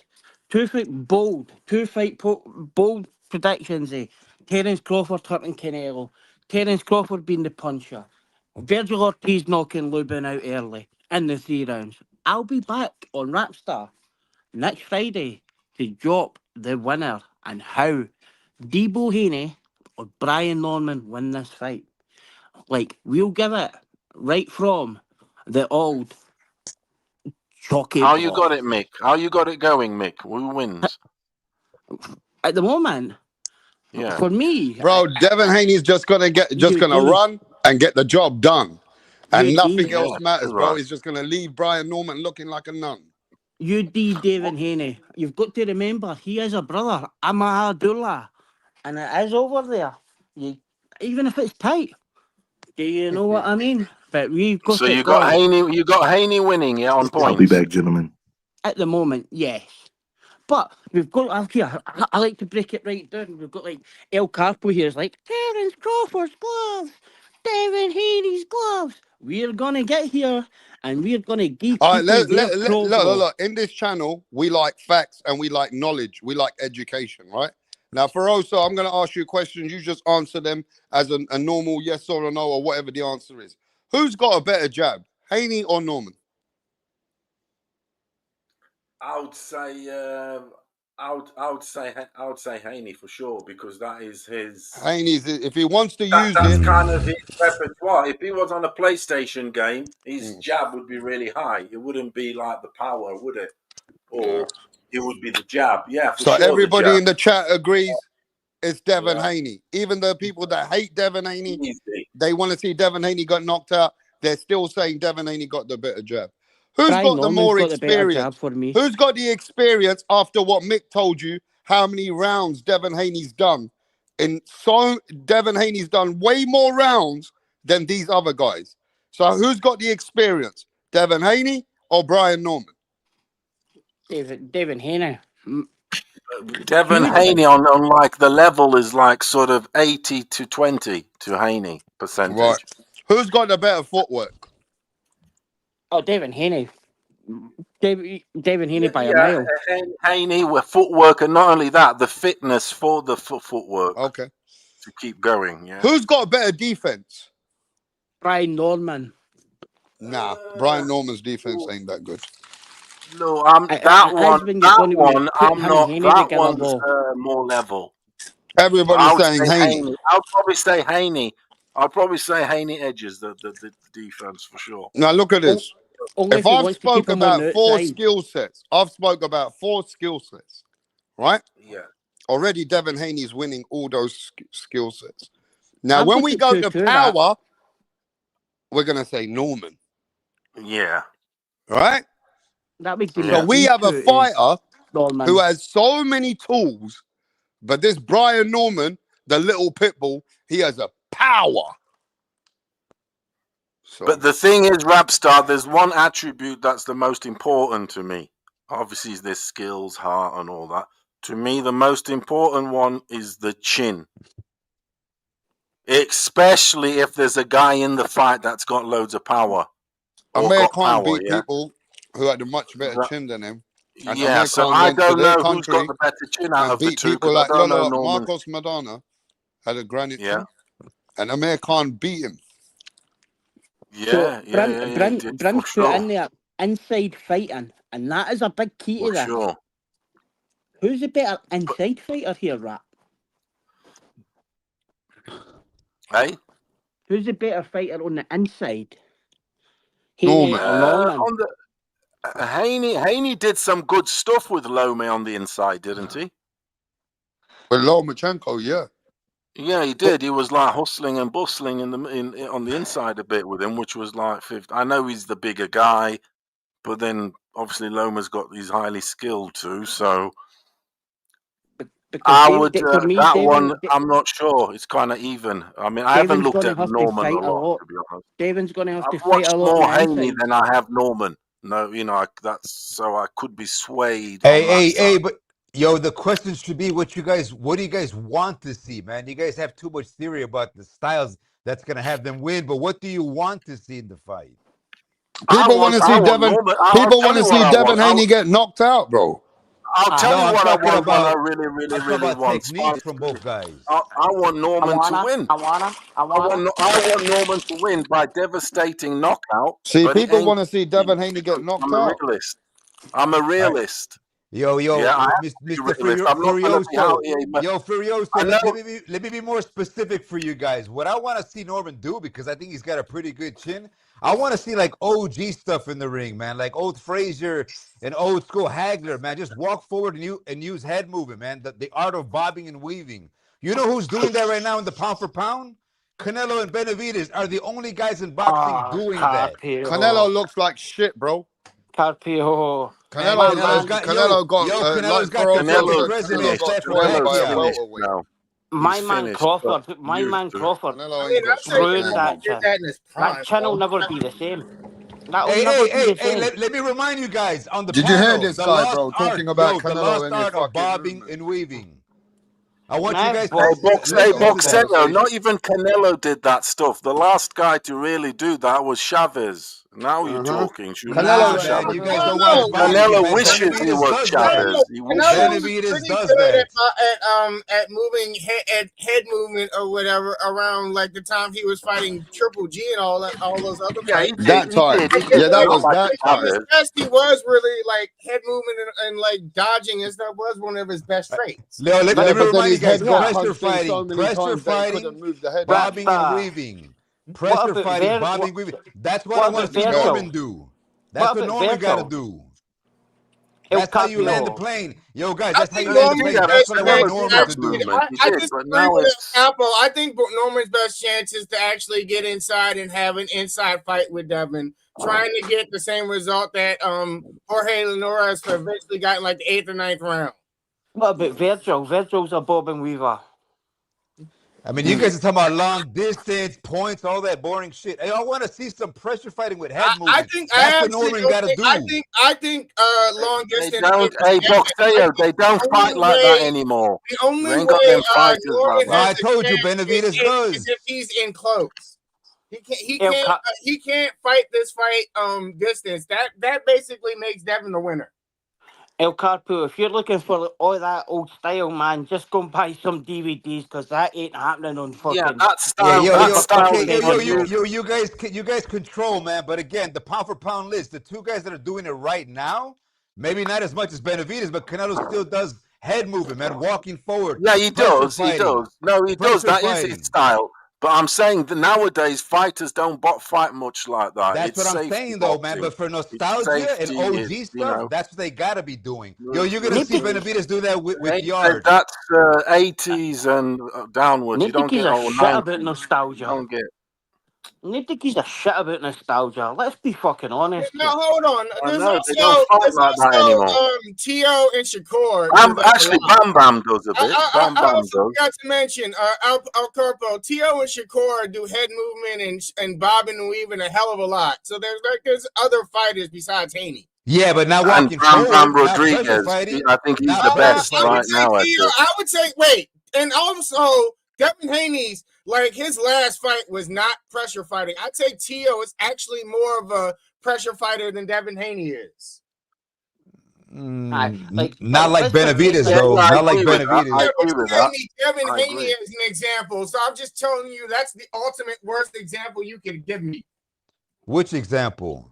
Devin Haney as like an example of a come forward. He's a bob and weave fighter. I mean, when he ain't a bob and weave, he stands behind his jab. That's his. Devin Haney ain't nothing like that. Yeah. No, I didn't say that. You must misheard or somebody else said that. I'm saying Norman Jr., what he's got to do is walk forward and do the art of bobbing and weaving, man. Old school Hagler. Old school Frazier, man. Bring that shit back. Yo, that's where that one guy, Angry Casual, that comes on. And shout out to that young kid, man. But he's always talking about effective aggression going forward. Why you guys want to see the whole point system on the back foot? That's whack, man. Why you guys? No, we don't. Hey, dude, we do. Nobody wants that. It's just that the fighters are stylistically like that. That's what you guys been talking about the past hour. Nobody wants that Boxeo. It's stylistically the fighters nowadays are cautious. It's health and safety boxing. There ain't them sort of really fighters fighting like that. They box on that's why Ferocious. That's why Ferocious. The whole world, including the Mexicans and the Americans, said that the EUBANKS and Conor Benn was the fight of the year because they put all their heart into it. Exactly, and they also, you know, what Conor Benn is like. He's going to come and fight. He's definitely not back foot. And Chris Eubank, he can do all of it. He can back foot. He can fight. He can get see this fight inside. though. He's kind of all rounder. Chris See Yo, Eubank, I in my hope the Normans are listening, man. Bob and weave forward, man. You can do it. Bob and weave forward. yeah, Jose but Ramirez Haney, couldn't do it. that is not his Jojo Diaz style. slightly He's did not a it. front foot fighter. He stands behind his jab. It's jab, jab, jab. You know, it's little side movements, and he's What are not. we talking about? Chris Eubanks or Conor Benn? Or somebody else? Yo, if Jojo Diaz had the art of old school Frazier and Hagler, he would have had a lot more success against a style like Devin Haney easily. But Jojo Oh, Diaz ain't like definitely. Or that. the guy that easily beats a Haney is like a Julio Cesar Chavez style. Yeah, You know, exactly. just pressure fighting on his ass, Or Ryan Garcia. Or even Duran. Or even Duran. I mean, Duran Ryan could do beat it. him, for God's sake. Fucking hell. He smashed him up. So it's what more do you So want? let me tell you And guys look at this. what Ryan is. Let me Not tell you much right guys nowadays. this. Brian Norman's treating this fight like he is the Marvin Hagler of this fight. Do you guys see where He's definitely Rapstar. He's definitely won the build-up. Like I keep saying, if that means anything, he's got in Haney's head. I mean, You know, the whole Floyd, you stealing Floyd's build up lines, la la la. You against fake. Basically, he's calling him fake. Which is like, damn. It's not hard to win in build up or in marketing against Devin Haney. He kind of sucks at it. The one thing I say about he's not a good. He's not a good talker. his father needs to be around to do that part. Yeah, but Brian Norman don't do much talking himself. I would massively disagree on the market stuff with Devin Haney.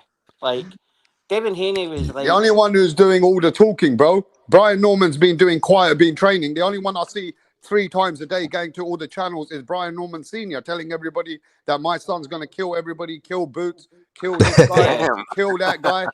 I mean, his dad has done so much promotion that I've never seen a guy speak that much for the whole fucking last 3 months. I think that when you're a fighter who's not a talker, then somebody has to be around. He's got his dad in.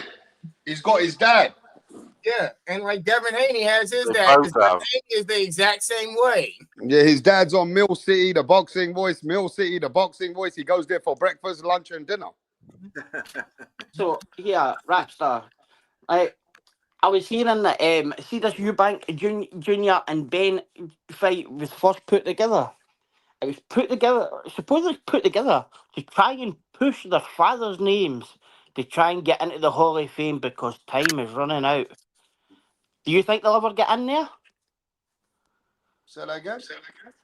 Eubank and Ben, the fight was first put together to push their father's names towards the Hall of Fame as time's running out for them.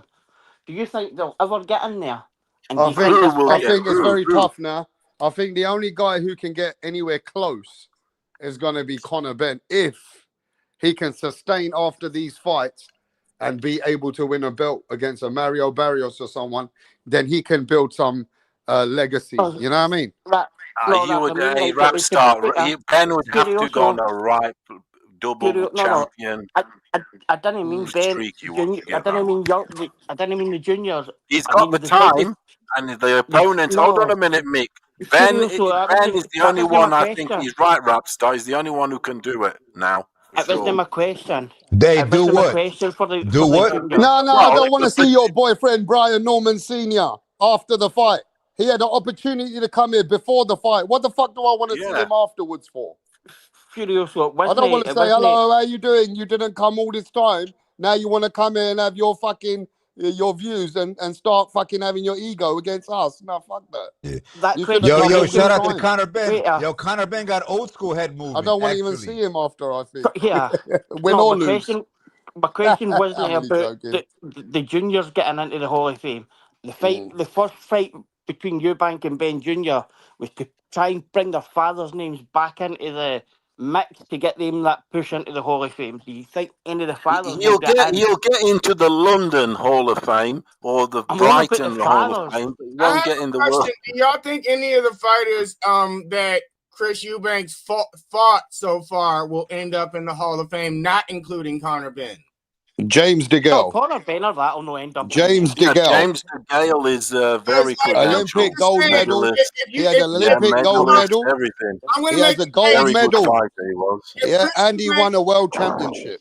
If Chris Yes, Eubanks he was a very, very that are skilled going to be fighter. put That in the Hall of motherfucker, love Fame him. and he's beating them, then probably he will get consideration for it himself. That wasn't my question, though. I thought the question was if those two would be eligible for the Hall of Fame at some point. It was like so. My question wasn't Eubank Junior or Ben getting into the Junior getting into the Hall of Fame. It was to push their fathers' names again, bring them back into the light to try and push them in because their time's running out of getting in here. They've got to come off the ballot is there soon. boxing time? Is there like a time limit, like a point where you're uneligible to be eligible for the Hall of Fame in boxing? Once you can get it anytime. Once the two kids go, though. Why is there a time limit? Like, why are you talking as a time limit or whatever? Like, because it's been 20 odd years and there's no other names to push it. If they're no in by these two retire, then that's it. They're no getting in. And I didn't think Eubank Senior should get in anyway, but no, I think he another should. story. He was two-time world champion. He he beat Nigel Benn. He beat Michael Watson. Hold on a minute. Let me just tell you why he should. Chris Eubank Senior was a killer, and he beat some of the best. If Arturo Gatti can get in there, why can't Eubank Senior? He wasn't a real world champion, though. Chris Eubank for sure deserves to be in the Hall of Fame. And Ben. Seriously, he wasn't a real world champion. He wasn't a real world champion, though, yeah? No, Eubank and both seniors deserve to be in the Hall of Fame. If Arturo Gatti's in there. Arturo Gatti was the world champion, but you know what I mean? He's only there because of a trilogy. You feel me? Eubank wasn't a world champion either. He was a world champion. No, he wasn't. No, I'm talking about senior. I'm talking about the seniors, not the juniors. Chris Eubank Senior was not a world champion. He was. No, he wasn't. He was a champion. What belt did he win? WBO, didn't he? And when did that become a world title? Yes, Chris Eubank Senior, the world champion, holds the welding, boxing, WBO middleweight and super middleweight titles in 1990 and 1995. And when did the WBO become a real world title? I don't know. It was in the early 90s.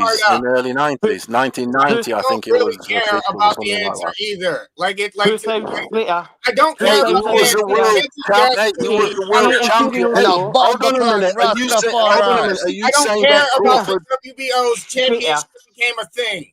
2007. He had the same belt as Crawford. He had the same belt Crawford had, the WBO. Yeah, you know the one Crawford had, the WBO. Spence had. Hold on a minute, Mick. Spence had the WBC. Crawford had the WBO. That's the one Eubank Senior had, the WBO champion. Correct. Yeah. Now let me put this to you. Don't have some disrespect to my boy Senior. So the WBO wasn't accounted to a world title till 2007, a proper world title. Would you consider Lima a world champion because he had an IBO belt? Would you consider Junior a world champion because he got an IBO? I don't care about your arguments in this. All the titles eventually by people get it wasn't a real fucking belt. Get said that it's super for some reason. Mick, Eubank Senior and Ben can't help it that they were only allowed to they were only allowed to win the WBO. Well, Ben won the WBC. Ben won the WBC because the Americans didn't want to fight. In my opinion, they didn't want to fight Eubank like that. So, do you know how many world champions Chris Eubank ever beat? Hey? How many world champions did Chris Eubank ever fight and beat in his whole career? I mean, he beat one of the greatest of all time. He had 2 world championships and he defended his championship. What's the difference? Chris Eubank. Hold on a minute. Chris Eubank beat one of the greatest middleweight Name them. champions of all time in Nigel Benn. Facts. Don't get it twisted. Facts. Andy, Nigel yo, Benn. Do you know? Hold on a minute. he Do you beat know? the guy. Do you know?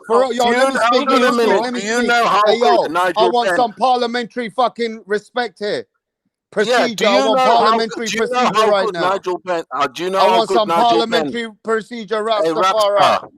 Yeah, These Chris fellas Eubanks don't know Senior how beat a good man. Nigel Benn was Chris back in the Eubanks day. He was Senior beat a WBC man champion. called Michael Watson. Correct. That was Yeah, a bad Michael man. Watson, the Arsenal. British champion. Parliamentary procedure. Yeah. We're British talking, champion Michael Watson. Eubank beat Ben, who beat the greatest American dude. I mean, it was a sad fight, you know, the brain damage thing. He beat Orion Barclay, Ben did. He was a monster, Ben. Fought him. That was well after Eubank fought him. Anyway, give me how many world champions Chris Eubank beat in his whole career. Well, he beat Eubank went cruiserweight. Eubank went to cruiserweight to beat Carl Thompson, bro. And got beat up. He nearly beat him. Come on, Furioso. Give me how many world champions Chris Eubank ever beat. No, He beat Nigel Benn, and that's the equalizer. That's the equalizer, Mick, to me. How Nigel Benn? Like Are you dissing Nigel Benn? Why do you want quantity? I give you quality. You want quantity.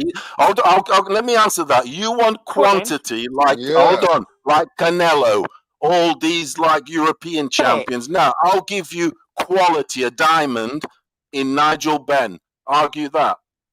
At Nigel Benn, he beat Nigel Benn. Are you trying to say Nigel Benn ain't that dude? Seriously, let me speak. See, when that belt came out,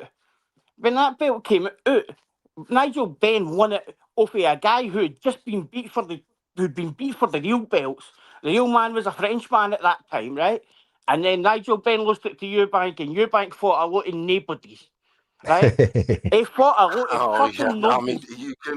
You're on the ifs and buts, and the answer you know, I is understand. Hey, Feroso, you know what's crazy? He only beat 4 You know world what's crazy, champions. Feroso? Well, listen to this. And Gennady Golovkin has got nothing on Nigel Benn's wins. And oh my and listen, God! Yeah. Chris Eubank Senior. Chris Eubank Senior.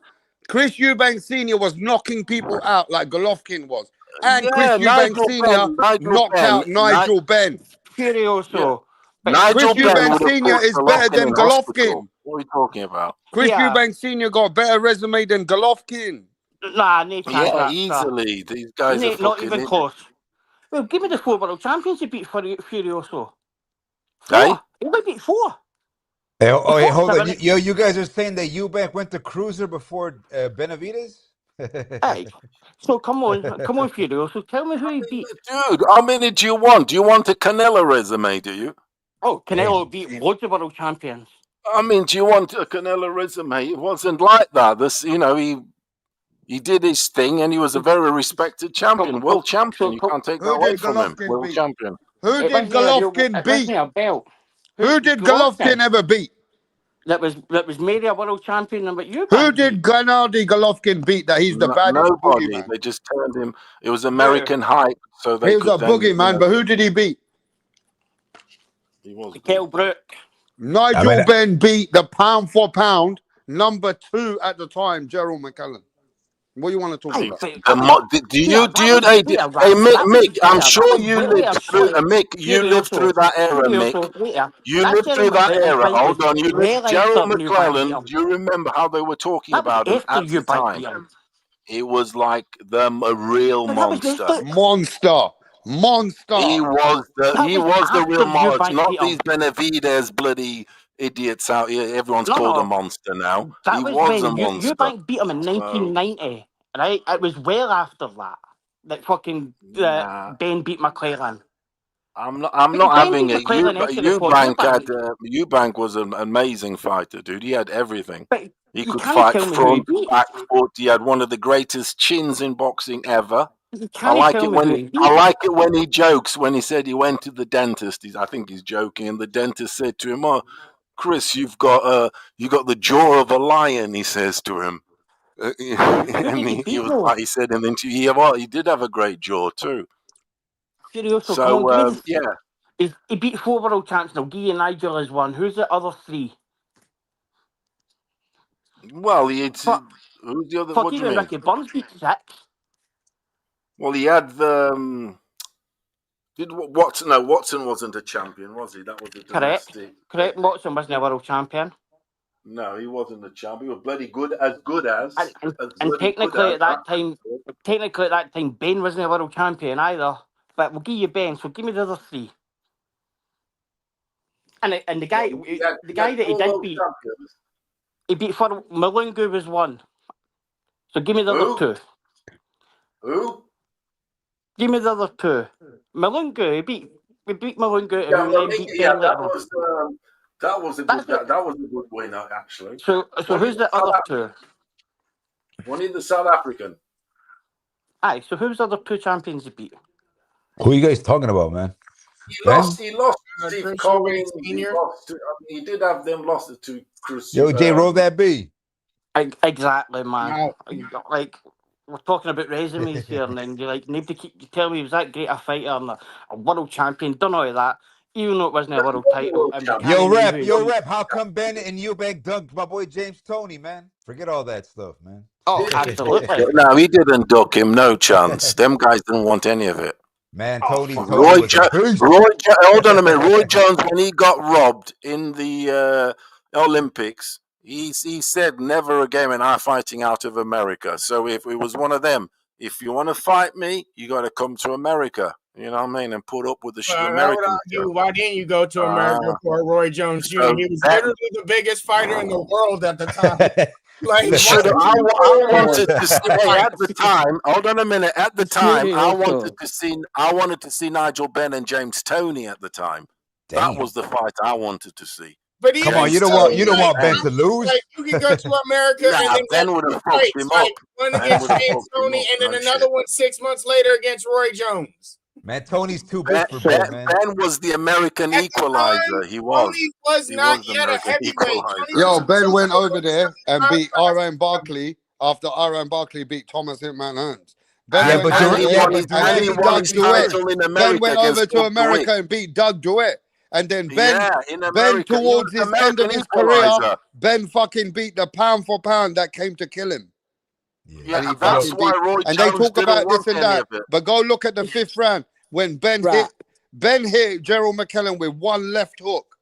McKellen thought, what the fuck? He changed the fight with this one hook. Yeah. But then there was a bad thing. There was a lot of back and forth. But Gerald McKellen, his team did not cut weight properly. You know, so certain things. So there you go. Rap for me. But that's not bad. Yo, Gerald McKellen couldn't sustain the pace of Nigel Benn's pressure. The ferociousness that he brought. For me, Ben. You do know that Nigel Benn back in the day modeled himself on Mike Tyson, don't you? The look, everything. Black shorts, black boots, Ben should be in no socks. We 10 straight. The style coming at you like a motherfucker. Right? But like Ben should be in for his WBC 10 world title defences. He should be in. But Eubank was never a world champion, never a legit world champion. Why isn't it? That's like saying Crawford wasn't a legit champion. That's like saying Crawford was not a legit champion when he won the WBO. 2 of the best guys from England. Michael Watson and Nigel Benn. And both guys were some of the best fighters I've ever seen. They're fucking G's. You say that, but like, seriously. But see, the IBO belt now, if that becomes a... Now, Mick, what do you know about Nigel Benn? Hey, Mick, what do you know about Nigel Benn's Essex connections? Let me finish. Nigel Benn knew some of the biggest gangsters in London. 3 of the gangsters he knew, they got killed in the Rettendon murder called the Essex Boys. Who knows about his friends? They were his friends. Mr. Tucker. He's in the film. They're all in the film with Nigel Benn coming in all the fights until they get killed. Yeah. Conor Benn played his dad, for sure. The proper gangster they were proper Nigel Benn's backings. Yeah. They used to live with Nigel Benn until they got killed. Like that was mental. That was. But seriously, you can't just say something that wasn't a world title. But the thing is, hold on a minute, Mick. You sound like the Americans who disrespect. Hold on a minute. Let me finish. You true. sound like the Americans that over It's the true. decades have disrespected the European fighters for winning the WBO. No, And so then there's a when difference. they win the WBO, hold Furioso, on, when there's a they win the difference. WBO like No, Crawford, it's okay. Oh, because he's no, wait, American. Furioso. He's awesome, Furioso, isn't let he? me speak He's here. that There's a guy. massive He's that difference in guy. this. He No, American. no, Nah, there's a dude. massive difference. It's not Furioso, like that. there's a massive difference, right? For me to be counted that WBO champion as a world title, you have to break the lineage of another belt. And Eubank didn't do it, and Ben didn't do it with No, that. no, hold on a There, minute. let me Why do speak you here. say, hold on, why do you say, Furioso, let me hold speak. on a minute. Why Let do me you fucking say speak. Eubank didn't? Why don't you say, Because he why was the don't you early say, champion. that motherfucking Roy Jones didn't? Let me fucking speak here. Right? So it's simple. The Prince Naz broke the lineage. He was a WBO champ and he won the IBF and dumped it. WBC dumped it. So he was a true champion. He broke the lineage. Where Who that belt. says he ducked it? No, Wait, you saying he ducked it. It was the no, other guy ducking it. He the didn't want the Rastafari smoke. Furioso, the WBO wasn't a world title to 2007. A real one. But the counter Dude, guys in just the because 90s. you got the WBC belt, it doesn't mean that the WBO is the one who's ducking because it's supposedly a lesser belt. No. I ain't buying that shit, dude. It wasn't a belt. It's the other guy can also be ducking too, and that's what it is. Furioso, you're not James listening. It was Tony not a ducked fucking Ben. belt. James Tony ducked Ben. He didn't want to come to England. Shout out to Gerald McClellan. At least he came to England. He had the balls to come and It fight wasn't Nigel a Ben. belt. Something Roy Jones and James Tony didn't have the balls to come to the UK. It wasn't a belt. Gerald McClellan did. Why is one person a duck for not going to England, but the other person's not a duck for not going to America? The other people came to America. Why does only you one saying person we have duck? to go to England for a fight to happen? Why can the English people come to America? Damn. You see that rap? Yo, rap James Tony all day. Dumbest argument I've ever heard of. It's a duck for somebody not to come to England, but it's perfectly fine for the English people to not come to America. We have to come to England all our lives. It's always us coming there. What you talking about? Know your history. Country. We beat y'all in the war. We are more know your important. history. We always have to come to Vegas. Yeah, Ricky Hatton, Prince Nassim, they had to come to America, didn't they? Yeah, I know it. That's the only way they got big money. Talking about. That's the only reason Furioso. We always have to come over there. Yo, Prince Nassim wanted the real money. That was in the States. So, Jay, go ahead and speak here. So, Furioso, you just said Ricky Hatton's WBU belt was a real belt. Sorry, y'all had to realize. The what? No. Hold on a minute. Hold on a minute. Let me answer that. So y'all got to come here to be relevant. Let me answer that. That's a very easy question. That's a very easy question to answer. There are only four really recognized belts. WBO, and where was the fourth one recognized? WBA, and the WBC. The fifth belt, IBO, you can chuck it in the bin. No. And hold on a minute. The WBU, you can chuck it in the river. What about the ring? Yo, IBO is the best. What about the Ring magazine? Does that get chucked into? When did it become? Put that in the bin as well. That means nothing as well. That Ring magazine. But see Dude, I can't believe you fall. I can't believe you've fallen for the American spell in dissing the WBO European champions. That is a fucking cock disrespect, Mick. You know what I'm saying, Mick? Mick, that is so disrespectful. You should be on our side, motherfucker. You should be on our side. Furioso, where you did must the take the English. Is it are you IRA or something? What is it? Also, when did the 4-belt era start? Sorry? Carry on. When did the 4-belt era start? I've told you the WBO became recognized. It became recognized and G'd up 2004. In the late 80s and 1990, around there. And one of the great 2004 again. And there was another fighter that Roy Jones ducked at the time, who was a WBO champion. He was a European white boy. I can't remember his name. Right, so that was But he was a different. bit of a monster over here in No, Europe. it wasn't he wasn't a monster, but Roy Jones didn't fight him. His name was Darius Michalewski, but he was the unified There you go. undisputed There you champion. go. But what? Okay. What? He was Okay. the Why WBO. didn't Roy Jones fight him then? Because obviously that guy he was didn't an come here to undisputed fight, and Roy champion. Jones was the The bigger same name. reason. Roy The same Jones reason he didn't fight Ben and Eubank. to That's get why. fights. Other people have to jump through hoops in order to fight him. Stop asking stupid questions. 100 G. Like Everyone's seriously, fighting their yard, and you look Well, after it's your just- yard. I look after mine. Obviously, you're going to back just America. face it. The way it Just is, face mate. it. It was never a belt. And then the smaller fighter. Of course, it was a belt. What are you talking about? Come on, that's disrespectful. He's a world champion. Have a look at fucking. Go and read the encyclopedia. It says world champion at the library. No, before 2007, it doesn't.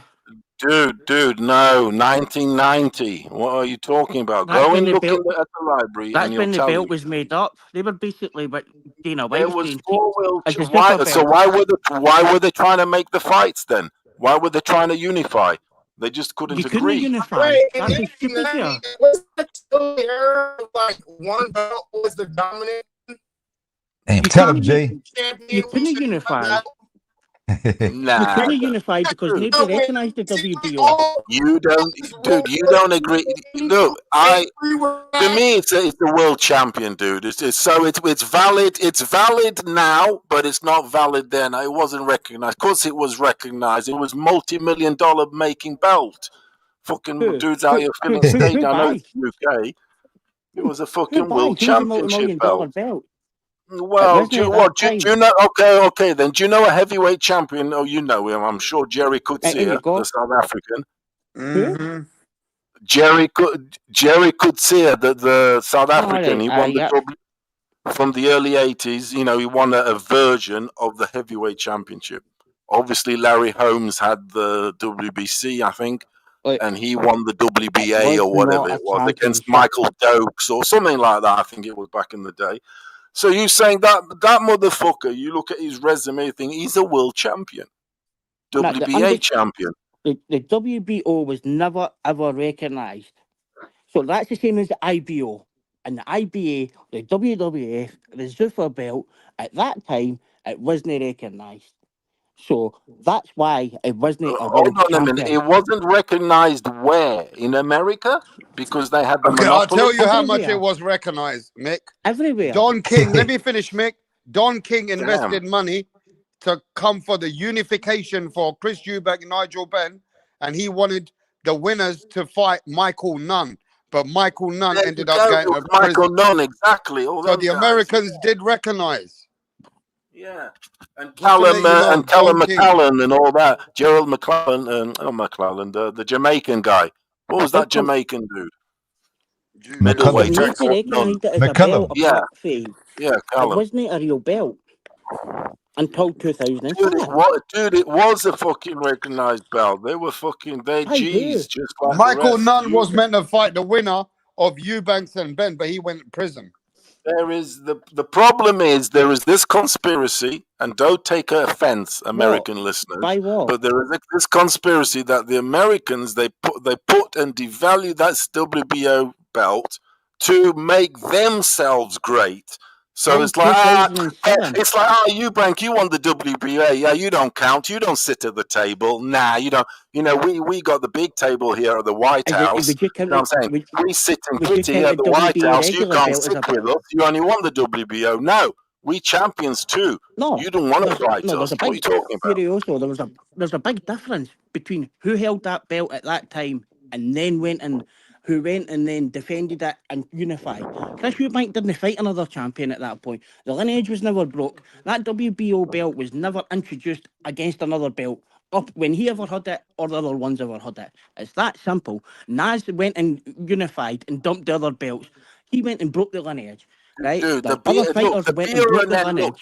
and end of it, Brian and Mick, was that the Americans did their thing there, kept the WBC belt amongst them, fought amongst them, Tony, James, Nuns. They had their shit going on. And we, champions. Hold on a minute. And we, over this side, we had our shit going on. Watson, Eubank, Ben, etc. Yeah, so there was a lot of money to be made here. So we didn't really need to go chasing the Americans and vice versa. Okay, but the fact is, our belt WBO, we were champions too. The fact that we couldn't make the fight, it's down to debate, isn't it? Who ducked who? Daniel, wait here. So We'll never know, will we? Sorry, that wait here. So the WBO But belt. so anyway, but your argument is that everybody else managed to make the fights. So Michalewski managed to make the fights. Naz managed to make the fights. So yo, Prince Nassim versus Barrera, man, for the IBO. Yeah, but Nigel Benn managed to make also fights. He did also come there, but Eubank, he was Eubank. He's. But are you saying Eubank ain't legit then? Is that the be or end of it? At the time, he held secondary titles, and he never tried to unify. He never unified. It's that man, okay, then he didn't unify. But are you saying he ain't legit? Then he ain't for real. Looking at his resume, who he fought, and the belts he had, no. Man, the way he dresses, he's not a Hall of Famer, because that's what we were on about, the Hall of Fame, wasn't he? And that's why he's not in the Hall of Fame. So he's not in the Hall of Fame. Ben definitely is. For me, Eubanks has got a better resume than Gennady Golovkin. That's the thing, you see. That's the thing. There's the checkmate. There's the checkmate. Yeah. But no, do you think he's got a better resume than Golovkin? Gatti has got a good record, a losing record. He lost all his big fights, Gatti, really. But he's in the Hall of Fame. And this motherfucker's only in there for the trilogy. For me, because he was only like a Patterson dude for the title. But then Furioso, then that's like there's only 6 British fighters in there for the modern era. 6. And like, hey man, yo, the moral of the story is that you guys are cheering for Norman, right? To fight like Watson and Ben on Fight Night, right? That's the moral of the story. Yeah, that's a big fight. It's a big card actually. I'm excited about the card. No cap. I'm putting money on. Look, Mick. I'm putting money on Haney, and I'm putting a little splash. I'm putting a little sprinkle on the Yard knockout. I can't resist the 10-1. 10-1. Damn, I'm on that fucking shit. 10-1. I am. You put 50 quid on. You put 50 quid on that. You get 550. What are we talking about? If you put 50 quid on it, you're doing 50 quid. So well, yeah, there is that. I mean, but it's enticing. But I think I'll make my money back on Haney. I'll go evens because my shtick. I'm going to go Haney and Yard knockout. Obviously, Yard is the long shot. We all know this. But if that loses, I think my banker is Haney. If Haney loses, then obviously you lose everything. So, but I think that my banker will be Haney to win on the whatever way, because the odds are good too. And then I'm a put on Yard also for knockout. Simple as. I'm taking the risk on Yard, but Haney will be paying for it for me if he wins. So, question for you, Furioso, that somebody said who would be the next UK fighter in? So, the Hall of Fame. For me, it can only be between a few. David Hay, possibly. Ricky Burns. Who? Ricky Burns. David Hay. Callum Smith or Carol Frampton. Can I just ask you something about Burns? Yeah. He was a four-time champion or something, wasn't he? Something like that. Is that right? Three-weight, the only UK three-weight world champion. Who is that guy? How many of those titles were what do you call them? What's the word? You know, when he's not fighting a champion, it's like you know, like what's it? You know, when he's not fighting the champion, the belt is at stake. They put the belt at stake. What's the word for it? Vacant. So there was only one vacant belt that he won, yeah? Yeah, vacant. That's what I mean. When it's a vacant belt, you get guys who get world champions, but they never fought a proper champion. They fought them like the other contender. To me, that's There to was me, only it's a one. little He less. only won one vacant belt. Damn. I tell you who's got a lot of them is the guy who got beat to. He's called Manny Pacquiao. He's got a lot of them. What's the American guy about billions? His nickname was about billions. Broner. Broner. Right. Broner, yeah, he's got That's a lot of Mick's that favorite. shit. Yeah. Curioso, Ricky Burns had one Did vacant he? He belt had that he one. won. Okay, that's cool. Yeah, that's cool. One. Yeah, that's all And right. then he He had defended one. it against his mandatory. Look, I look at it this way, Mick. If you've become a 3-time world champion, goddamn, you should be in there. I think I do Callum agree. Smith I will be do. the next One one. way or the other, you have to be. I mean, 3-time world champion, you have to. I mean, I know we can start breaking it down. Who did he fight? But damn, 3 times is like, yeah, okay. 3 times lucky, isn't it? When you break it down, he only 10 Yeah, fights, I titles. agree with that one. I have to. 3 times world champion. Yeah. He only got beat after Terence Crawford. Yeah, the very Like, to best. stop that. So, But I yeah, think Callum Smith will be the next UK fighter in. But I think David Tate should be in. You're Scottish. I was thinking you're Irish. Sorry, mate. I've only just caught now because I can't hear you properly. You're Scottish, aren't you? Yes. Yeah. So what do you reckon to your boy, the Scottish guy? He's definitely Hall of Fame, isn't he? Who, Josh Taylor? Yeah. He'll get in, but Ricky Burns has got a Easily. much better career than Josh Taylor. Yeah, but Taylor's done it all, hasn't he? Unified, hasn't he? Do you know how many vacant belts came for Josh Taylor? Okay. Yeah. Okay. Come on. Yeah. Tell me then. I don't know. Which ones were they? So the vacant belt was won by Aran Branchik, the fight before Josh Taylor.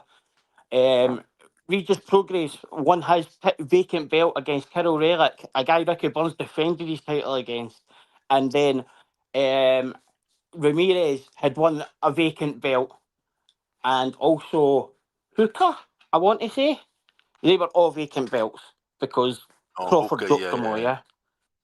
Yeah, that to me that does sort of like lessen it to me. And when they vacant belts, Josh Taylor will get in, but Josh Taylor's best win and most convincing win was against he deserves it. yeah? You know what?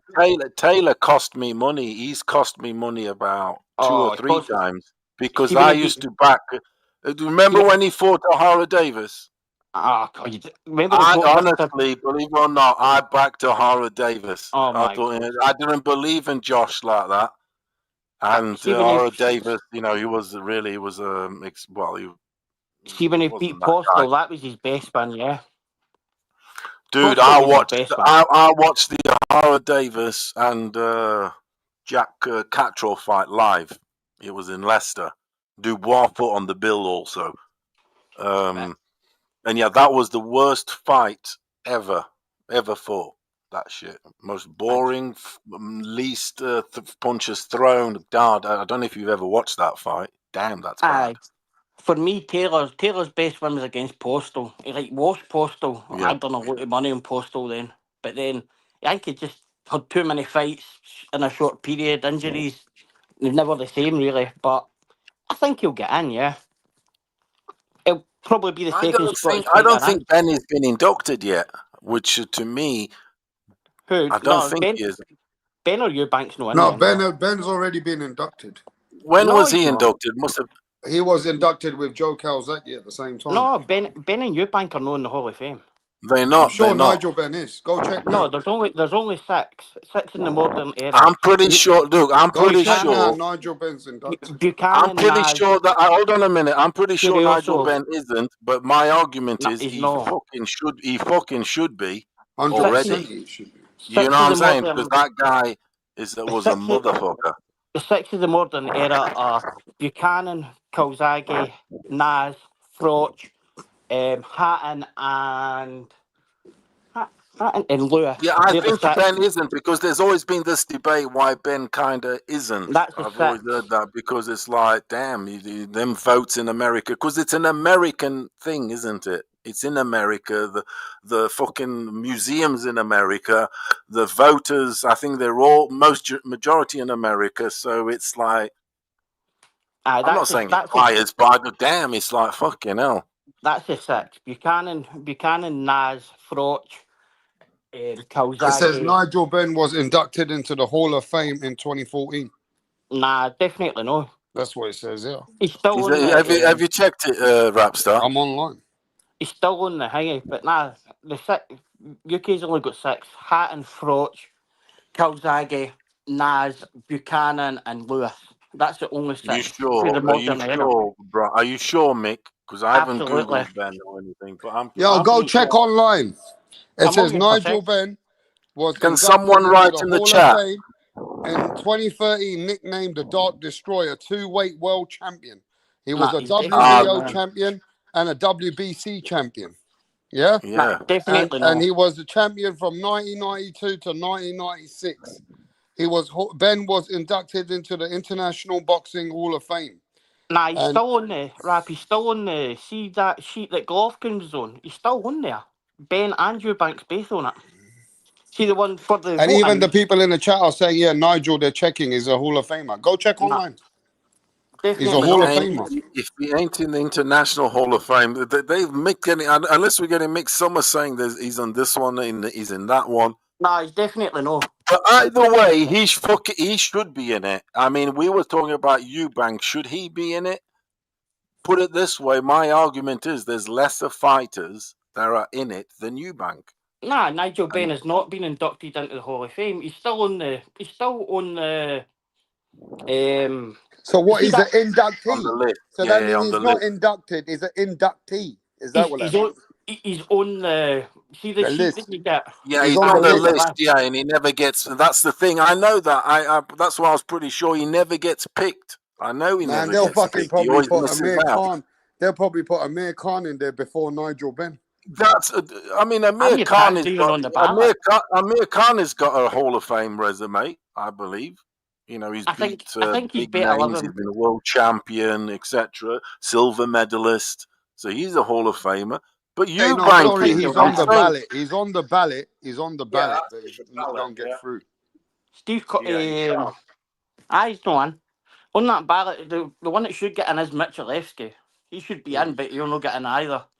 He was undisputed one-year-old champ. That's the thing, then. If you're saying he should, do you believe Ben should be in, Mick?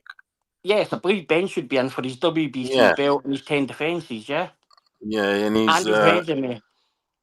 And he was a globe-trotting winner. You know, went to America and this and he wasn't scared to fight anybody. Should be in as well, yeah.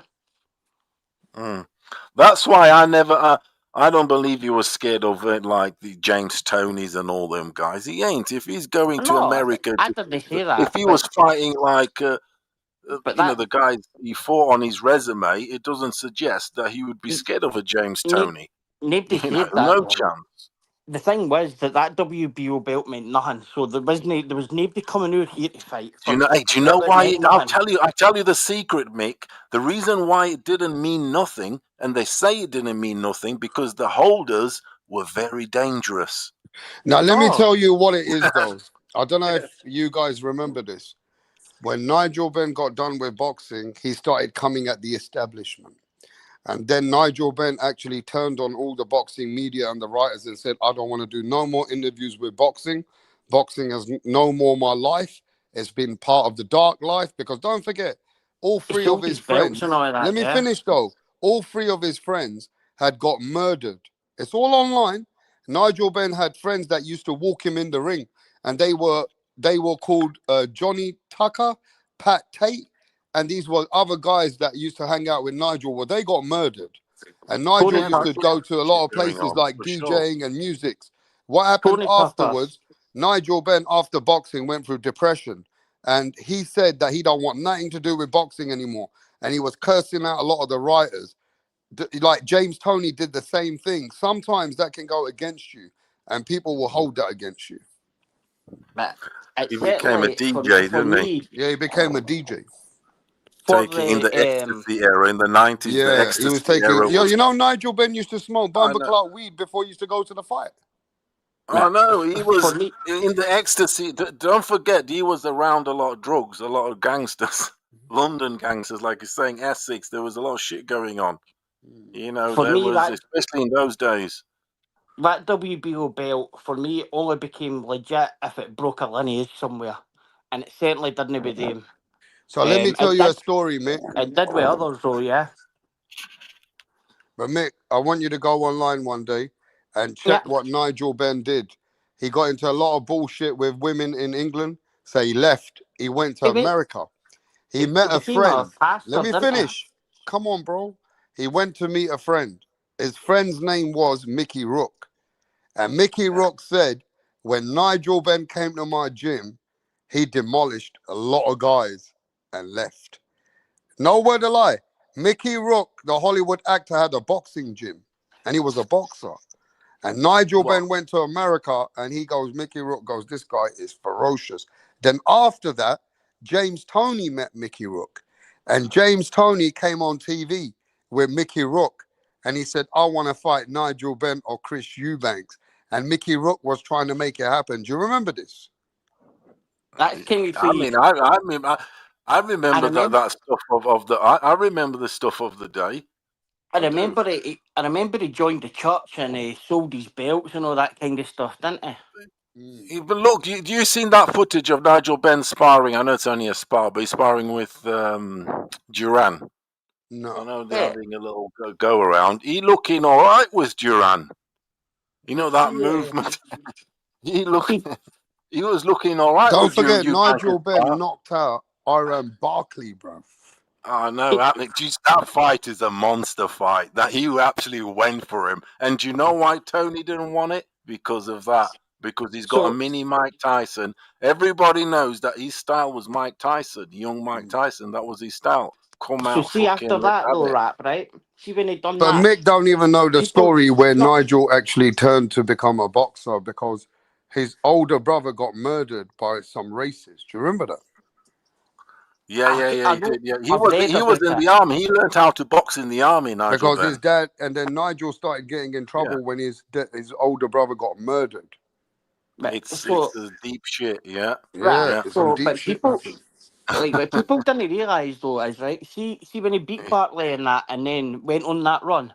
That was like 2 or 3 years after they fought Eubank, and it was about 7 years after he fought Watson. So like people go on about like, oh, he lost to Eubank and Watson, but that wasn't that was well before he went on that run of beating Bartley and McCallum and all they kind of guys. There was like it was about 3 years between that. And about 7 years for he lost to Watson. Like he lost to Watson in the early, like 87 or 88. But Mick, I'll tell you what, I'm going to play you this interview. I'm looking for it. Roy Jones Jr. said, I want multi-millions to fight Nigel Benn. And he never said that before. And Roy Jones said, I want something like 10, 12 million to fight Nigel when he was getting 3 million. And they were trying to make it happen, but it didn't happen. Yeah, so who's prizing who out then? Rap star. You see, these are, and that's all online. It's all online, bro. You can go check it. There was shit skid. Everybody, Nigel Benn was the most skid middleweight around in the late 80s, early 90s. He was a demon. The man in the chat spot on. Like, see when like the actual middleweight champion at that kind of time was a French guy. I'm trying to say, I'll butcher his name, but I'm positive he was French, and they wanted nothing to do with him. They wanted nothing to actually do with that guy. But he was the undisputed middleweight champion, and no fought him. Mick, the only reason Chris Eubank beat Ben is because Chris Eubank had more stamina. Yeah. Just like the Suns. Yeah. Nigel Benn's Achilles heel was the stamina late on because of his style. He's ferocious. He takes a lot of energy going out a guy for 24/7. So that's how it is, and that's how the Suns really. The same thing with the Suns. And Nigel Benn went out many times, yeah. You know, people don't like it because it's Nigel Benn. And Nigel Benn, a lot of Americans hated Nigel Benn because You have to remember this. When Nigel Benn beat up Barkley, he was very feisty. Nigel Benn used to go and say, fuck the Americans. He was the only British guy that said, I'm not scared of no American. Yeah. Remember that? And Yeah. He had the thing Americans used to about say, him. this guy's too feisty, bro. And Nigel Benn used to say, I don't give a fuck about them. Like that. Yeah, he had that. Yeah, he had that attitude. He didn't give a fuck. No, he was kind of built different. He was an army dude. He learned the boxing in the army. Boxing was taken around the world back in the day through the army. Yeah. By the way, there's even world championship, titles through the army. And Nigel Benn, even afterwards, these guys, afterwards, I'm going to play this for Mick. Nigel Benn, afterwards, even after the back and forth with the Americans, he became respectful. He said, look, I respect Roy Jones. I just want to fight Roy Jones. And he said, look, it's not that the Americans hate me. Let me play this for you. This is just one of play that. 50. I didn't. This is when Nigel Benn said, right? look, respectfully, I respect Roy Jones, but I want to fight him. And he goes, Roy Jones is one of the best. Play that stuff, Rap, because I want to see The guy you'd really love to fight is Roy Jones, but that's going to be a hard fight to make politically, isn't it? Roy Jones, I know you think he's number one. Oh, Roy Jones, but to me, I don't mind being number 2 to Roy Jones. I think he's a class act. And I'd really, really like to fight Roy Jones, because I know it frightened me, Roy Jones, and that's what I need. Someone to really, really frighten me, and he does that. I'm not saying like, frighten me with, I'm scared of him. Talk about like, I'll be up for that fight like a mother. I would be up for that fight. So please, Don King. Yo, he loves I'll be up for that fight like a motherfucker. Oh, he loves it. He loved it. And this is only one out of 1 of 10 interviews. And this is afterwards when he said, look, let's get Roy Jones now. What about the Belgian Kalambi? Why did they not fight him? But Nigel did want to fight anyone. Anyone. Like they were the champions, man. They were the champions. Look at Mick. Ben's whole shtick was about I will fight anybody, here, there, anywhere. That's how it was, and that's what did happen. That's why the Americans were scared, because this guy had that heart. Yeah. Don't you remember in the early 90s? I was a little kid, and my uncle said Nigel Benn's the first British fighter after a while getting millions. Nigel Benn said, "I want $1 million+," or I'm not, and they paid him. Remember that he made his purse with EUBANKS, and he made sure that they got paid over meals. They got double figures each. They were making crazy money for them days in British fighting. Compared to now, it's like $100 million fight each or more. The inflation. They were. It fucking is 40-something years, or what is it? 40 years or something, dude. Not far off, inflation-wise. It's like. For me, that WBO belt only becomes legit when somebody broke the lineage somewhere to make it a champion. Nas done it. Barrera done it. Hey, Rapstar, and guys, I've got to shoot. I'll see you after the weekend. Yeah, after the aftermath. Yeah. All right. And peace. Take it easy. And take it easy, dudes. Yard by knockout and Haney by decision. See you later, chaps. Bye. Right. One last question was, what did you think of the Canelo? Joe Calzaghe saying that Canelo wasn't an all-time great. Well, Joe Calzaghe just saying as a fighter, Canelo's not an all-time great, because maybe Joe Calzaghe rates all-time greats differently. Do you think? How would you rate the two? Say that again. How would you rate the two?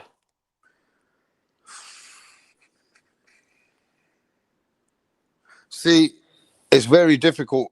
Canelo Alvarez got a big resume and fought many fights. Joe Calzaghe was a slick fighter and beat 2 of the greatest fighters of any generation, and he retired undefeated. So he got a right to say that about Canelo. I agree with you, but I think like the Roy and the Hopkins win, there's a wee bit of for me, it's no the. Bro, Joe Calzaghe would beat Terence Crawford, bro. It's no the it's no the ultimate. It's no the Roy and the Hopkins you put up there. But like, there's like for me, Calzaghe was like the Frank Warren.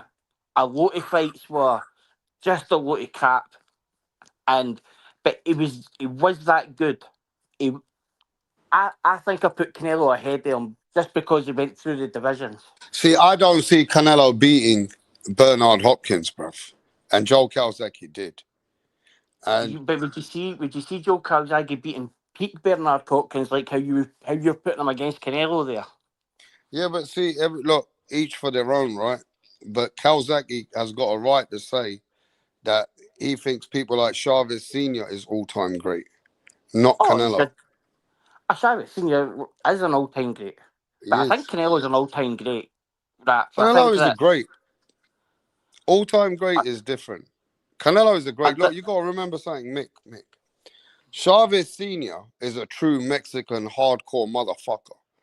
And that man would never let any man with any attributes come up 2 weight classes to fuck with him. It wouldn't matter who they were. Even fighters which were way more skilled than him, like the Medrick Taylors, the Pernell Whitakers, the fucking many, many more. He fucking proved that he belonged with any man. And he also proved that no man smaller than him could fuck with him like that. So you got to remember there's different levels to this. Chavez Sr.'s levels, he's got a different level to him, bruv. And he can take a man out like Terence Crawford. Like, see, for me, technically, Calzaghe's best win's Mikhail Kessler. I mean, it depends. Bernard Hopkins had a big winning streak. And Bernard Hopkins was beating Kelly Pavlik and many others after Joe Calzaghe. So Calzaghe beat Bernard Hopkins when he was still the man. Would you say it was peak Bernard Hopkins, though? Would you have said the first fight happened 5 or 6 years Calzaghe's stamina was before? second to none, Mick. Calzaghe's His stamina was output second to none. His output was crazy. His output was so overwhelming, bruv. That geezer could have a medium punch, but he'll give you 50 of them while you have 10 or 5. It's like the thing that I look at it is like he did beat Hopkins, and it was like around. Bro, you don't guys even put down that Mikhail Kessler was a big win. Mikhail Kessler was unbeaten, bro. Well, that Kingsman made Calzaghe because that made them the unified champ, yeah. But do you not give him respect for beating Roy Jones? I do, but the same kind of thing is like it wasn't the Roy Jones in middleweight, yeah. I think you have to look at it as saying, like, see Canelo's win against Kovalev, is that kind of counted the same? I wouldn't say so. But I think that for me, Kessler's his peak win, where the two of them were at their peak, or Lacey. I mean, to be fair with you, the biggest fight in the world where they missed each other by 4 years or 3 years or 2 years was Joe Calzaghe versus Carl Froch. Now, it was a big fight, but Joe Calzaghe already had come to the end and Carl Froch was just coming up. So they missed each other, you know what I mean? Would have been a good fight for England. But then the other big fight that would have been amazing would have been Andre Ward versus Calzaghe. Both unbeaten, both great technicians. One's got overwhelming of punching output, like you just explained, like second to none. The other one's a technician. That would have been an amazing fight. I think Ward beats Calzaghe, but maybe I think Calzaghe UD's Froch, but Froch for me, Froch could sustain that. He could take that punishment. And Froch had a granite chin. Oh man, like people like Froch gets a lot of stick for what he is, but see his actual runny fights. See if you actually break down who he goes and fights. It goes like Abraham, Glenn Johnson, like Kessler, what? It's crazy. You know where Froch broke the Americans? When Jermaine Taylor threw everything and the kitchen sink at him and he didn't, and he took him. That breaks a fighter. And even like Jean Pascal, he threw everything at him. And Crotch can take a punch, bruv. Oh, like, see when they, like, even for me, Froch And has got the everybody in the chat resume. saying, stop the cat. Calzaghe is an all-time great for them. For them, he's an all-time great. But, like, do you think, like, so you grew up watching these kind of guys? Yeah, bro. Calzaghe's more loved. He's more loved now, but do you think he's more loved because it's a 46-0? Because, like, there was a lot of these fights that were I mean, pretty. Calzaghe did beat a lot of the guys like Robin Reed and all these guys which were in England, top Did he boys. beat Robin Reed though? Yeah, he did with one arm. But do you think he actually won Go that watch fight? the fight. He won 7 rounds. That was good enough A with one very arm. close fight. But, like, the Well, same as, like, what I'm saying is Calzaghe also beat a lot of fighters, bruv. It's just it's that they like were not European top levels. He even beat the guy that Nigel Benn was going to fight. Remember? Out of retirement. What was the guy's name? Let's see if you remember. Badass black guy. Tough motherfucking fighter. Even Andre Ward said that was one of the toughest fights. So, Biko. Sakio Biko. Yeah. And at that time, that Cameroonian. Biko is a tough fight for anyone if you know boxing. But, like, then you've got, like, so. And Calzaghe beat all them guys. And to beat Bernard Hopkins in his own hometown, bruv, when Bernard Hopkins said that no white man can beat me. And that time, you remember this, Bernard Hopkins was beating 5 years later some other bad men. Kelly Pavlik, Jean Pascal. They were getting beaten up way after Calzaghe's time. So, he would, how does, like, if you said... That was a big one, bruv, the way he beat Biop. How would they rate Sven Otka then? Kessler was a major fight. Major fight at the time. Would they say Sven Otka's an all-time great, though? Hopkins is an all-time great for me. No, Hopkins is. I mean, Sven Otka, the German. And Calzaghe beat him. The German who was a champion at the same time. Sven Otka, OTKE. Undefeated. I mean, we can retired. downplay a lot of fighters, bro. I mean, if you want to go down that route, I can downplay your best fighter in the world, which is Muhammad Ali. I can downplay a lot of fighters, bro. But overall, I got to respect the grind. Because fighters like Brian Mitchell, them man there were tough. But Calzaghe schooled them. And remember this, people forget, Jeff Lacey, ladies and gentlemen, he was the American knockout artist like Brian Norman. He was knocking everybody out like Brian Norman, ladies and gentlemen. He was the Brian Norman. He was coming up in America, and they bring him over to beat Joe Calzaghe. And you should have seen how Joe Calzaghe beat the fuck out of Jeff Lacey, bro. Slapped him up all across the fucking ring, bro. And that guy was #1 of America, the fucking knockout artist. And you guys don't even remember the guy. Remember there was this show that Sylvester Stallone and Sugar Ray Leonard made a show in America of boxing. What was it called? Contenders. The Contender. Yeah. The man who won that, his name was Peter Manfredo. And he fought Joe Calzaghe. Joe Calzaghe beat Sylvester Stallone's best fighter in the 3rd round and knocked him out. Right? Did Manfredo win that? Yeah. Joe Calzaghe beat him up in 3 rounds and beat the fuck out of him and sent him back home. But Jeff Lacey was a very well-known fighter, bruv. Coming out of America with knockouts after knockouts, bruv. Man, I remember Jeff that Lacey Contender. beat up this guy called Scott Pemberton and Robin Reed and knocked them all out. And then they remember Omar Shaky? Well, you don't remember Omar Shaky, do you? Omar Shaky was a good fighter. You remember him? Yeah. Yeah. And Jeff Lacey knocked him out. And Joe Calzaghe schooled him. Schooled him, bro. Have you watched that fight, Mick? Everybody, please go watch that fight. That's what you're going to see Devin Haney do to fucking Brian Norman. Watch. I watched a lot of Calzaghe, and I think he didn't get the credit deserved during his career. Calzaghe, to me, is not just the best white fighter in the world, greatest white fighter of all time. Calzaghe is the greatest fighter in the world all time. In the world. I can throw Calzaghe into any era, and I believe, I'm confident he'll pull out some wins. In any era. That man used to climb 5,000 steps. Remember that in Wales? His gas tank was so fucking crazy. Nobody ever could throw the punches and sit there and dance the whole fucking night. See And you when know, you said, ladies and gentlemen, they talk about guys who move or they got, who got speed. Kawasaki always used to be in a fight. He never bore you. He'd fight.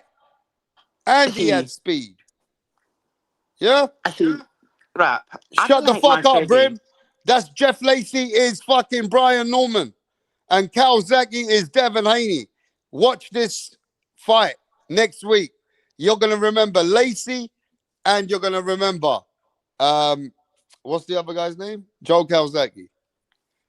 Rap, I didn't think Manfredi won that. I think it was Sergio Mora won the contender, did they know? Mm-hmm. And you know what? Manfredo won it too in his division. I'm sure Mora beat him in the final. What was the other guy as well who fought there and Canelo knocked him out? I forgot that guy. There was another guy out of contender and Canelo knocked him out. Lacey was, listen to Brim. Lacey was one-dimensional. Listen to this, Brim. MAW, listen carefully. Brian Norman is one-dimensional. Let's go. Yo, 24 hours is finally came here after 72 hours. 24 hours, change your name to 72 hours, bro. We ain't seen you for 3 days. You are no longer 24 hours, bro. 24 hours only comes every 24 hours. Change that name, bro. Mick, I do want to talk to you about certain fighters that don't get spoken about. And, people that nobody in the YouTube would ever call these guys names. But I do need to speak about fighters that people don't speak about. Okay? Yeah, right. Aye, in you go. But I know Sergio Mora definitely won that. He beat Manfredi twice. So let's talk about this. You just reminded me this. Yeah. Remember the guy who beat Sergio Mora? The man who got killed. Yes. The man from Brian Norman's town in Atlanta. Yep. Yeah? Who beat Sergio He was a Mora? bad man, wasn't he? So that'd be Vernon Forrest, yeah? There you go. Vernon Forrest is a man that people don't speak about, bro. And Vernon Forrest actually was a world champion before he got shot and killed, didn't he? Yep. And I don't think anybody gives him the credit, bruv. That man represented Atlanta, Georgia, like Brian Norman is today. And he came back and beat Sergio Mora. He beat Ike Corte. He beat Ike Corte, bro. He even beat Shane Mosley. Bro, he beat Shane Mosley twice. He even beat this other guy. Yeah. I forgot the other guy he beat, but I watched the fight, bro. I forget right now in my head. But those are the fights I remember. Baldemir. But it was crazy. Such a good fighter like Vernon Forrest. Carlos Baldemir, he beat him and all. Wow, he beat Carlos Baltimore. That's crazy, bro. This guy was a bad man. And it's crazy that a great fighter like that actually lost to a fighter that didn't have that much fundamentals, and that was Ricardo Mayorga. He did, back to back against him as well. What do you think of Vernon Forrest? Is he a Hall of Famer? He got into the Hall of Fame, but it was like posthumously, eh? He only got in recently, I believe. God bless, rest in peace. Or he actually might be on the... In fact, I think he's on the ballot now. I think there's talk of him going this year. Yeah, but Forrest was a bad man, bruv, in this time. See, like, people forget Mayorga. Like, I get that he's... Well, at the end of his career, he was no good. But, like, Mayorga was in there with the best of them. Like, early 2000s. Yeah, Mayorga was a stroppy cunt. But he could fight, bruv. Proper. Like, he fought everyone. Yeah, he fought everyone, bruv. He got beaten up by a lot of people too, though. You get me? He got beaten up by a lot of people. Miguel Cotto beat him. Shane Mosley beat him. But he fought everybody. Oscar De La Hoya. He fought everyone, bruv. That motherfucker has got brain problems now. Alfonso Gomez, there's a name as well that was back then in that kind of. He fought Fernando Vargas. Remember, he fought Felix Trinidad. Bro, you talk about fucking a resume. Corey Spinks, Vernon Forrest. Bro, you talking about resume, bruv. This man fought all of them.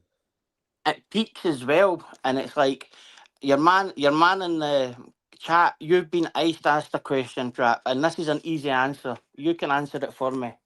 Who's Scotland's greatest ever fighter? Ken Buchanan. Correct. It's not even a competition. It's not even close.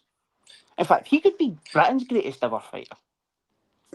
He could be one of them. They got Joe Calzaghe as the best now, and Lennox Lewis as number 2. But Josh Taylor is the current Scotland's best fighter. Josh Taylor. Scotland boxing's in a mess. Josh Taylor is Scotland's royalty now.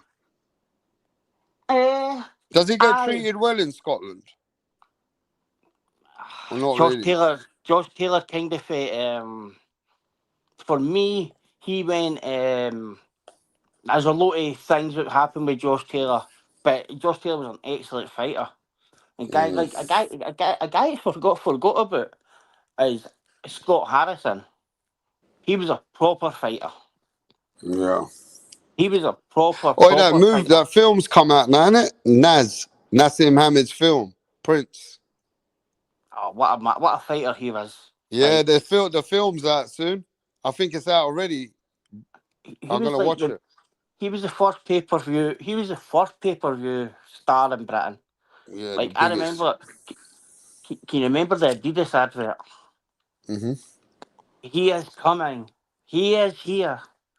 You made it like it was huge, and like I see people talking now. Oh, he got dominated by Barrera. Like as if Barrera was a mug. Like he's an all-time great. He lost to an all-time great. Yeah, man. But that like people shit on Naz because of what happened after he was a fighter. But like he was so entertaining. Like he fought in my hometown. There was another fighter, yeah. He was really good, but he got into problems. He went to Spain and they killed somebody. And his name was Scott Harrison. He was a good fighter. Harrison, yeah. But Scott Harrison was a very good fighter, and then he went to prison. He beat Manuel Medina twice, I think. He was a double world champion, Harrison, but man, he was a proper. He's one of the guys you would want to go in a back alleyway, yeah. But like none of these guys know who Scott Harrison and them people are. They don't know who they are. My friend was Willie Lemon's partner when he died. Like how careers change, man. Like he knocked out Can, and then got the long count. Can beat him. It's crazy, but Scottish boxing's in a mess. Nathaniel Collins was supposed to be the next one, but Willie Hutchison we're leaning on at the moment, and it's not looking very great. A lot of young fighters coming through, but man, what ruined boxing here was see all these shows. They're putting them on hotel shows, £100 a ticket for a meal and that. Nobody's interested in that shit, man. Yeah. I met this fighter about 10 years ago. He was a funny guy. Let's see if you remember who this fighter is. From England. The first one in the chat to mention his name. He's a funny guy. And I met this guy, yeah? And he was wearing a tuxedo in a boxing show. I went to a boxing show, right? And he went to America and beat one of the pound-for-pound fighters. Yeah? And after that, he never done much, but he beat one of the baddest men in that time. You know who I'm talking about? And I met him. When did they fight, Rap? This geezer's too smart, bro. His name is Lloyd Honeyghan. Undisputed champ. Lloyd Honeyghan went and beat Don Curry, bro, in his own fucking yard. Undisputed. Do you understand that, Mick? Oh, like he's one that gets waved over, but I think he gets waved over because he was actually Jamaican. But like, he was the undisputed champion of the world. And he's the Undisputed. original Rastafari. No, he's absolutely the Rastafari. Yeah. Like, people He forget went about and him. upset that. Let me tell you what he did. He went and upset the whole boxing fraternity and the money. And he went over there and he beat the pound for pound fighter Don Curry, bro. That was one of the biggest wins. And when he told me all that, I done my research. I said, man, this geezer was the man. You know what I mean? I met Frank Bruno, bro. He's a funny guy. Yeah. But when I met Lloyd Hunnigan, he was the man, you know. I never knew he was that much. It was a power. He had some, you know, he did a power move. It's a big move, wasn't it? Oh, he made Curry quit, didn't he? But like, huge man. Like, he's forgotten about. And They like, all see. I'm mentioning fighters today that nobody in the whole YouTube would ever mention, and they were world champions. And some of these guys beat pound for pound champions. Furioso, like, I mean, you gotta respect me when I brang. What's that guy's name that beat James Toney and had a fight with Roy Jones? Even my own guest, I forgot his name. What's his name? Satio Bika. No, the guy that came on my channel, bro. My brain's gone right now. He beat who? The guy who came on my channel 3 weeks ago and spoke to me for an hour. Montel Griffin, bro. Oh, Montel, yeah. But I'll bring him over here, bro. it's like, you look back at that, right, and came out like annoys me. You like get, And there's no boxing channel in the whole world like my channel. I give love and real history and boxing to the realest people that people don't even talk about. You know what Montel Griffin told me, Mick? He goes, I really enjoyed that. He goes, that was one of the best things I enjoyed. So I didn't know he was going to enjoy it. But, you know, I speak about fighters that nobody speaks about, bro. It's free. You know what I like, rap? Because a lot of people just want to speak about now. It's a free conversation, yeah. It's they have the freedom to say what they want to say without it being like cornered or anything like that. You just let them speak, and that's where they enjoy that. Like, because all they've heard is people all their life try to trip them up in interviews and that, and that's why they love it here, man. Everybody gets their say. This guy says, I think Teofimo will shock all of you. Yeah, he will shock us because he's not going to fight anyone. That's what's going to happen, and that's why he's going to shock you all. All right? Now, listen to this one, bruv. Mick. Fighters that I remember when I watched. Like, there's a man that I watched, yeah? He was ferocious. He was just after the Nassim Hamid time. And I really would have loved to seen him fought Hamid. He was getting ready to fight Manny Pacquiao, but he was a bad man. He was knocking everybody out. 100% knockout, something like that ratio. He knocked out Antonio DeMarco, all them guys, and getting ready for Manny Pacquiao. Edwin Valero. But you know what happened to him. These stories are like extremely sad when you put it back. And like, and it was like rap. You look at it, like one of the saddest stories for me is a guy who he didn't box that long ago. Bro, that guy was a monster, bro. This guy was 33. He's now 33 at the minute, right? No, you know Edwin Valero, yeah? He would have showed Norway in Norway what time it is. If you know who Edwin Valero is, he's the guy that strangled his wife and then he got killed in prison. Or he strangled himself. See, I seen a thing today and it had Inoue versus Rigondeaux at 118. That would have been a hanging fight. But like, look, I was looking, there people were talking about, about American fighters. He could do this, and Errol could have done what he wanted, but they could have only done what they wanted. Like a guy, he's 33 at the minute, and he's no fought in 10 years, and he just hated boxing. Like, it's sad. Like, see Frankie Gomez, man. That dude was fucking legit.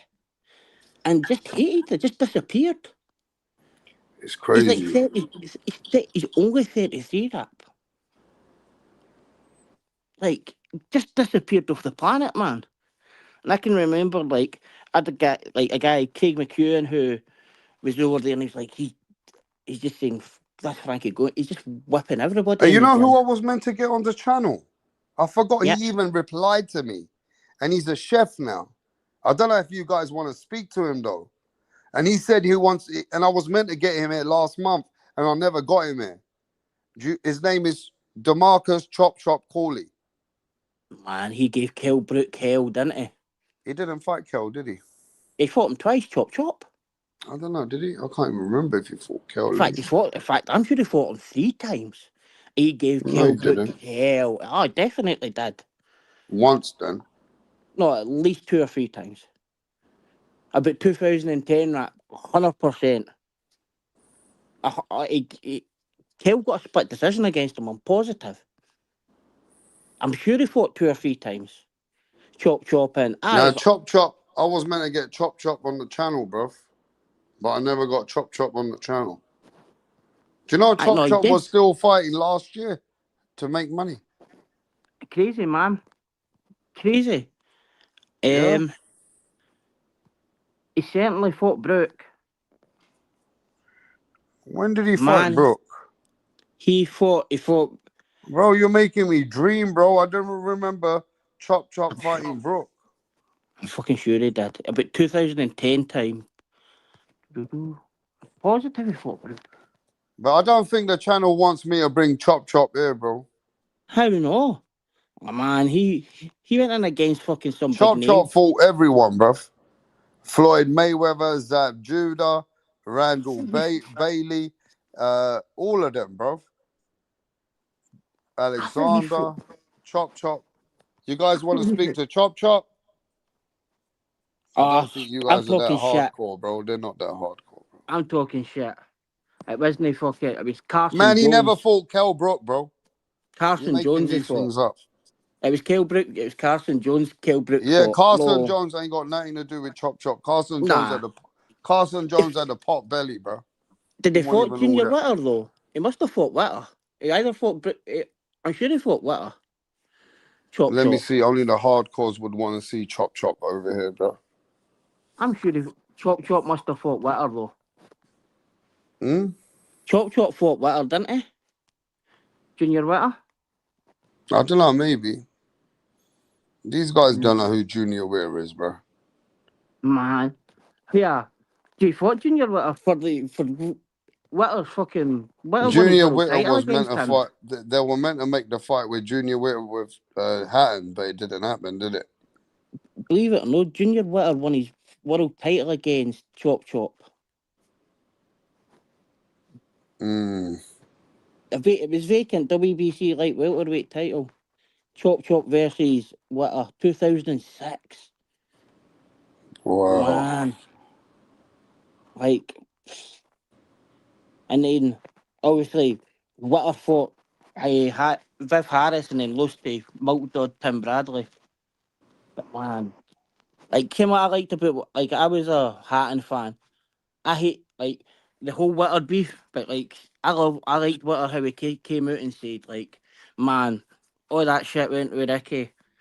I still didn't have a bad word to say about him. Man, that'd have been a huge fight. But Frank chopped him up, didn't he? But look, the fighters that I thought were great American fighters, and they just some just disappeared like Kelly Pavlik. Man, Kelly Pavlik was phenomenal. Oh, that's another guy I spoke to, and I was supposed to get him one day. Who you getting? Kelly Pavlik. Ah, man, sad how like he went completely like off the rails, and man, stories like guys like that, the stories they have them like. But we've got right. You're the man to get these people on. You are the people. You are the person to get these Pavlik's people all right on. though. Yeah, Like, Pablo's all right. like, you ever, like, I know you used to follow Kevin Mitchell a bit. Yeah, I know Kevin Mitchell personally. Like, man. I even know another guy. I don't know him, but I know him as well. Nicky Cook. You don't know him. I know Nicky Cook. Nicky Cook won a world championship, mate. Burns knocked against out Alex Nicky Cook. Arthur. Remember? He did, yep. Burns knocked out Nicky And these Cook. are all world champions. None of these. Yo, who knows Nicky Cook? Let's see in the chat. Do you guys know Nicky Cook? I think this is too hardcore for this channel, for these people. And these are world champions. So if you're a hardcore boxing fan, you got to know who Nicky Cook is, don't you? And see when you have the triangle there, you've got Alex Arthur. Man, you don't even know about John Murray. Martin Murray. Remember them brothers? Alex Arthur absolutely pasted Ricky Burns at a point. I mean, pasted him. And then for their careers, how they went after that. But Ricky Burns fought Nicky Cook. I think Nicky Cook quit with a back injury. This guy's saying Bill Murray, man. You don't know about them fighters, bro. See, you're saying Martin Murray. Golovkin must have fought Martin Murray, no? Yeah, Martin Murray, Golovkin fought him. He fought Sergio Martinez as well, I think, Martin Murray. Martin Murray fought Billy Joe Saunders too. Martin Murray, like he had a past as well though, rap. Yeah, of course. He was a proper. And none of these guys know about the British guy who had the biggest heist, and he was a bad motherfucker. He actually did the Millennium Dome robbery for hundreds of millions in them days, and he went to prison and he sent him to Morocco. His name was he was a UFC. He went into UFC, British guy, and then he knocked out Tito Ortiz in a street fight. Lee Murray. He was a bad man. He's still in prison. You know that, Lee Murray. Yeah, he fought. Do you know about him? He fought Anderson Silva. Lee Murray. Like, man, Lee Murray was like. None of these guys know about Lee Murray. He got banned for America. Remember, he used to come out with like the orange jumpsuit and the Hannibal mask on. Oh man, like see British like UFC fighting at that time. Lee Murray. He was a bad man, that man. But he was a proper gangster. Like yeah. He's still in prison, you know that. Like he like fought in the UFC after being stabbed in the heart or something. Like I think the guys just didn't care, did they? Like when you look back at them, damn, Lee Murray, and he's still in Morocco. He was like it's crazy because he's got like I've seen his jail cell where he's got like the painting he's selling. Oh man, but the guys didn't really care. Like he must have been like it was like 60 million. But they like man, Lee Murray. But I remember an interview where it was like seeing the UFC at that time. Used to watch it. It was like Channel 5 and used to get it like a quarter a week. So it'd be like 4 weeks in a row. Or you had to go to Blockbuster to get a videotape or recorded tape. But man, they guys kind of led the way. And there was a guy from Newcastle who was a heavyweight. He was a gangster as well. I can't remember his name, but he ended up doing a lot of time in jail. I'll tell you what's a sad boxing story. Yeah. It's the guy who he's a black man with dreadlocks, and he's the same guy that got banned from boxing for punching someone after the fight. And him and Max Kellerman's brother became very good friends. And Max Kellerman's brother brought him into his house.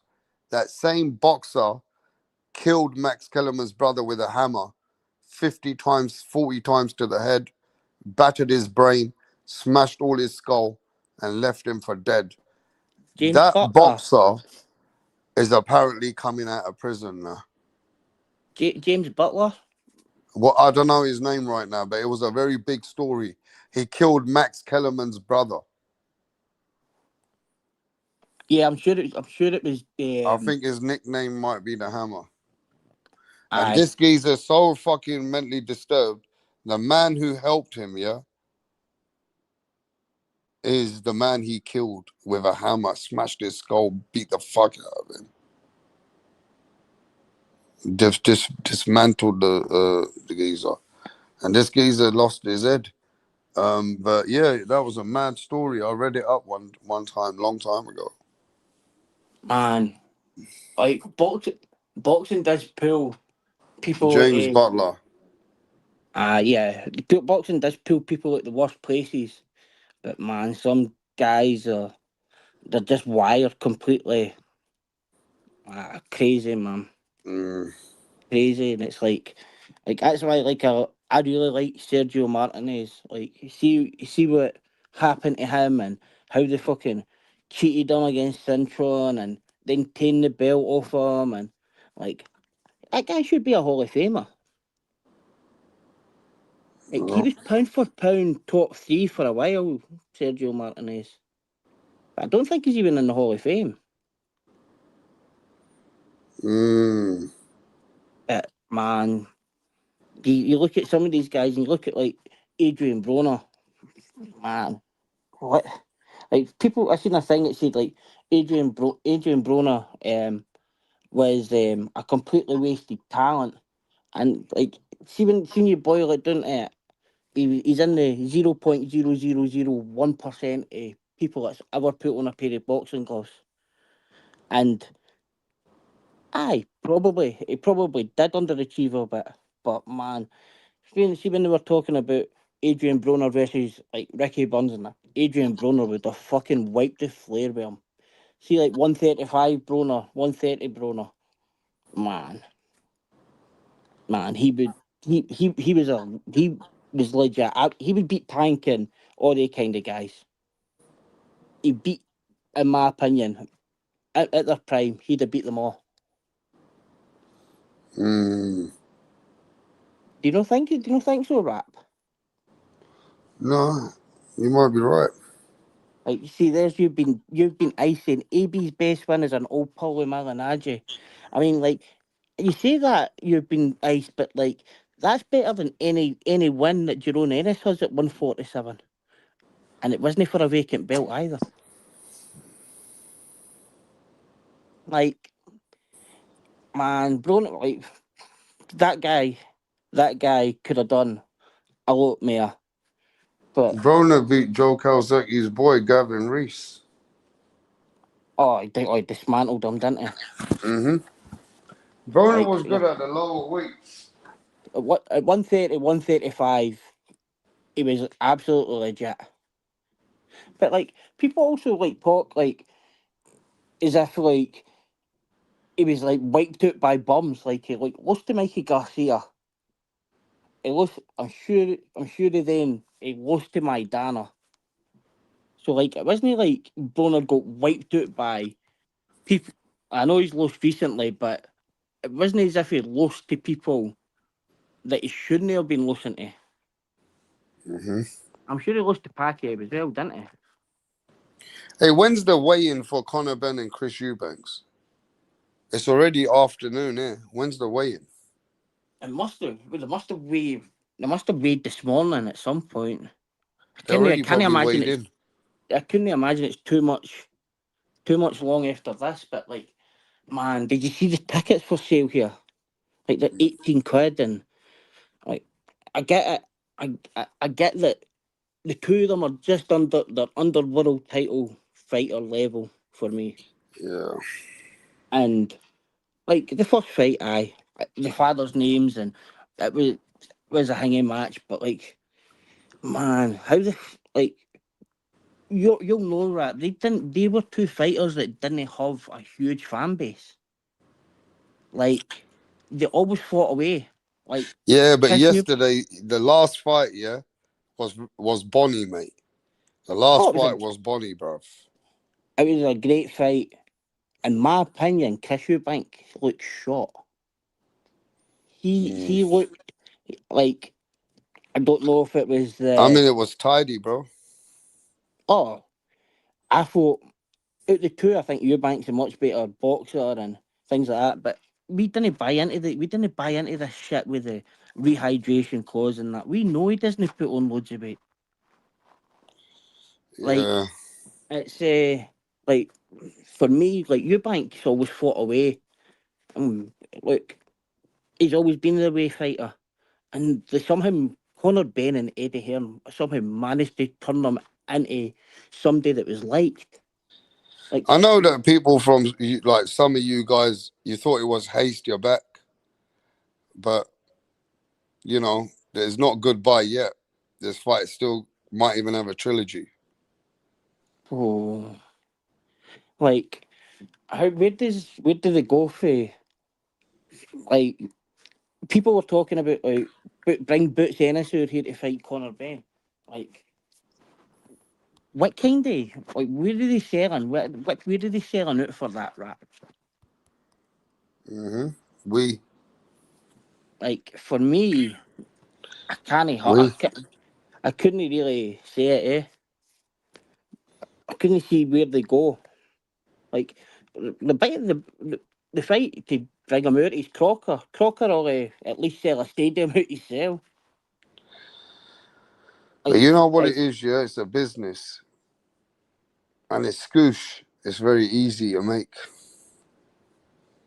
Yeah? They can't refuse this kind of money, mate. aye, that helps. You have to That helps, understand that. man. But nah, you've been iced in the chat. No, Ken Buchanan's the best Scottish fighter ever. It's not even close. It's not even close. But man, that boy Duran put the beating on him. Hey, what does this mean in Scottish? You're looking a bit peely wally. That would mean you were looking a bit sick, unwell. Yeah, but is that so? If I was to say Chris Eubanks was looking a bit peely wally, you'd agree with that? Yes. Yep. Oh God, you've been iced. Is asking. I would pick Ricky Burns just for the fact that they'd done it at 3 different weights, but there's no much between them. I think Josh Taylor would have beat him in a fight though. But that's just me. But Peely Wally is looking sick. Look at see if you like get that feeling where you're standing and you're really, really hot and it's like a wind takes over you. You start to sweat and like you lose your colour. Aye. Looking as if you're just about to spew. But man, there's as you say, like one of the things that are coming up now is Andy Lee. Do you think he is the Andy Lee trainer of was the a good future? fighter, bro. People don't speak about Andy Lee, but Andy Lee was a good fighter, bro. Andy Lee broke my heart, rap. He broke my heart. He was him versus Craig McEwen at the it was in they fought in America. Like, remember, you used to get the midweek cards. It was like top rank after Hingy. Like McEwen was like, I'm sure McEwen was like 12-0 with Freddie Roach and Andy Lee. Andy Lee knocked him out in the 11th. But it was a great fight. And Andy Lee was a good fighter who then won. We see when he knocked out John Jackson, man. Oh, Andy Lee drew against a good fighter that people don't even know about.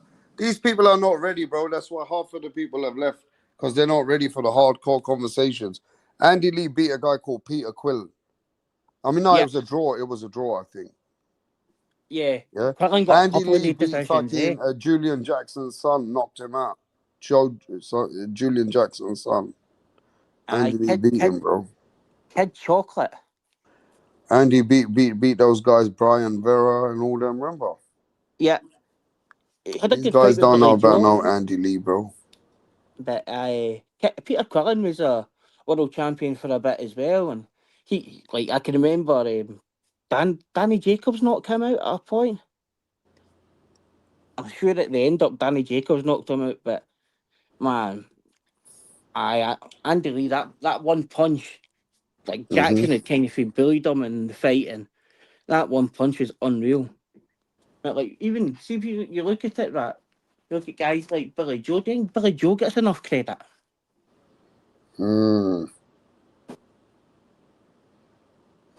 Billy Joe is a good fighter, but he don't get much credit. For being a 2-weight champ. Mm-hmm.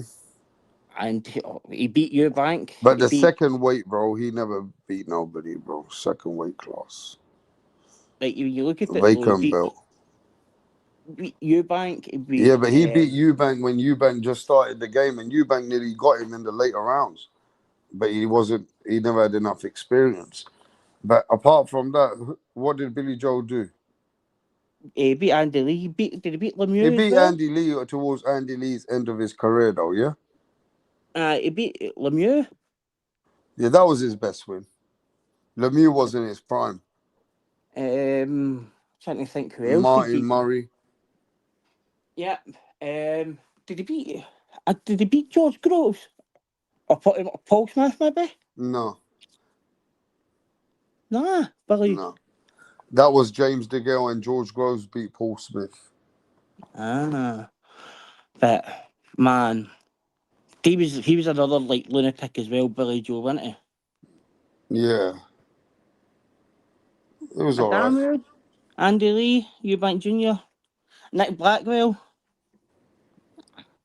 Man, probably should have done more than what he's actually done.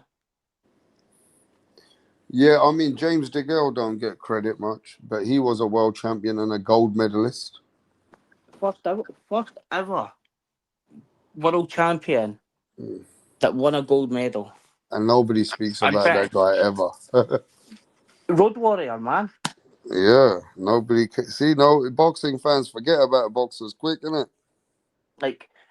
See how people like ask me who's the better promoter out here, and like Harrington, all the guys will feel Warren, right? But man, see Frank for like having prospects at that kind of time, putting him and Groves in together, even though the Gale lost, like that was a big fight, and it was only for a British title or something. But then the Gale went Badu Jack. I'm sure he had a job with Badu Jack.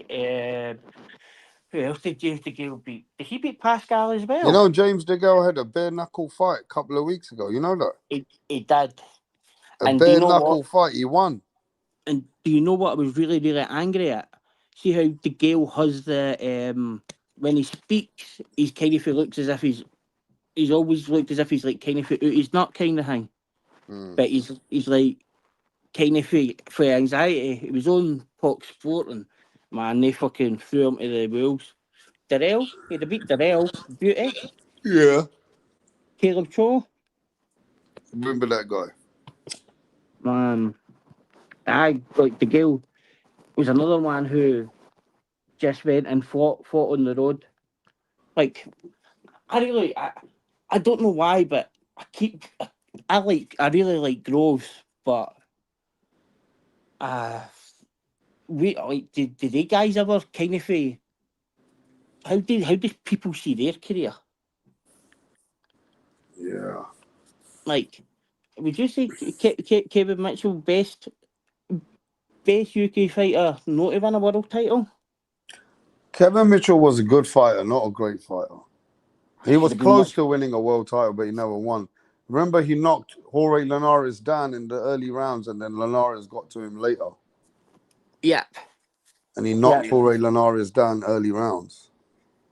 It's like he had that, like, obviously you know him as personally, but like I listened to his interviews and man, he's had like he went through a real rough patch, didn't he? Like, and see when he like kind of bit I like about him, saying he says like he came and he fought Burns and he thought he beat Burns easy, and he was out drinking, doing all the things, and then the two of them trained together.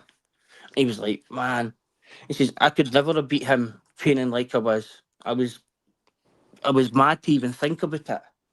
But like, I like Mitchell. He's very honest, I think, eh? But he's training fighters now. I believe his kid's very good.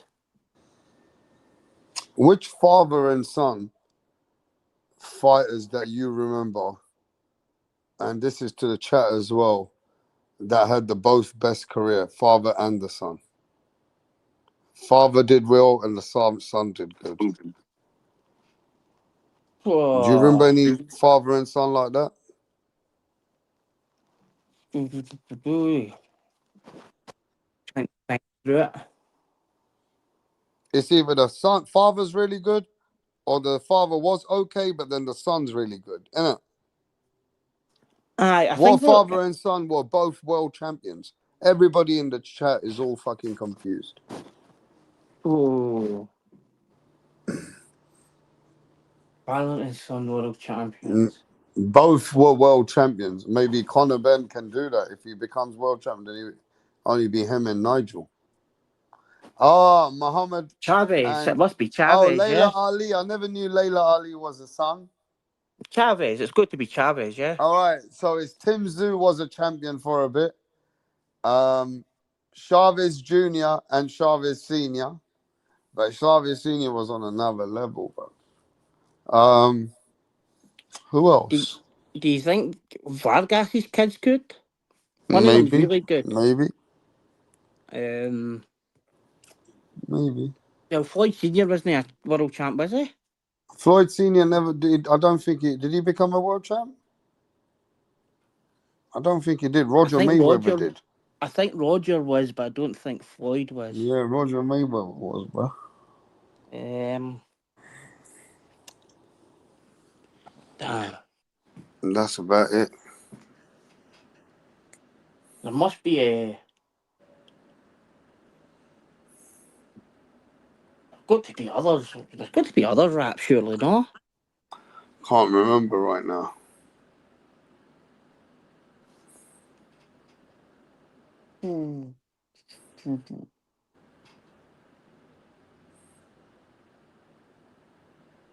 No, I can't know off the top of my head anyway. Say that again? No, not off the top of my head. Somebody like that. Mm-hmm.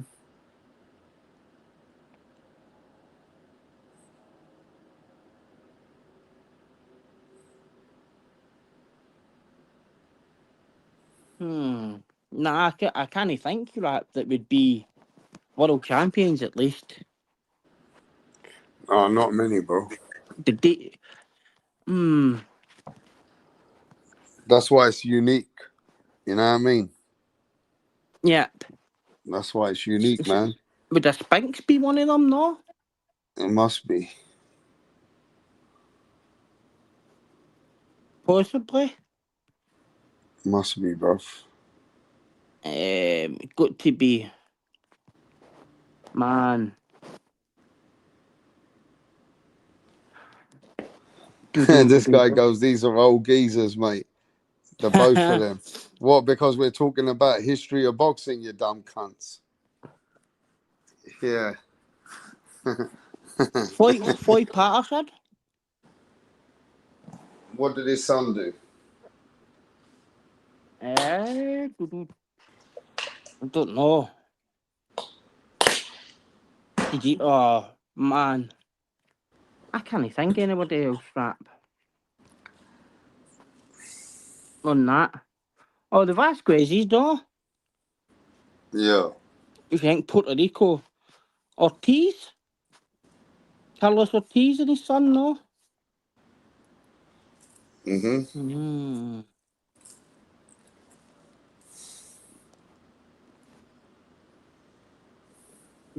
Somebody put Bill and David. Hey, bro, let's not even forget about Frank Bruno. Frank Bruno was a world champion, you know. Yeah? Second, would you say second? Or fact, would you say possibly? Bro, Frank Bruno would have beaten Anthony Joshua. Stop it. Possibly the second most popular British fighter ever? Or most Frank popular? Bruno would have beaten Anthony Joshua, bro. Stop the cap. Oh, I think, definite.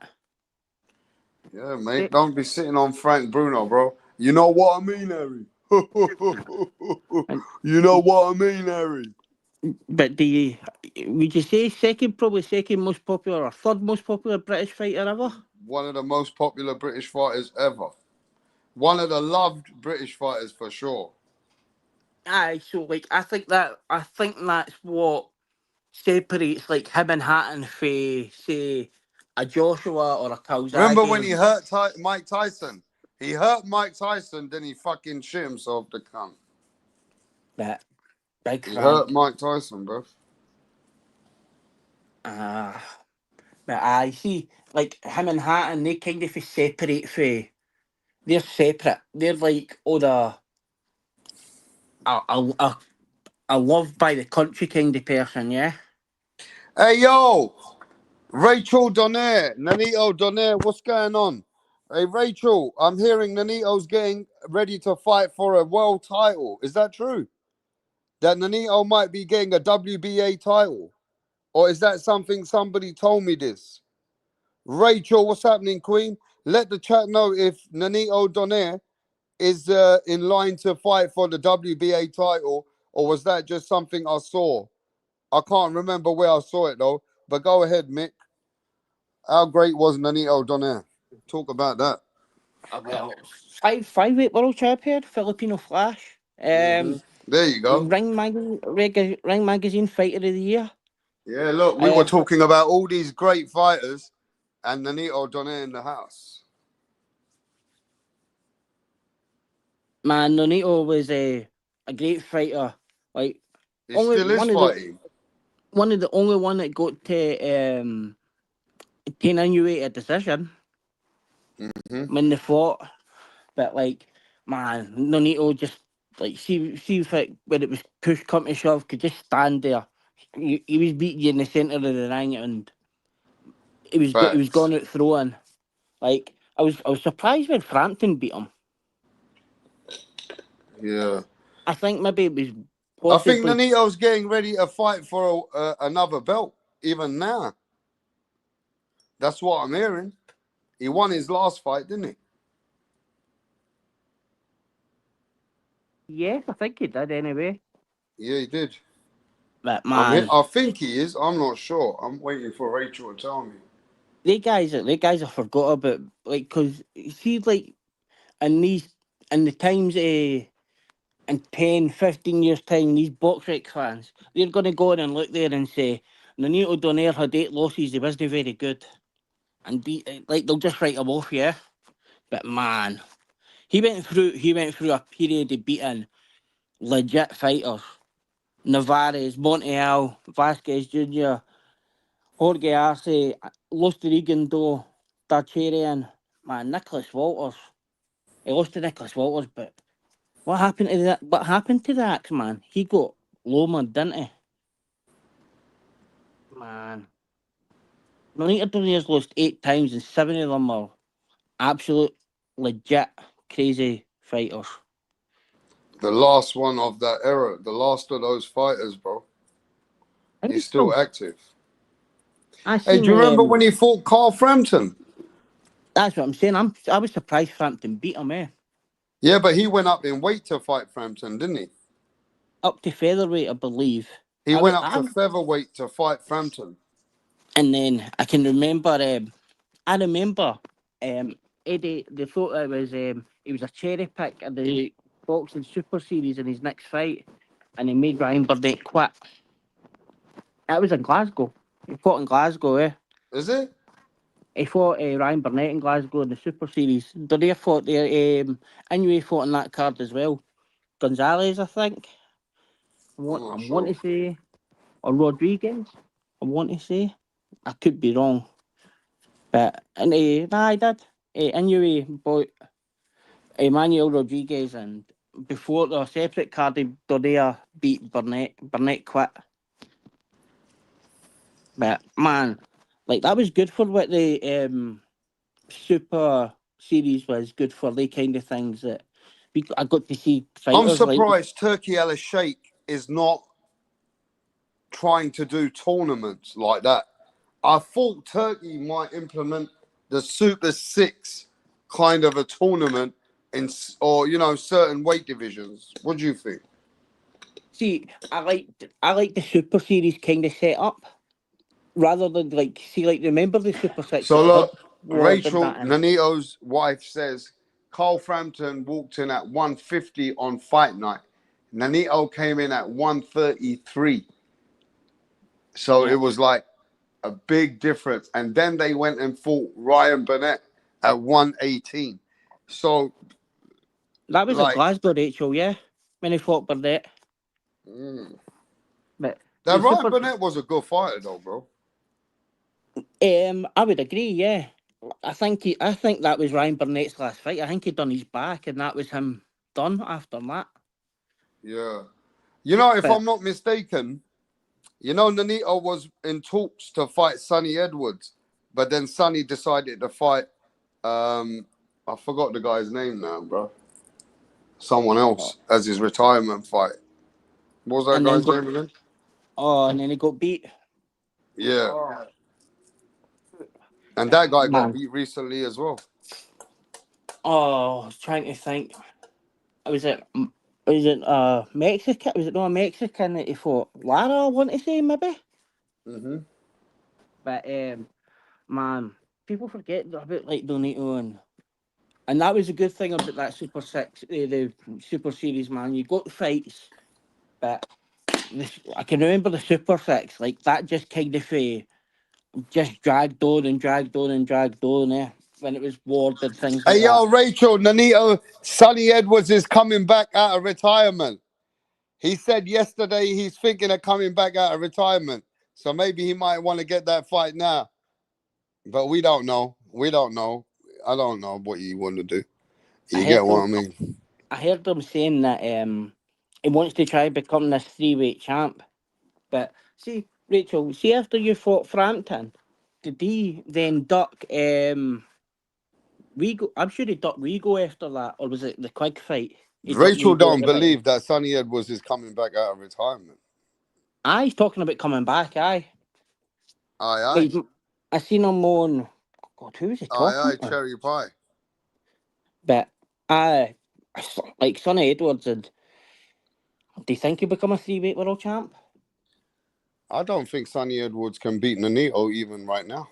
I think even older Nonito got his number. Well, Sonny Edwards got a lot of feet. He's got lots of movement, isn't he? A lot of lateral movement. But the brain, he's not got the mind now, though, isn't he? Yeah, I think he's lost his confidence. Like, I think Sonny Edwards lost his confidence, bro. And now he makes a lot of excuses up like he was smoking a lot of weed. Remember? Yeah, that was kind of free. He's taking the Andrew Selby route, isn't he? Hey, Rachel, who you got winning the fight next week? I had Bill here the other day. I was speaking to Bill. We got Bill, Devin Haney, or you going with Atlanta's new killer who's putting people to sleep and they're getting brain damage. They can't even remember who they are. Brian Norman. I'd like to know from Rachel, is she going for the technician or is she going for Brian Norman? You know what I mean? She must analyze that fight a certain way. I forgot. He quit against Gal Yafai, didn't he? Sonny. Yeah, Yafai. Man. See his brother. He was a great fighter. But he thought he could go and outwit Chocolate Tito, and he was made to pay. They thought Chocolate Tito at that time was a cherry What's pick. happening to Chocolatito anyway? He's still fighting as well. Is he fighting as well still? He's still fighting. He was fighting recently. But I remember if I thought he was a cherry pick, he'll go over there and they made him pay, man. I was fighting. He fought the 12th of September against Hector Robles. Man, people shit on him, but he was a fucking fighter. He was a proper fucking fighter. Chocolito, bro. Hey, look how Rachel's on the fence with Devin Haney and Brian Norman. Rachel, you can't be on the fence, bro. Come on, man. You always give us something. You know what I mean? I like it when people get on the fence, though. But hey, do you think with this fight coming up What do you think about you've been watching the undercards, right? That's on the co-main event and all that on tonight's fight, yeah? I mean, tomorrow's fight. Yeah. Like, so what do you think about the guy that beat Josh Taylor? It's tough to, like, for me, it's tough to really put him in a thing. I thought Josh Taylor was well done. And he was the... Hey, yo, Rachel, you got Devin Haney or you got Brian Norman? You know, I'm getting Bill Haney here. I was speaking to him earlier. They're really ready for the fight. Both teams are ready. You got Devin Haney or you got Brian Norman, Rachel? Esselman. She's got For me, Cattrall beating that guy. Like, Cattrall for me is Haney so or Norman, messy. Rachel? Cattrall's so messy, and like Esselman lost to a guy that like isn't even European level for me. I think Cattrall will sneak a win here, but I didn't like watching Cattrall. I didn't like watching him, even though he definitely beat Josh Taylor twice for me. That I just didn't like the style. The head clash, like, man. Shit. He could, look, if you think of that, he could have been or should have been an undisputed champion, Jack Cattrall. Yeah, for sure, man.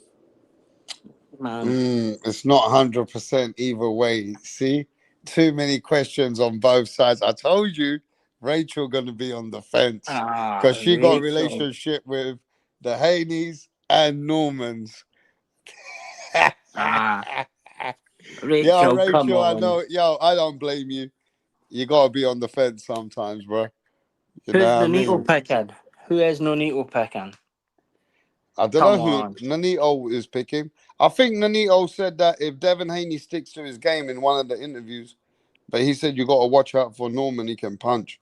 I don't know if Nonito said Haney. I'm not sure. I ain't seen what they said. You know what I'm saying? I know that many people like Tiafimo, he said, I got Devin Haney.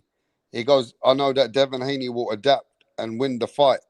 When you see certain people I was watching yesterday, I can't remember, but there were certain people on there yesterday saying that Devin Haney, like, you know, what's that guy's name? Lamont Roach's dad?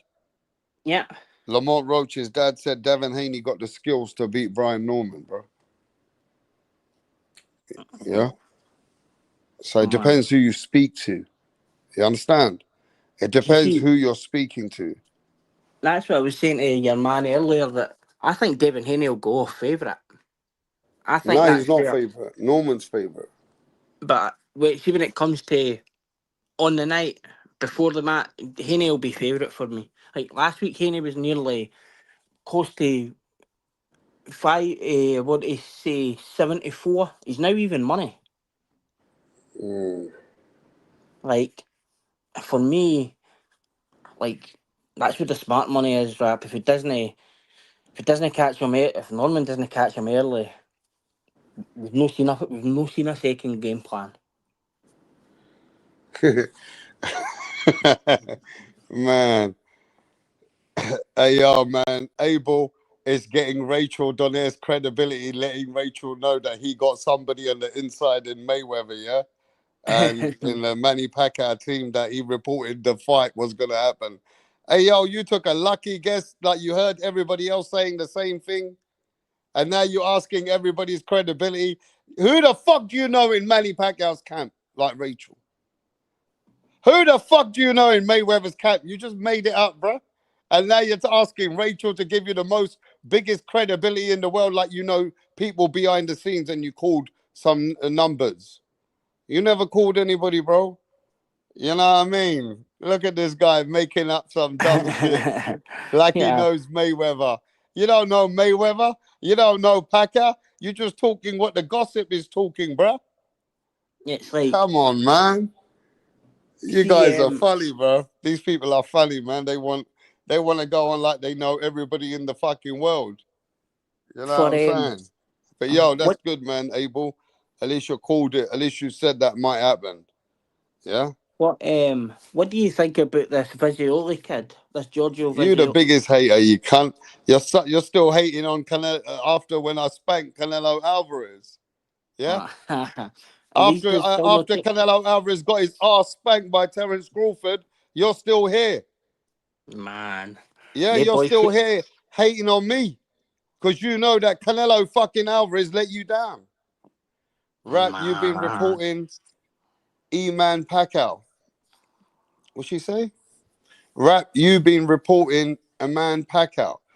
Man, I don't know what's going on with Pacquiao, but Pacquiao wants to fight Mayweather, and Mayweather Pacquiao looking like they might want to get it on again. I don't know, man. I mean, are people really hyped up to watch that fight? I don't even know. I think it's a money grab fight, bro. I mean, there's still going to be a lot of fans in it. They're still going to watch it.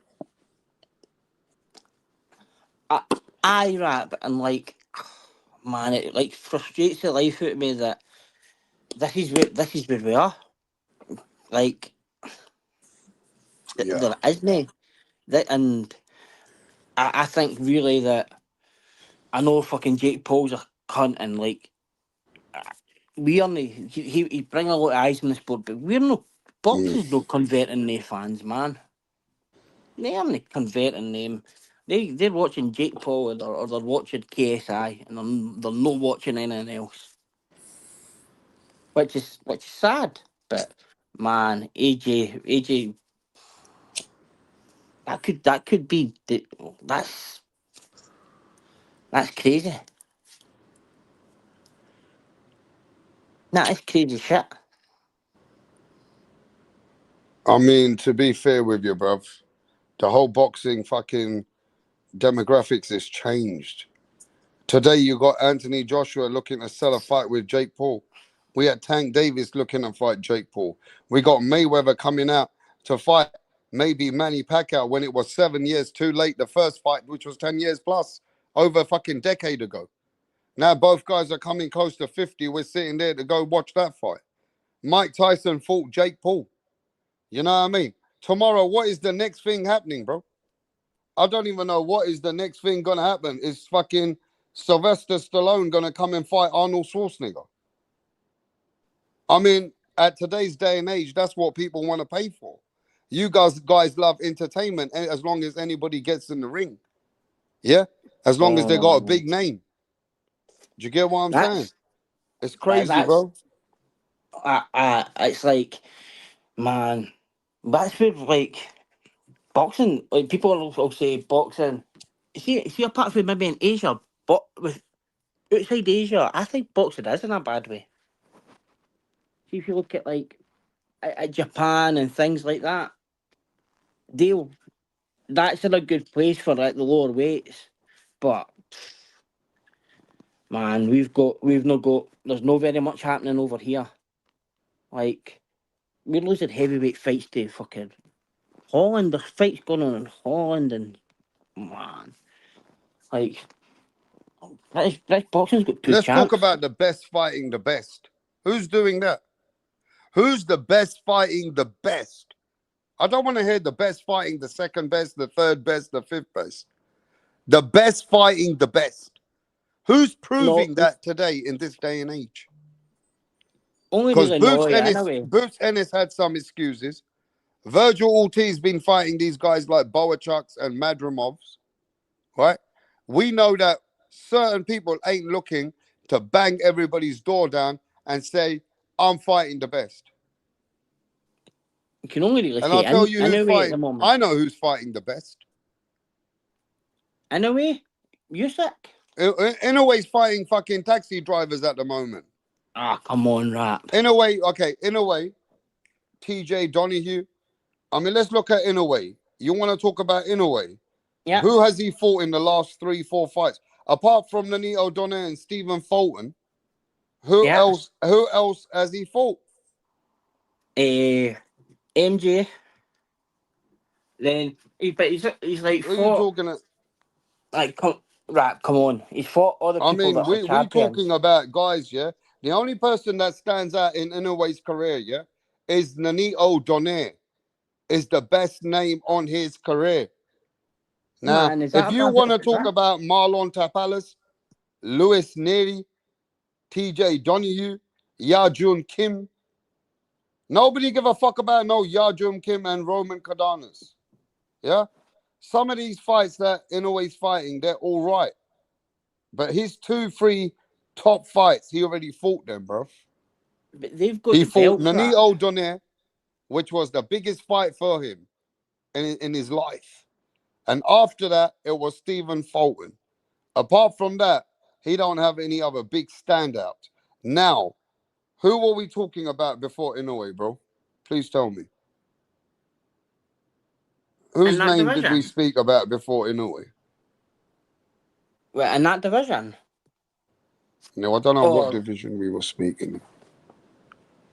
I can't trying to think. Go on, Rap. Give your name. I don't know. We were speaking about somebody until you told me Inoue. And I don't know who the You fuck said you got me to Inoue. But Inoue's a good fighter. But overall, bro, apart from Nanito and Stephen Fulton, I don't think he's got the next big names on there, bro. who's the no fought, Rap? Like who would you want to see him fight? Who is he no fighting? Oh yeah, I was saying who's the best fighting the best today?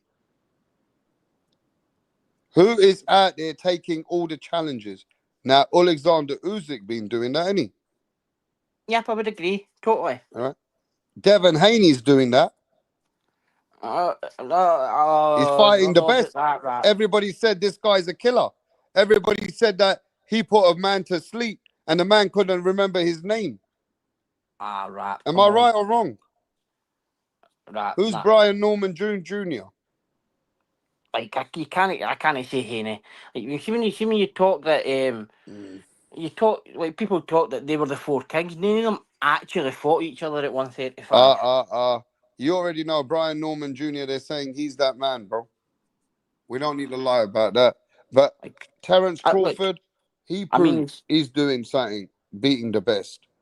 I mean, Nah. I would say that Norman is the man, but when you look at the other three champs, But Devin Haney's going up in weight, and everybody said this guy fucking had the best knockout of the year, right? And he's the champion. So Devin Haney going up and fighting a champion. Well, who did Boots go and fight?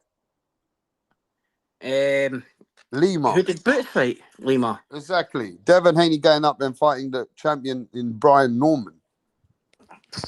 But it's like you look at the champions, it's Barrios, Rowley, Crocker, or Norman. Like, come on, man! It's like a what else? Well, he didn't really. He went up and fought. He actually fought Haney at the catchweight first, didn't he? What's his name? Ramirez. I'm still waiting. Who's fighting the best? You have to see. You're sick. Is Opataya trying to fight the best? Probably no. Bivol? Man, Jay Optaya's fighting fucking people he's fighting DJs and stuff. But he's already taken the competition out, really. Yeah, but he ain't fighting the best. Bam Rodriguez, is he fighting the best? Bam's fighting okay names. Trying to think who else there. Twitterson, Shakur Twitterson, is he fighting the best? You probably have to say Teo. If Shakur's gonna fight Teo, then yeah. You'd have to say Teo is the. No, but Teo ain't fighting nobody at the moment. Teofimo's fucking sitting there on a victory campaign. He's sitting there doing a holiday campaign. He ain't fought nobody. He still hasn't even got his fight signed with Shakur Stevenson, bro. You understand? There isn't anybody that's standing out, but it's. You're saying that's an absolute 1 versus 2 fight. Like, man, it's poor. It's poor. Like this guy said Jake Paul's fighting the best. We're gonna get railroaded into this shit way. Oh fuck, what's his name? Mexican with the fake belt, Navarrete. Like that's a good fight versus Nunez, but like, man, franchise champ shit. Like, where do we go, Rap? Where do we go? Say that again. Where do we go? Who's fighting the best? Benavidez is trying to fight the best, but isn't he really?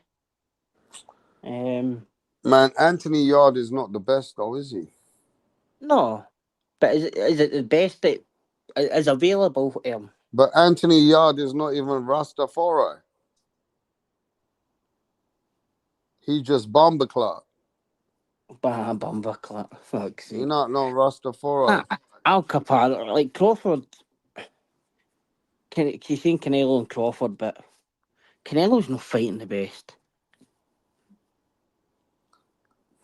It's tough to say Crawford. So Canelo stepping up to fight Crawford, isn't it?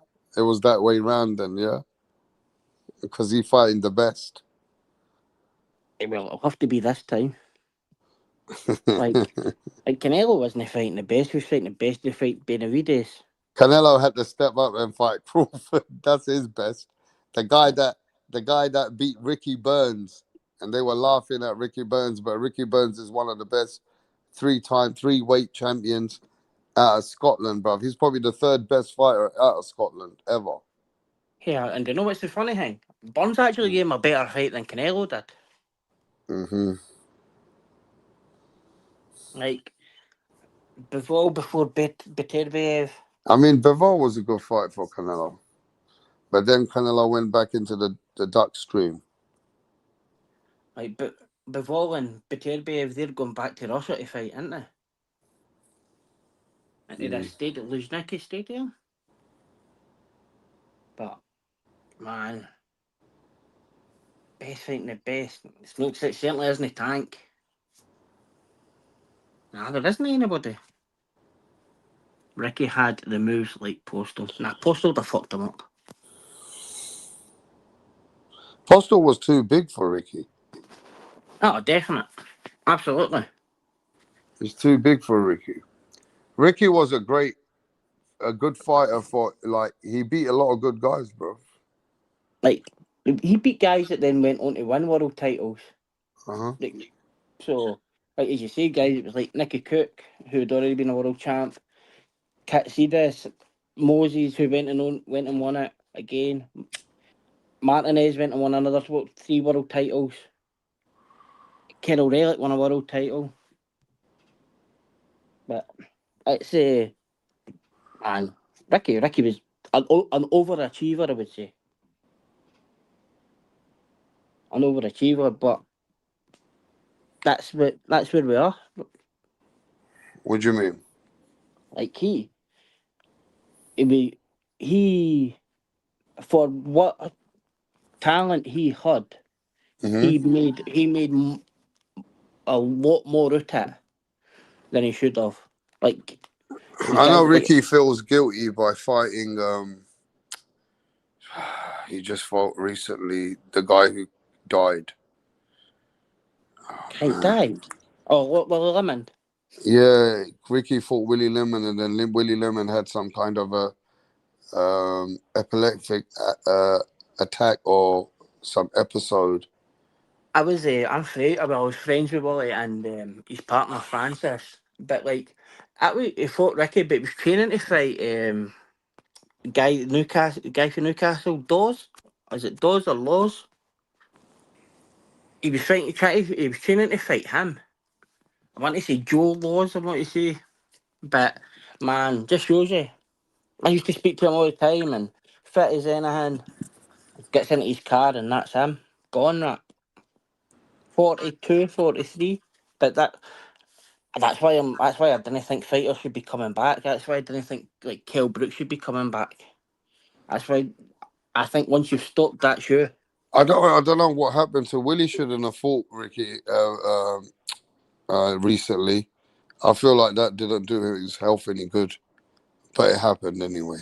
I think that was maybe a mental thing for him. That it was always kind of talked about and like, but I'm sure it was he was training to fight a guy in Newcastle. I might say his name was Joe Remember Dawes or Willie Lennon. Lemon gave Amir Khan a good fight and then Amir Khan knocked him out. The long 10 count. 12 if you count it. He also fought Morales in the bull ring in Mexico City, Willie Lemon. I Oh remember. yeah. Do you remember Wayne McCulloch? I remember Wayne McCulloch, yeah. These guys, these people in the chat don't even know who we're talking about, bro. They're not hardcore like that, bro. They don't know about no Wayne McCulloch. I'm sure he fought Morales, isn't it? He did. I'm sure Wayne McCulloch got a fucking absolute hiding off of Scott Harrison as well. I'm sure Harrison gave him a hiding. But it's with Willie, it's sad. He did have an aneurysm, and man, these guys should be like, if you're retired for that long, I don't think you should be coming back and fighting. I remember I won a lot of money off him against Curtis Woodhouse. He beat the shit out of Curtis Woodhouse for that British title. Guys like Wally, man. Who did you just say, Curtis? Who? Curtis Woodhouse. He beat the shit out of him. Remember Curtis Woodhouse? He did, aye. He was a football player and he came to boxing.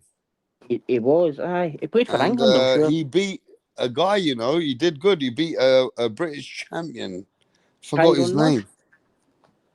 It was Spencer Ferren's friend. He was the manager. Tyrone Nuss he beat. And another guy. He beat Nuss for the title. Then Lemon beat Woodhouse, and then Lemon lost to Nuss. Lost the title to Nuss. Man, Curtis Woodhouse, like you think it. Like, I'm sure he played for like England under 21s at least. Yeah. Like, man, like another one that went into boxing and shit. British champion. He done probably better than what he thought he was going to do.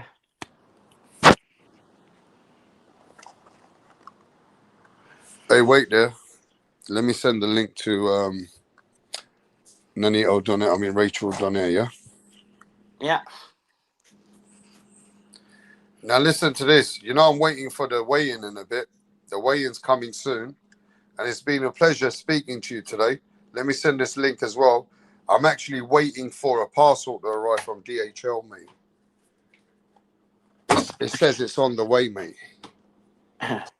Yeah, so listen to this though, Mick. What we looking forward to now? What we got going on? We got this fight coming up tomorrow. And then we got the big event in Saudi Arabia with Benavidez and Yard, haven't we? Right? And then I think the biggest event after that, it's got to be Lara versus Genovic, isn't it? And Isaac Cruz versus, what's his name? The PBC card. Lamont Peterson. Lamont Roach. No, what am I talking about? Lamont Peterson.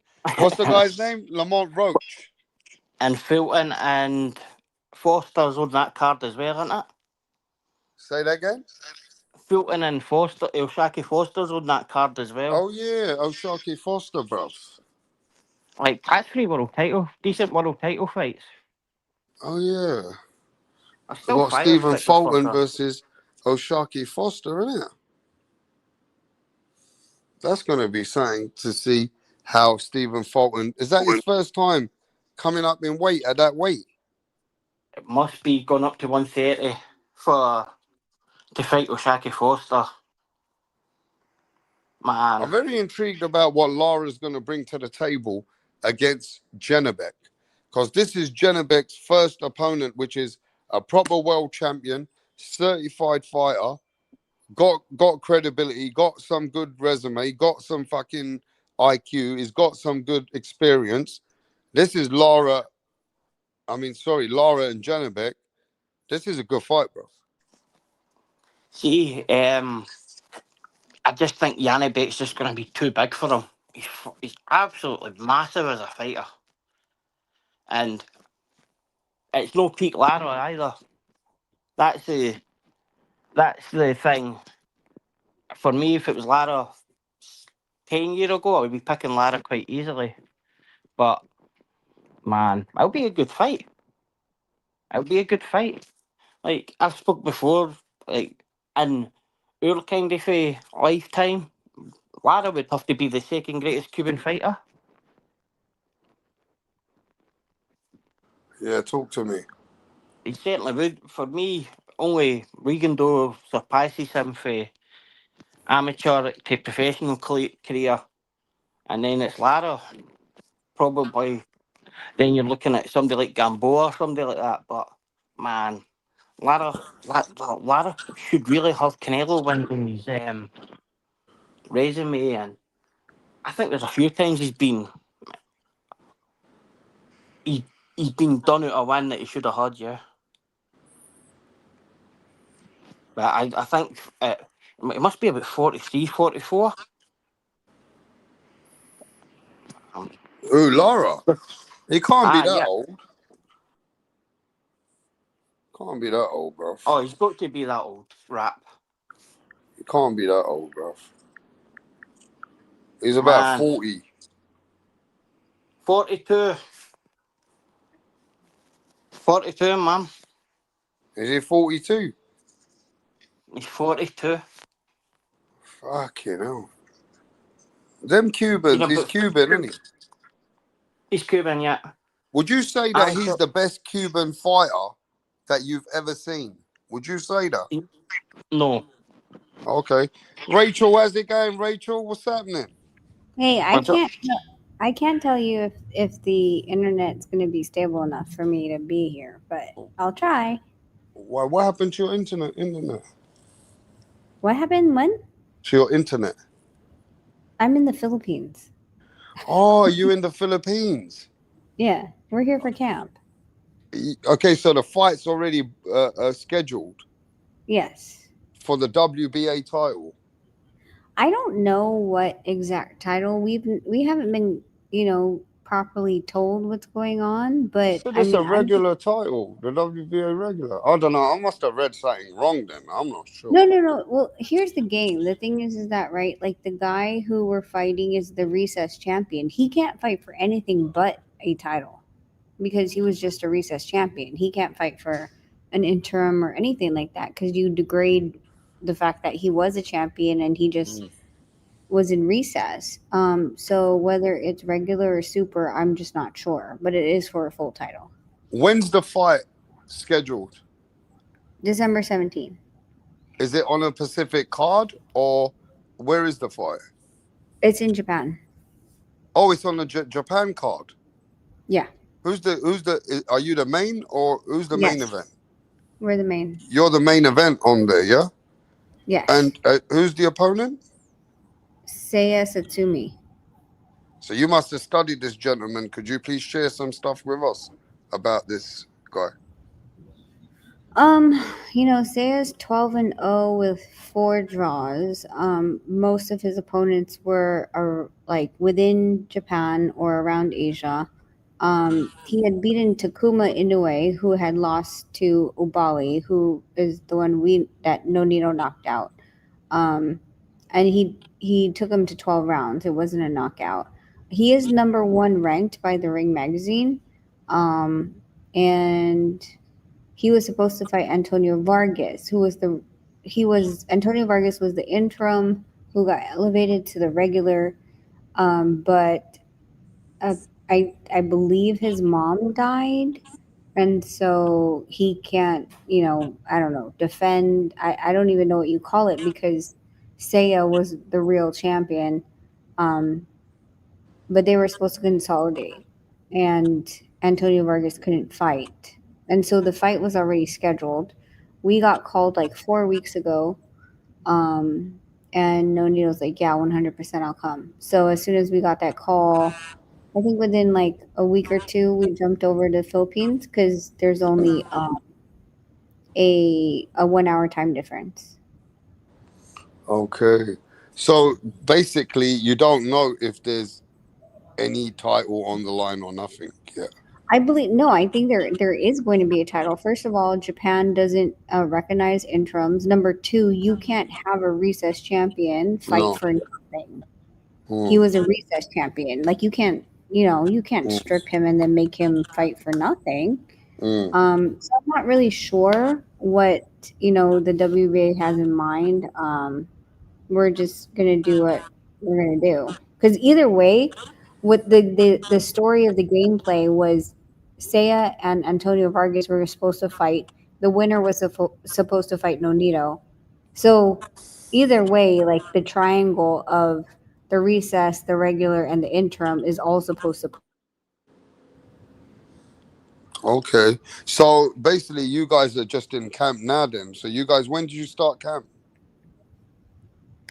We started. I mean, Nonito's always been in. Like he spars like once a week, but I think October. I want to say October like 23. Then we picked it up to twice a week sparring. We left October 31st to come here, and then sparred like 2 days after we landed. We've gotten at least 3 days of sparring already here since we've been here. Okay, so it seems like now we're on, bro. Is this card got any other fights going for titles, or you don't know yet? On that card, there is. I Mm. think it's like there's a flyweight unification. I don't remember. I think it's a flyweight. Or Okay. super. No, it can't be super fly because that's BAM. So it has to be a flyweight unification. That's on that card too. Okay, we were talking earlier, certain fighters at their age now, like Lara, and we're still seeing Lara competing at the top level. How old is Nanito now? 42. Okay, so he's the same age as Lara, then Mick. Yeah. Yeah. So he's the same age or around that age, the last of the Mohicans. So 42, Nanito must be doing a lot of endurance. At this point, Rachel, what is the training? Is it more sharpening up skills? Or is it weight cutting and there's a lot going on? How does it work with him and his body now? No, I think like that's the problem is that like when you're younger and you're reckless, like you're like, I'm young, I can cut the weight, right? And most of the time they come into camp when they're fat. And then it becomes a fat camp instead of a strategy camp. Where when you get older, you realize like that if you came into camp, not on weight, but in shape at least, then you have more focus on the game plans than you do having to like wear a sauna suit 12 weeks out. That's retarded. Like you shouldn't be wearing sauna suits that far out. It should be if you're gonna wear sauna suits, week of, maybe 2 weeks before. Maybe 2 weeks before. Mhm. Um, but the guys that you see start camp with a sauna suit on, yeah, you have already a problem. Why are you wearing a sauna suit so early? And I think, with that kind of mentality and that kind of discipline, it speaks volumes because a lot of the reasons why boxers age themselves is not anything but two different things. One, they're leaving it all in the gym and they're sparring way too goddamn much. A lot of the boxers I've seen spar almost every day. Um, Number two, they get really fat in between camps because they're like, "Oh, I deserve it." And then, and as we know, yo-yo dieting ages your cellular turnover. Um, so because of the unhealthy life choices, because of people thinking I'm young, my metabolism's strong, I can do this. What they don't realize is that you risk a lot of your, healthy cells, your bone density, et cetera, because you choose to live a short-lived life like that. Yeah, but I'm sure you being in this Nanito's journey, him being at 42, there must be different implements today that you got to watch out for, whether it's injuries. I'm sure things have changed because he also has slightly changed, but he has to do the best of what he's got. So I'm sure there's things that you work on today that you never probably worked on when he was 34. You know what I mean? Um, we did a lot of long distance running before. And this is, it's still a contention today. Like people like, well, it worked for Muhammad Ali. Well, I mean, Muhammad Ali also did not have a cell phone. Like there's certain things And that Floyd we Mayweather, though. Floyd Mayweather was the #1 man who used to wake up at 3 in the morning and show everybody No, he we're did running. not wake up. No, rap. He did not And wake 4 up at o'clock. 3 in the morning. No, he did not. He ran home from the clubs. But then he used to show a lot of videos of him doing road running. Yeah, he Remember? would go clubbing and then he would go home But I'm and sure he then used go to show run. a lot of videos of him road running too, though. Yes, but what time? I At mean, he 4 o'clock in always the morning. No embraced. one's waking up at 3 or 4 in the morning. But He let's was not forget, out. though, he was younger.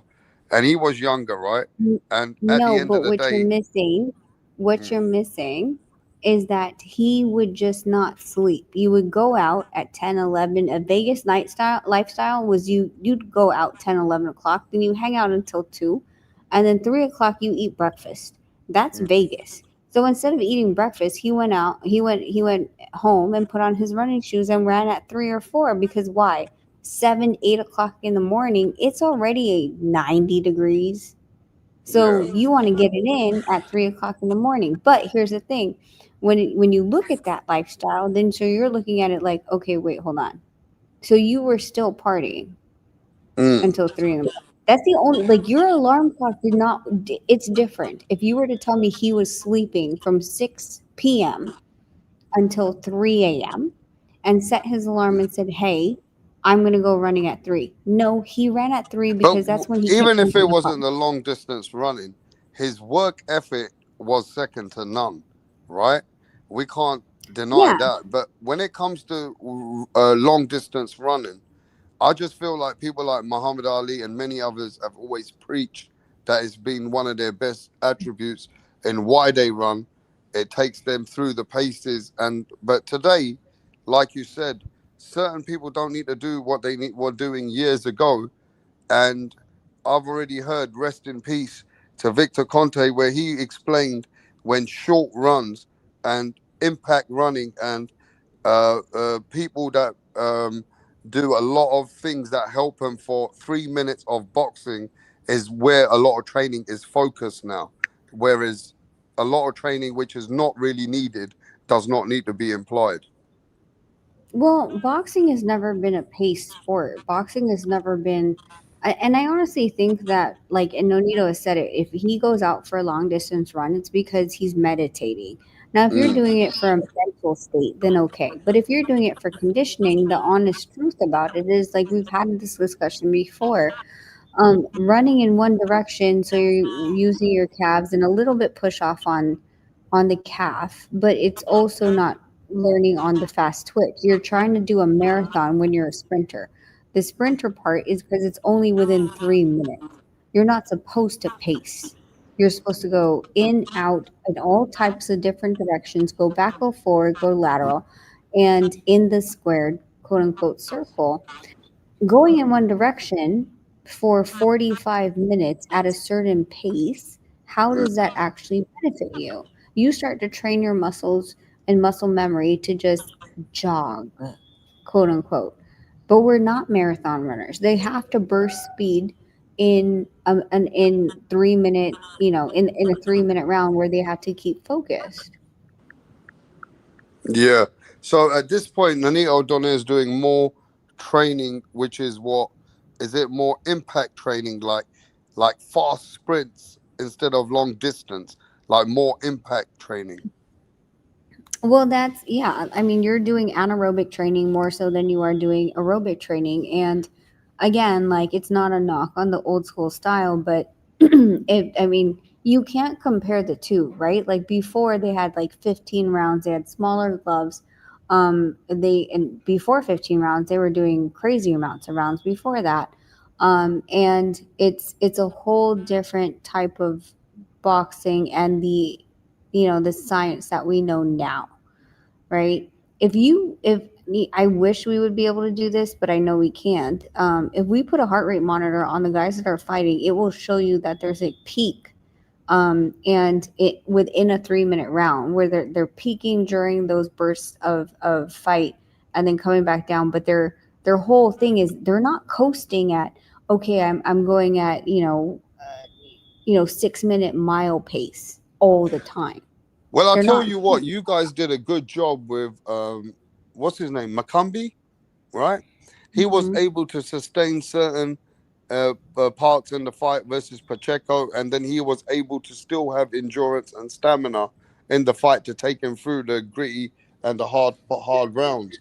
So I'm sure that training that you implied with Makumbi, is that similar to what you're doing with Nanito?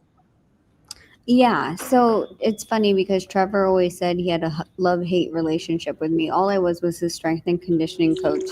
And he, that was the first time he's ever gone 12.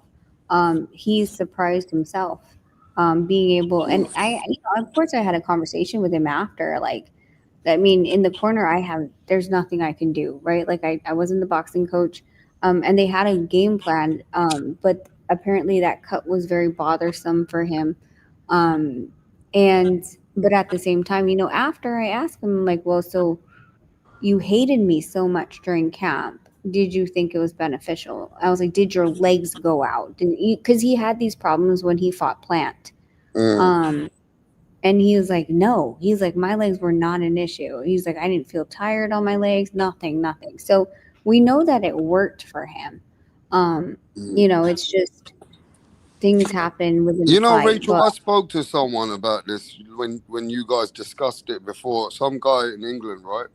Desi, he trains some fighters, amateur fighters, and I asked him, "Are you asking your fighters to still do like road running, long road work, and that?" He goes, "Yeah, it depends on the fighters." He goes, "Most fighters at a certain weight, which are lighter, I don't mind them doing 7 miles, 5 miles, because," he goes, "for me, it's building stamina and mental toughness."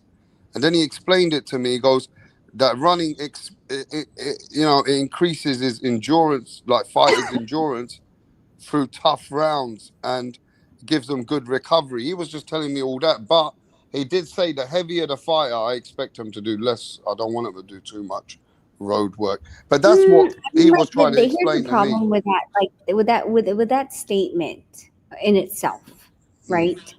It But sounds they beautiful. use this terminology everywhere in many boxing gyms. Wait, rap. I hear you. I hear you all day. And here is my question every single time someone tells me that stuff. Great. Send me the numbers. I can tell you, I can show you. I can show you Nonito's numbers when he does sprints and when his recovery in 1 minute. I can show you when he spars how high his heart rate goes. And the same with Trevor. I can tell you how fast he drops. Trevor drops a lot, which is amazing. You want them to be able to drop their heart rate in between that 1 minute. Technically, you want them to drop it within the first 20 to Recovery, 30 innit? Yeah, don't tell me they recovered. I'm sorry, how the fuck do you know?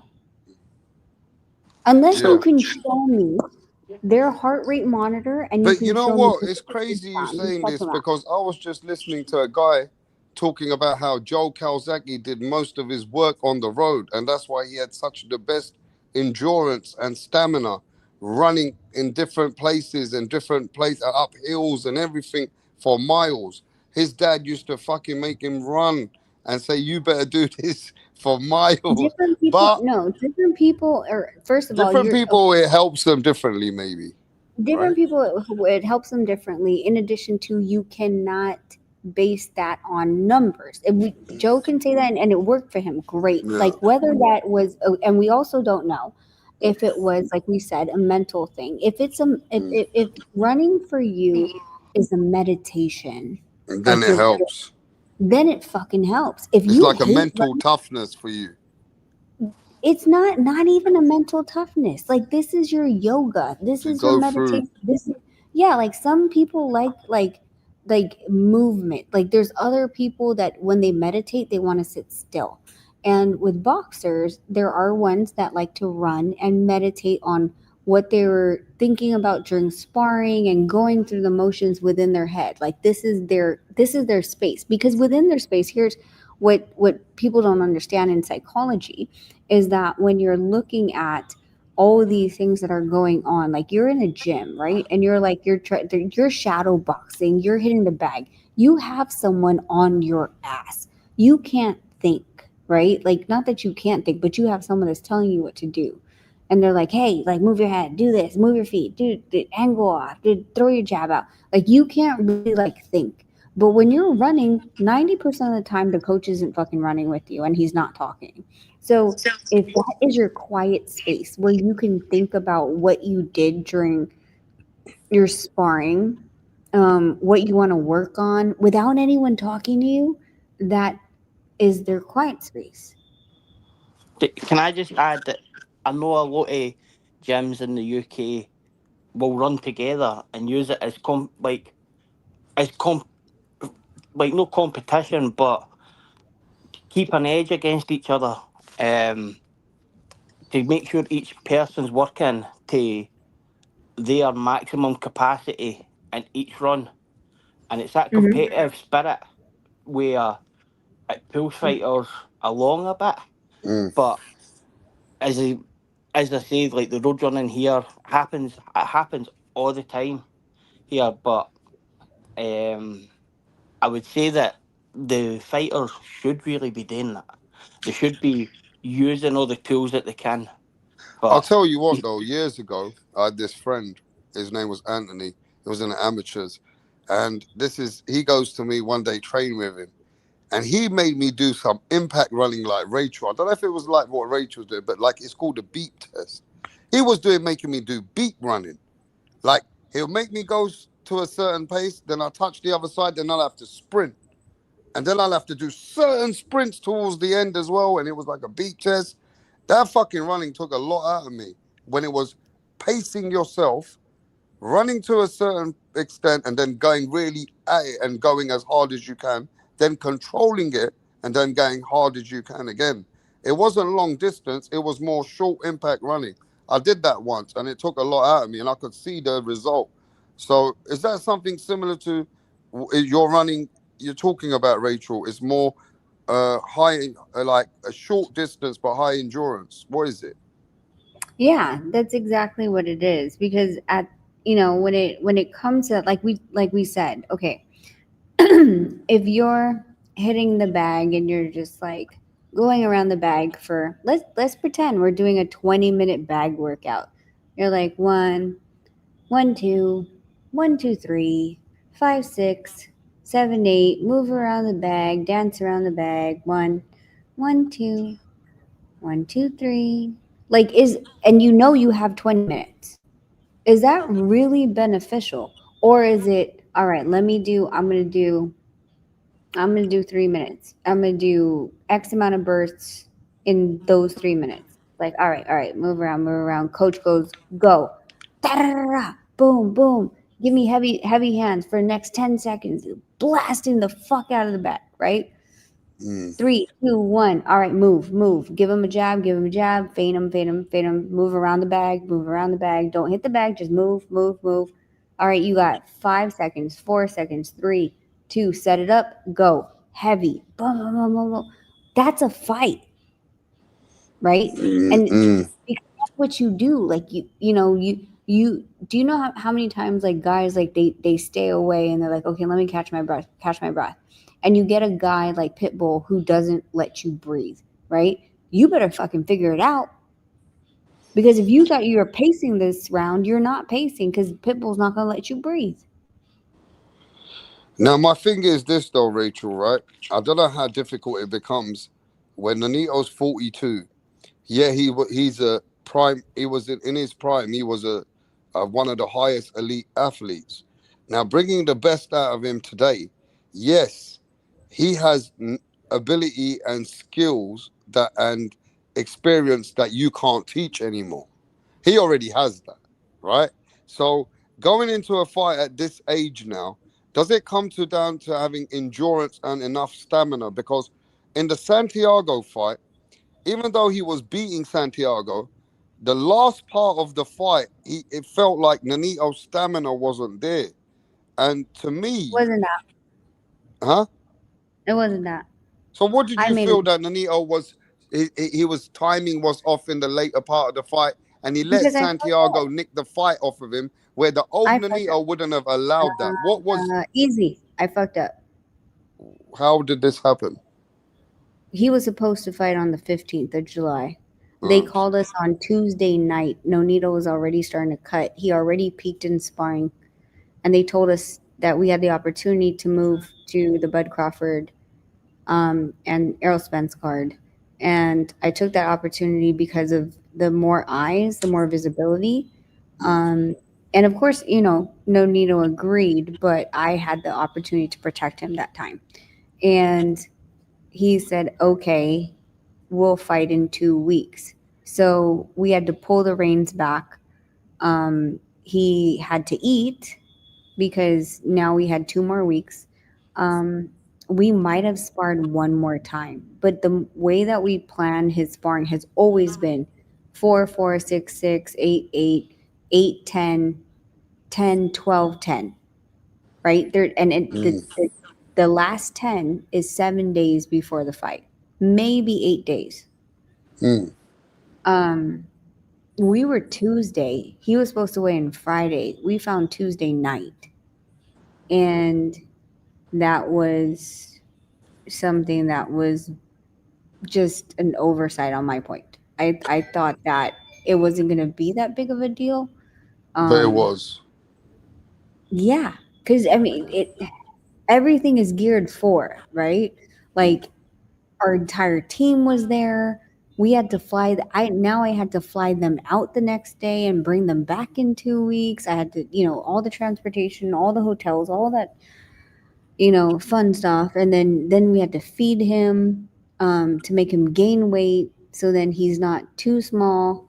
And then, you know, rehydrate him, because again, it's Tuesday night. He's thinking he's going to weigh in Friday morning. Well, now you're not weighing Friday morning. You're weighing in 2.5 weeks.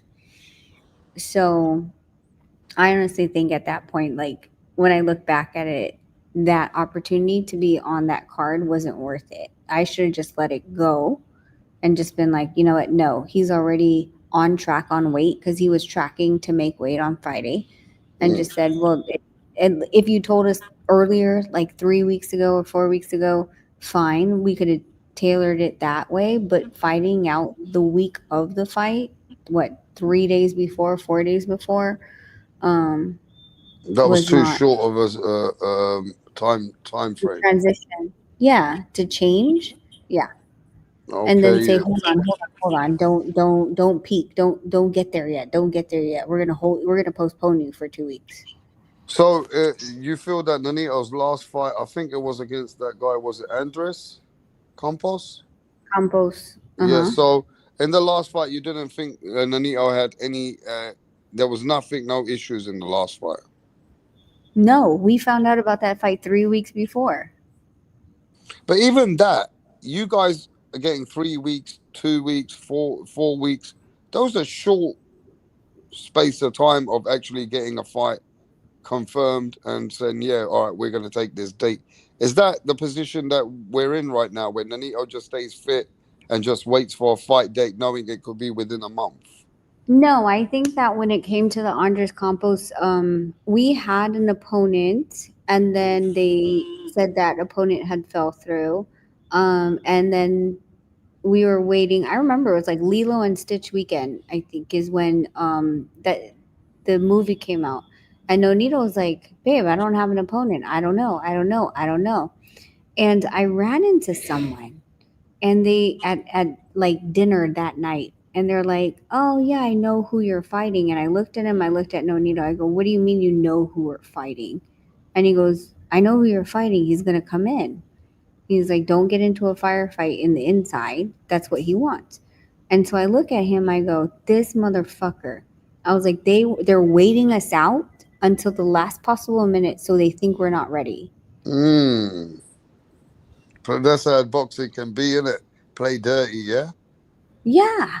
They tried to play like because nobody really wants Nonito at his full capacity. No, because this time they want Nonito on their resume. Correct. If anybody right now, it's unfortunate, but it feels to me it's like even in Japan, you're taking this fight against a guy. Are they? And who's this guy? Is he Japanese? Yeah. So they're really favoring that guy anyway as the A side. And Nanito's just I feel that he needs to or I'm sure you're very aware that there's favoritism in how people want every inch out of you. They don't get every inch out of me. I'm the one that But fucking they'll fights try, him back. right? They're gonna Of course try. they're gonna try. I'm gonna tell them to fuck off every single time. But you know, Japan is a place that you can't really. I mean, you can, but you got to be as one step ahead in your game. You got to have everything prepared. I think I've played the game enough that I already know Yeah, for what can sure. happen over. I mean, that's for sure. But you know what's great? Yeah, I think the story still carries on, and to see Nanito come back right now it's like a comeback trial. To see Nanito still in the mix, knowing that boxing industry is trying to, like you said, um, like try to get Nanito to fight when it favors them. So hopefully you guys still turn it around. And Nanito, you know, a lot of people though, Rachel, look, I've known Nanito, I mean, I've known you guys for years, watching his career for years. A lot of people feel that Nanito ain't obviously at his best anymore. But just to see him perform and get certain glory again would be a big thing, Yeah. you I know? mean, like that's the thing is that like we're coming into an age of like a turnover, like you were saying, like the last of, right? Because there's so many people right now that just will never really like they won't go balls to the wall. They won't fight the best of the best. Like it's a different genre right now. They like TikToks over actual like fight, you know? Um and it's concerning, but this is how things go when it comes to sports in general. Like things have to change, and if they don't, well, I don't know what to say. But boxing, you have to understand, at the same time, is a very it's a combative sport, and it because of that, I think that people have tried to change it to not be, and it's starting to show with the cherry picks that some of these quote unquote champions are doing. um it's funny, I don't know how many times that we've called out, like, I'll tell you, Takuma Inoue. We've called Takuma Inoue out a bunch of times. He never wanted to fight. Why wouldn't you want to fight us?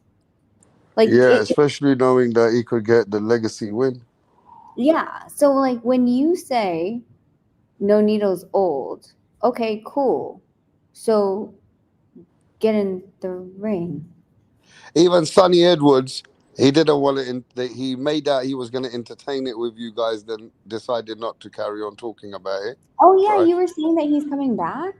Yeah, Sonny Edwards said that 2 days ago. He said he's considering now coming back, but he has to change certain things in his life before he really makes that decision. Yeah, you know what? Like I felt bad. Like Sonny's last fight. Actually, Rapstar, before I forget, when is the fight? Is the fight today? Yeah, no, yeah. For today's the weigh-in. What? For Conor Benn versus Chris Eubanks, right? I thought the fight is Saturday night. Yeah. There. Yeah. It's only So, Friday, Rachel. Today's the weigh-in. Oh shit! You're one day What behind. day is it over there? I'm confused now. You're one day Friday. behind. It's afternoon here, Friday. It's afternoon Friday. Yes. It's Friday night here. Yeah, you guys probably are fucking 24 hours ahead in another world. No, but it's Friday night. Okay, it's Friday 8:30 here. What time is it? 12:30 in the afternoon. On Friday. Mm-hmm. So it's tomorrow. Yes. Today's the weigh-in's coming now in about the next 1 hour. The weigh-in's coming in the next hour or two. That's hilarious. 32 hours away for a fight. The weigh-in is today. Tomorrow's the fight. Okay. Yeah, so Rachel, I will say this though. I appreciate you guys sharing with us, you know, a lot of insights and how you do things. But don't you think to get confidence out of fighters in this regime, how you train, like you did with Macumbi, don't they question, well, I used to do all this. This is what that my like teaching an old boy new tricks. Do they sometimes feel like they have to trust you, or do you have to gain the trust of the fighter and then they see the results? Do you know the beauty about what is it? About not giving a fuck? How? It's absolutely fucking amazing. Like, I don't have to train anyone. I don't have to waste my time training anyone. If you're going to say, well, you can't teach me new stuff and I don't want to do this, well, then why am I wasting my Saturday mornings So with first you? of all, it comes from trust. A person has to just trust you. That's it. Yeah. And Or then you you could just can. do the same thing. Like, because I'm never scouting. I'm never going around being like, you should train with me. I can make you better. I'm not doing that. Like, I'm, you So know, how like do you people. guys come across these fighters sometimes, from Michael Zafera to Trevor Macumbi? How come you train them sometimes and we see you in the corner? All of a sudden, I see Rachel and Nanito in the fight with Pacheco. I said, wait there. I didn't even concentrate. Then I realized that you guys were training him. Because they see like how, you know, their trainers have been in my program, and or not their trainers, but well, their trainers have had fighters in my program and they know what I do, and then they have to convince their fighter to train with me. For me, I'm like, but then their conversation is, you know, it comes back to me and they're like, would you train this person? I'm like, let's see. Like, let's play for 12 minutes and let's see if I really want to train them or not. But I don't go actively to, you know, fight camps and it's like, hey, I can make you better, and you know, I charge this much. I don't look for it at all. So for me, it's like we can see what's going on, and if you want to work with me, if you want me to be part of your team, you have to make that decision. I'm not selling myself to you because I could be at the park with my kids on a Saturday morning, then yelling at you at 8 a.m. But boxing is part of your life, isn't it? And for everything I've known you, it's not because Nanito's just your husband, but you play a part in the sport. You do a lot with in the fighting game with your husband, and I'm sure with others. I feel like is boxing become such a big part of your life still that without it, it would feel different. Yeah, no, I mean, like right now I'm texting the team because okay, so like I said, it's 8:30 here. We figured we were gonna see, I don't know if we were doing this calculation right, but the main ring walk was supposed to be at like I think 5 a.m. here. And we still wanted to watch a couple of the undercards. So we're like, okay, get to my house at like 3 a.m. Like we were planning this all right now. Then you're telling me that they didn't weigh in yet. So I'm texting the team. I'm like, bro, do not show up here at 3 a.m. It's not even today, it's tomorrow. So we're all moving everything. You know, like it's crazy because here they have DAZN and in the Philippines, but they pay like a thousand pesos, like $20 a month, and they don't have pay-per-views. So the next 3 pay-per-views I thought I was gonna pay for was the Ben EUBANK, and then the Benavides Yard, and then the Inoue one, right? Well, November. you're a fan just like us, and I'm sure you like to catch up with what's going on and what's the fights when you can, and you know, just like all the fans, they speak to you because you're just like one of us. So, what do you think about the fight? And you know, you're on the fence with Devin Haney versus Norman. I mean, How do you feel about that fight? What do you think? I mean, like there are certain things, right? Like first of all, they're pretty same in age, their height, their reach, their stance. They're all pretty much the same. They're not that very much off as far as their records. You know, Devin was supposed to be an elite technician.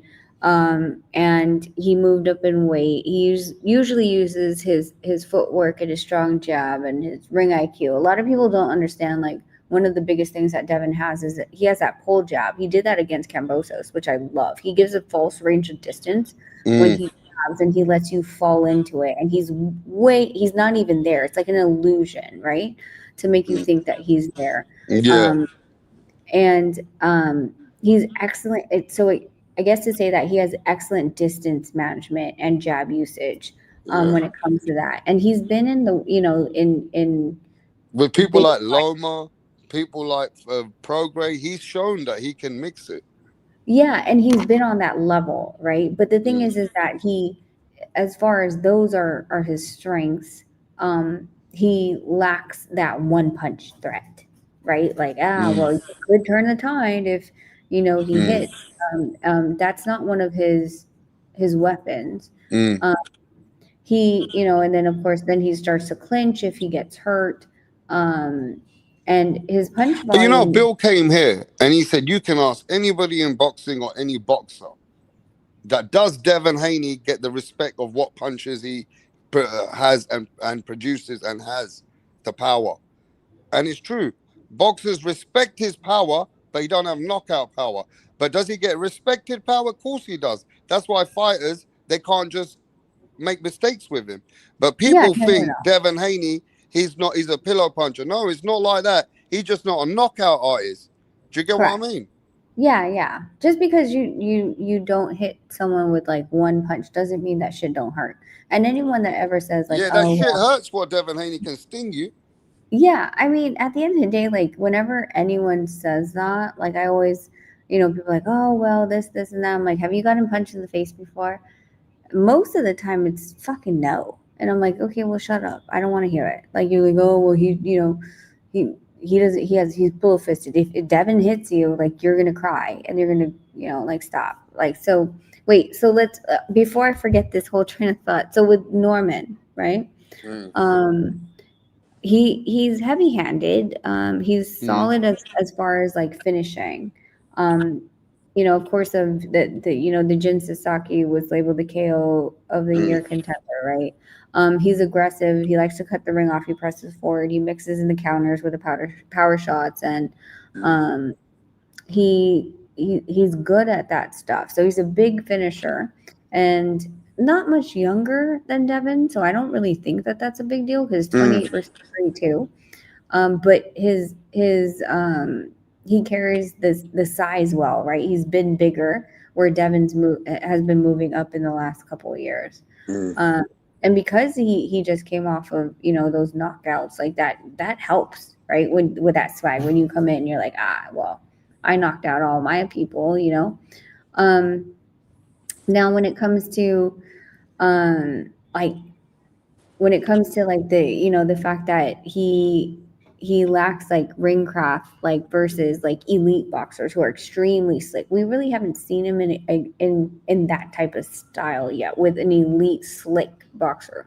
And so I think that's one of those questions where you're like, okay, well, where do we go from here? Like, what are you going to do with that type of fighting style? Norman is like a power fighter. He's the young, hungry, knockout-minded guy, but the experience at the top level still has to be proven and tested for him to be, shown up. So for Devin, like he definitely same stuff, right? Use the jab, move, control the distance, pace, and frustrate Norman. Of course, avoid his big power shots and pick shots rather than brawl. He has to stay outside the pocket, use his angles, pick his moments, and avoid being cut off by Norman. But getting to the later rounds where his stamina and craft can outweigh Norman's early bursts, right? Like Devin's great at keeping his stamina throughout all 12. And then, Brian Norman just has to impose his pressure, use his physical tools and cut off the ring, bring the volume, and force Haney to be in that mix. He has to close the distance a lot, like smarter and a lot faster, and not allow Devin to have that kind of rage control. But yeah, so that's kind of why, like, you know, I feel the way I do about it when it So comes to the you got a very good point, and you've broken down for both fighters their skills and attributes or where they belong in the fight. But it seems to me, when I'm listening to you, that Devin Haney has a lot more to offer when it comes to breaking down and how he can win fights than Brian Norman. Then I mean, a lot of it is, like I said, it's like who shows up that day, right? Like I keep saying this. It's 12 weeks of training for 45 minutes in that damn ring, and everything has to come together in that 45 minutes. Like they could have been working on something. They, meaning whoever, whether it's the Normans or whether it's Haney's, they could have been working on something absolutely fucking perfect. And then you get in that ring and something's off. I don't care what it is. Maybe you have gas. Maybe you have too much Vaseline in your eye. Maybe your wrap feels a little bit too tight when you start hitting. It could be anything can throw off that night, that 45 minutes.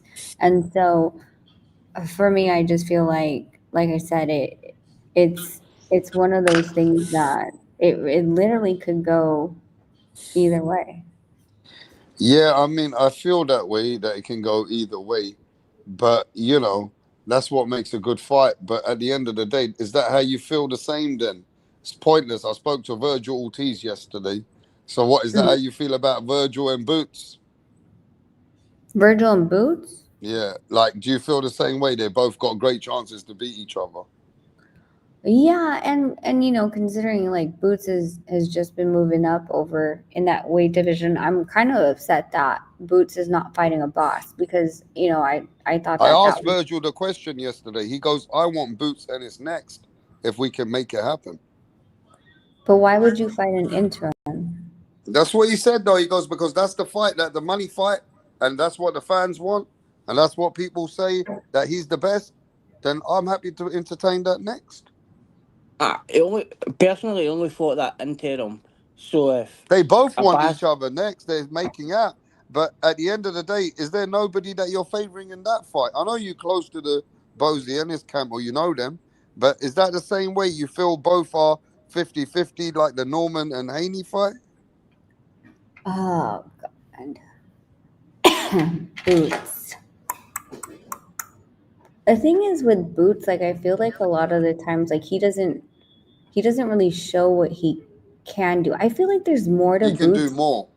Yeah, but and Virgil has like he's showing it. You know what I'm saying? Like I feel like for some weird reason, like there's like a I don't know what the fuck it is, but it just for where Boots who Boots is, and when Cameron Duncan fully believed in him, I think I I expected more, and I see that there is more, but I don't really agree with the opponents that are being put in front of him to be able to showcase his true talent, right?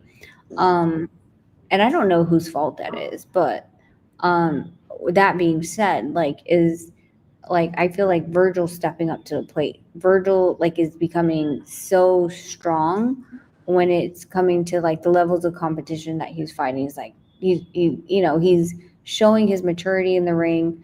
Um, I feel like there's something holding Boots back, and you know that's neither here nor there when it comes into the ring.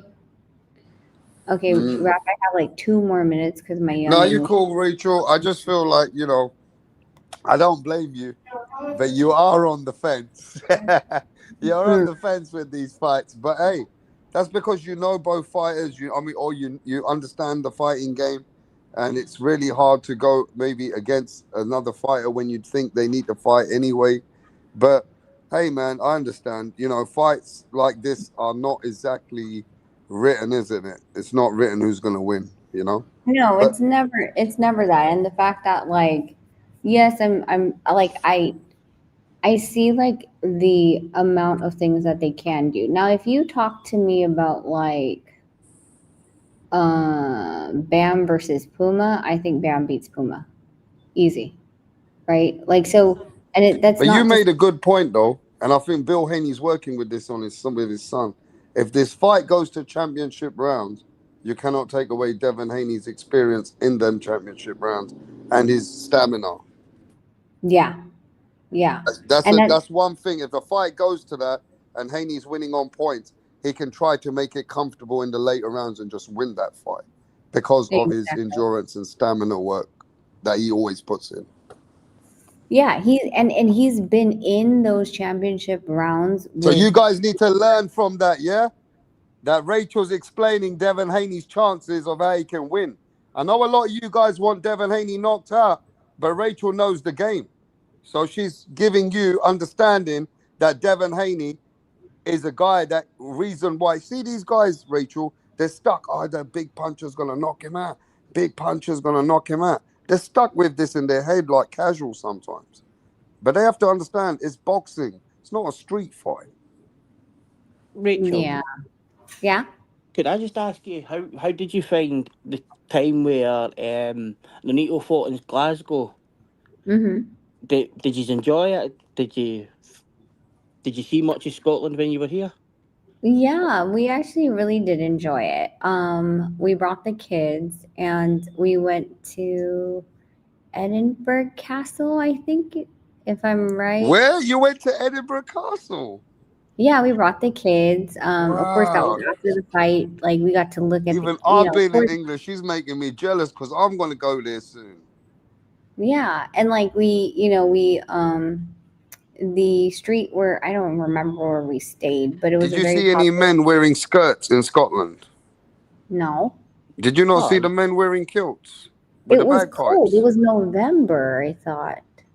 You have to go to certain places to go see their tradition. Oh no. Well, I mean, we were in Glasgow, and then we went to Edinburgh, and then we went to the indoor ski resort where my boys were skiing.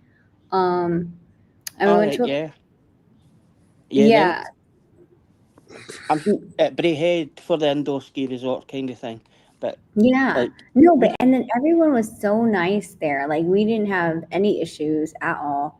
Um, we were able to walk up and down the streets, and it was fun. So I think we went another time after that, and I think it was when Josh Taylor was fighting, and Carl told us to come, and we went to go watch Josh fight. Okay, these people asking a couple questions before you go. Rap, ask Rachel quickly what does she think of Yard chances versus Benavides? I'll get back to you on that one. Okay, I she don't needs to get back to us on that one. No, because We'll I be don't like live. We'll me. be Like live through the fight whenever I week. give you like my answers, I give you like a full fucking like here's my scout Yeah. report, She right? doesn't like just calling it. She likes to No. break it down what she sees in the fight. So as we're live through the week, hopefully you come and break that one down for us. Another question for you is how does the Philippines treating you?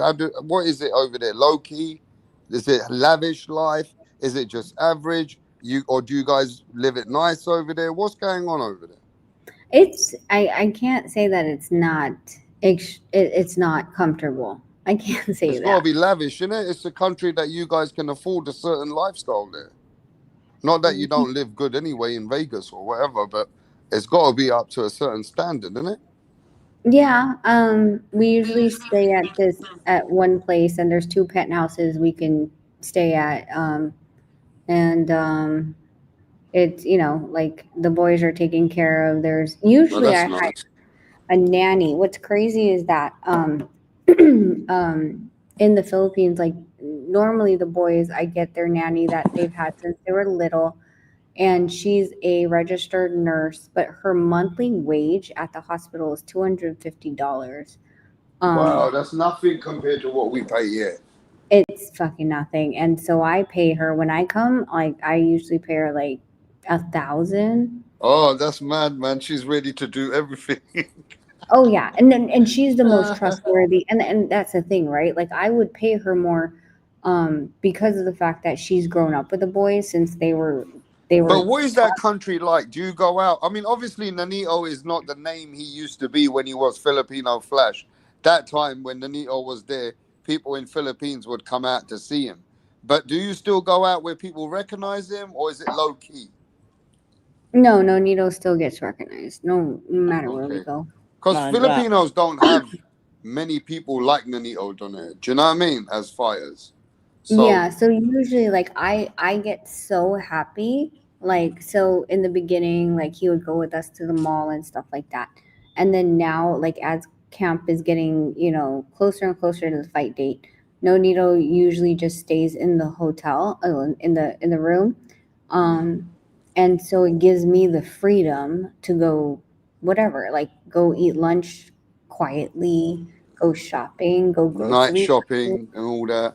yeah, with the kids, because usually It's when we amazing. go, it's like, no, takes times with his fans, which I understand, but sometimes I just wanna be like, okay, can we just go to the grocery store and buy these things? But those maybe 10 things take more than an hour because there's, pictures and autographs he's sending at the grocery. It's easier when he's not around. Right? Okay, so when he's around, people still recognize him and they slow him down and Yeah, stuff yeah, like yeah. that, yeah?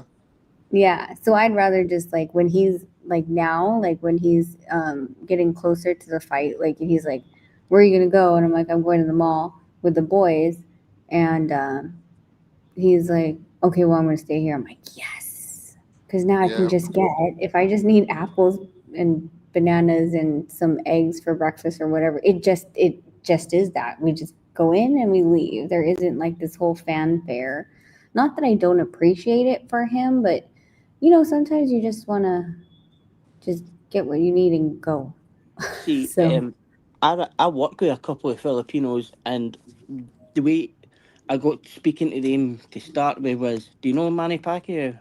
"Oh, I know Manny Pacquiao." "Do you know Nonito Donaire?" "Yes, we know Nonito Donaire." "Do you know anybody else in the Philippines?" "No, I don't. I don't know anybody else." But like, I know obviously, someone else, the guy in the Black Eyed Peas. outside the gap. but Yeah, like, that guy was a Filipino. He was Filipino. But there's not many, it's true, there's not many people stand out in Filipino. Like, obviously, apart from Pacquiao and as us boxing fans, Nonito Donaire. Oh, that's what I was going to tell you, Rap. When I asked you, have you been covering Iman? Yeah, who's that Filipino guy? Iman Pacquiao? That's his son, you mean? That's the son outside Of of Manny Jim. Pacquiao's son, you mean? No, outside. Who? It's outside. It's not part of Jimmo. Butterfly. Oh, it's Manny Pacquiao's son from another woman. Mm-hmm. I haven't been covering that, but I'm gonna go do my homework now. What's crazy is like that's what's been so Iman fought on the Thriller Manila card Against did he fight a black guy? I think so. And he got beat. No. Iman won. Okay, then it's the wrong person that I was watching. Okay. But Iman, so he got, because Thriller Manila, that tag number 2, he made his like debut, and of course he got, a bunch of attention. What's interesting is Iman looks really like Pacquiao boxing, right? But he's the other son. And then Jimwell, who's Jinky's eldest, is debuting in, I think, the end of this month. So is that a big thing in Philippines right now when Manny's son's fighting? Well, they don't they're like, who do you pick, right? Wow. Like, there's the one that Hey, everyone Rachel, I needs. don't want to say nothing bad, but I know many boxers who've had kids with a woman. Surprisingly, the kids get known later.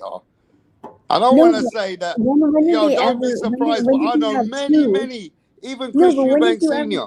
His son came out from nowhere just a few years ago. Another one, Nigel Benn. His son came out. I'm just saying, Rachel, are you sure there's no Nonito Donaire somewhere else that might come out anywhere? No. I'm only joking, but you know what I mean, innit? These boxers have a lot of children with other women that nobody even knows. But when have you ever, like, this would be like a teleseries drama for boxing, right?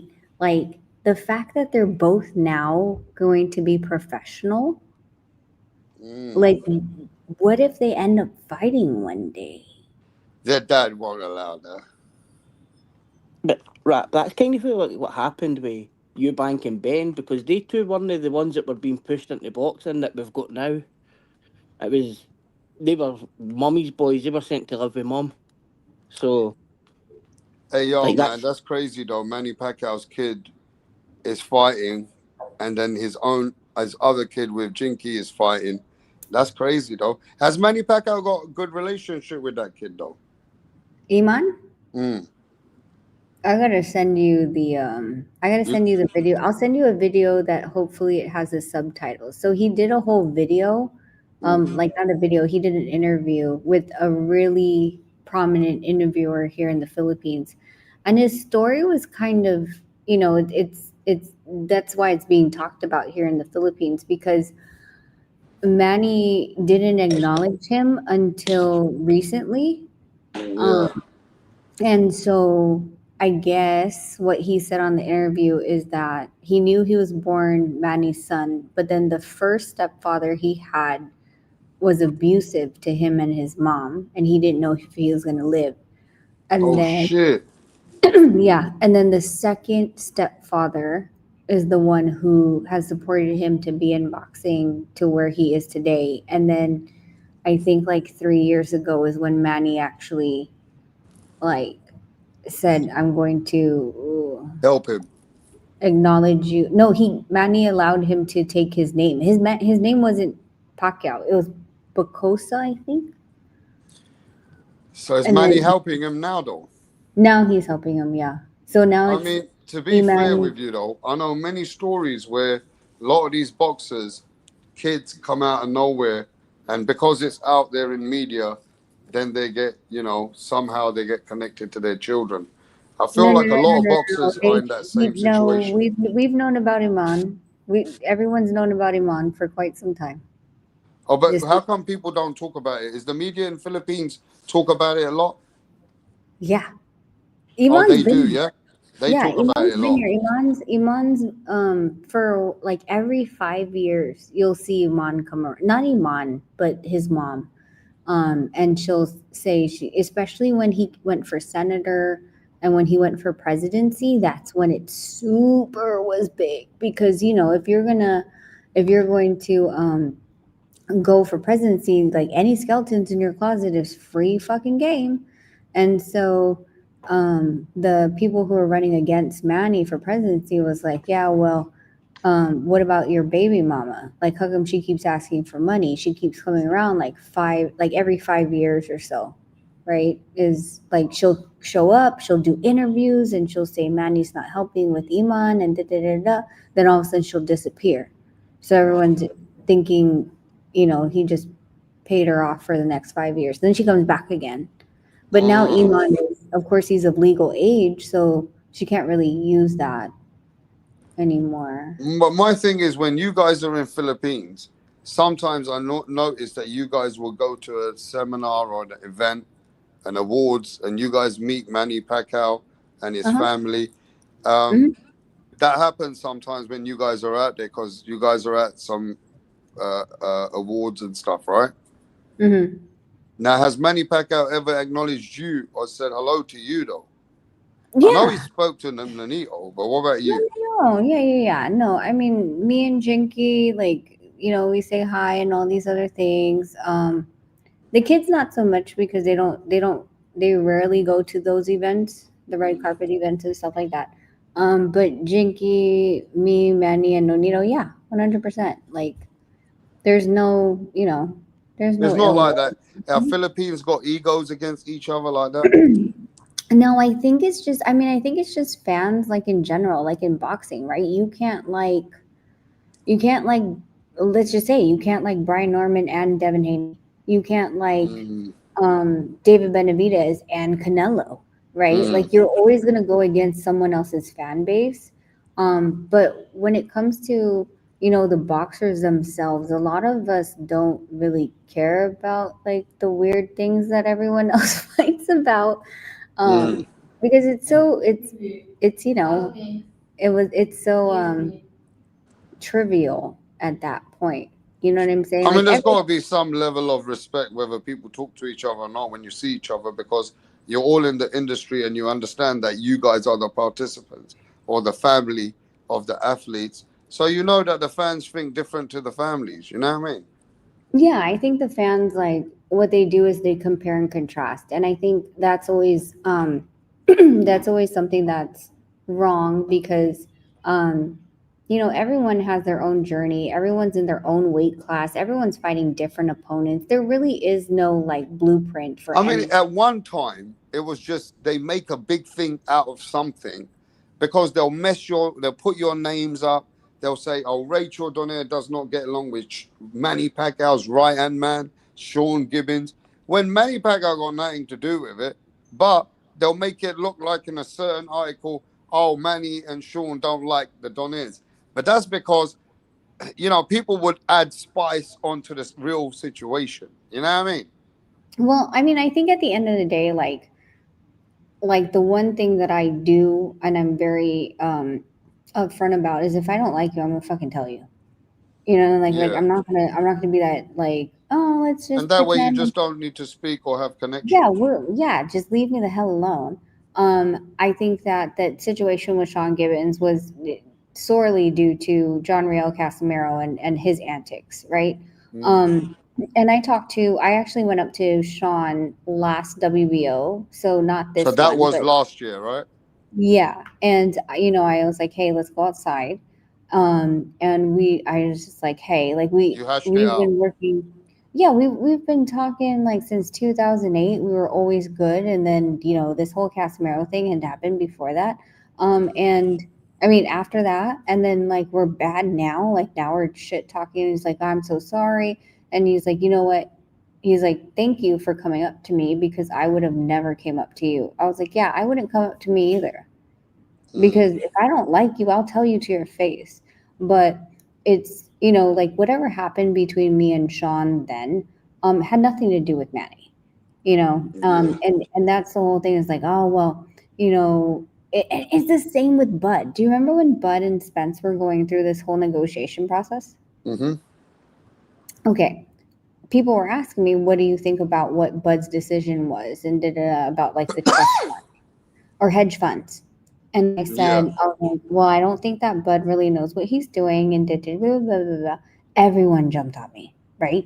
They're like, oh, Rico, like you're a hater. And I was like, I actually think Bud's gonna beat Spence, but I just don't think that these, business moves were the smartest when the first time that they, the negotiations fell through. What does my crazy ass do? I go up to Bud. I'm like, hey, Bud. He's like, hey, sis, give me a hug. I was like, I have a question. He's like, what's up? I was like, do you hate me? And he's like, what? What kind of stupid question? I was like, well, because I said this and that about the hedge fund or what. He's like, no, I don't give a shit about that. He was like, you were right. Like, I didn't understand how hedge funds work. And at the end of the day, we should have never gone down that route. I just didn't know. He was like, but why would I hate you for that? You know what I'm saying? And that's what I'm saying. Like people like think that fans build the rivalry like personally between boxers and people that are in the game, but it really isn't that way. When we all sit down, like we just laugh about it. We're like, come on. Yeah, I mean, they know that everything in the sport, people and media make it mold into, a big, huge thing, right? So they know that in boxing, things are always spread and there's a lot of rumors, a lot of narratives. But until you speak to each other really in face to face, you always hash out things differently to what the media want to see. Really, what that nice worse than that. You know what I mean? Yeah, And the that's what I'm media saying. like to always put it that way, that you got a lot of enemies. Now, there was that time, remember that, Rachel, there was that time that you were getting portrayed that you make enemies in the sport. But that was because of that short period. There was a bit of negativity between you and a few people. So they made it into a worse thing. And they don't look at all the relationships that you actually do have. I mean, I take that like Are you still that person? Are you still difficult? Do you still have a lot of enemies in the sport? I'm Or is that 100% something that was difficult if you. portrayed as, or was that No, overrated? no. I'm the sweetest person if we're gonna go out for drinks and if we're gonna kick it and we're gonna talk boxing and we're gonna disagree and agree to disagree on certain boxing topics. But the moment you come from my family, I will be that person. Yeah, your Okay, turn. yeah, no, I'm not like for anyone to think that I'm going to be this sweet person all the time is absolutely ridiculous. Because if thanks, Logan. My son was like, she's not going to be the sweetest person all the time. And I would expect that from any person, right? Like if rap, like we can have drinks, but the moment I come for your family, I would expect you to put me in my place as far as I'm crossing a boundary with you and decide to Yeah, because people don't distance understand. To them, yourself. it's just a sport. To them, oh man, Nanito can fight Casamay, or why the fuck is Rachel trying to fuck it up? Or they try to take things out of proportion, but they don't realize that there's a lot of things that go into the sport that needs to be in the right way for your husband. And if not, then you're not going to be a mug just because the fans expect you to jump when you meant to jump. You got to do things diligently. That's your business. That's your livelihood, and that's your family. So nobody can come fuck with that. If somebody fucks with that, the fans expect you guys to hash things out, but you're gonna do things what's best for you and your family, not because of what Yeah. boxing and the world wants you to do. Yeah. I Remember mean, with the again, Casamayor, they called you with the till today, even till today, they will say, "Oh, Rachel, ask her, did she hash it out with that Casamayor? She fucked up the fight." Like they blame you for some of that, you know, don't it? I mean, hashing it out, like, do I wish harm on him? No. Do I care about what he's doing, or do I support what he's doing right now? Also, no. You know, like I have been, that was what, 2-3 years ago now, maybe Yeah. longer. And every time I hear him, I'm like, you just fought, like just now, he just fought in 128. He lost. Talking to me about him is a mute point. He cannot fight at 118. He cannot make the weight. He's not ranked.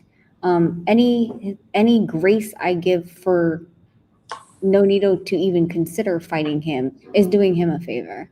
So I think that I made the correct decision to just And it distance. wasn't just you making the correct decision. Nanito did go out there and tell these people, look, bro, that's my wife, man.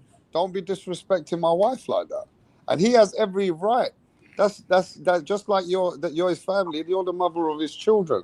Regardless, even if it's a boxing event, you see the fans here, they want to see fights.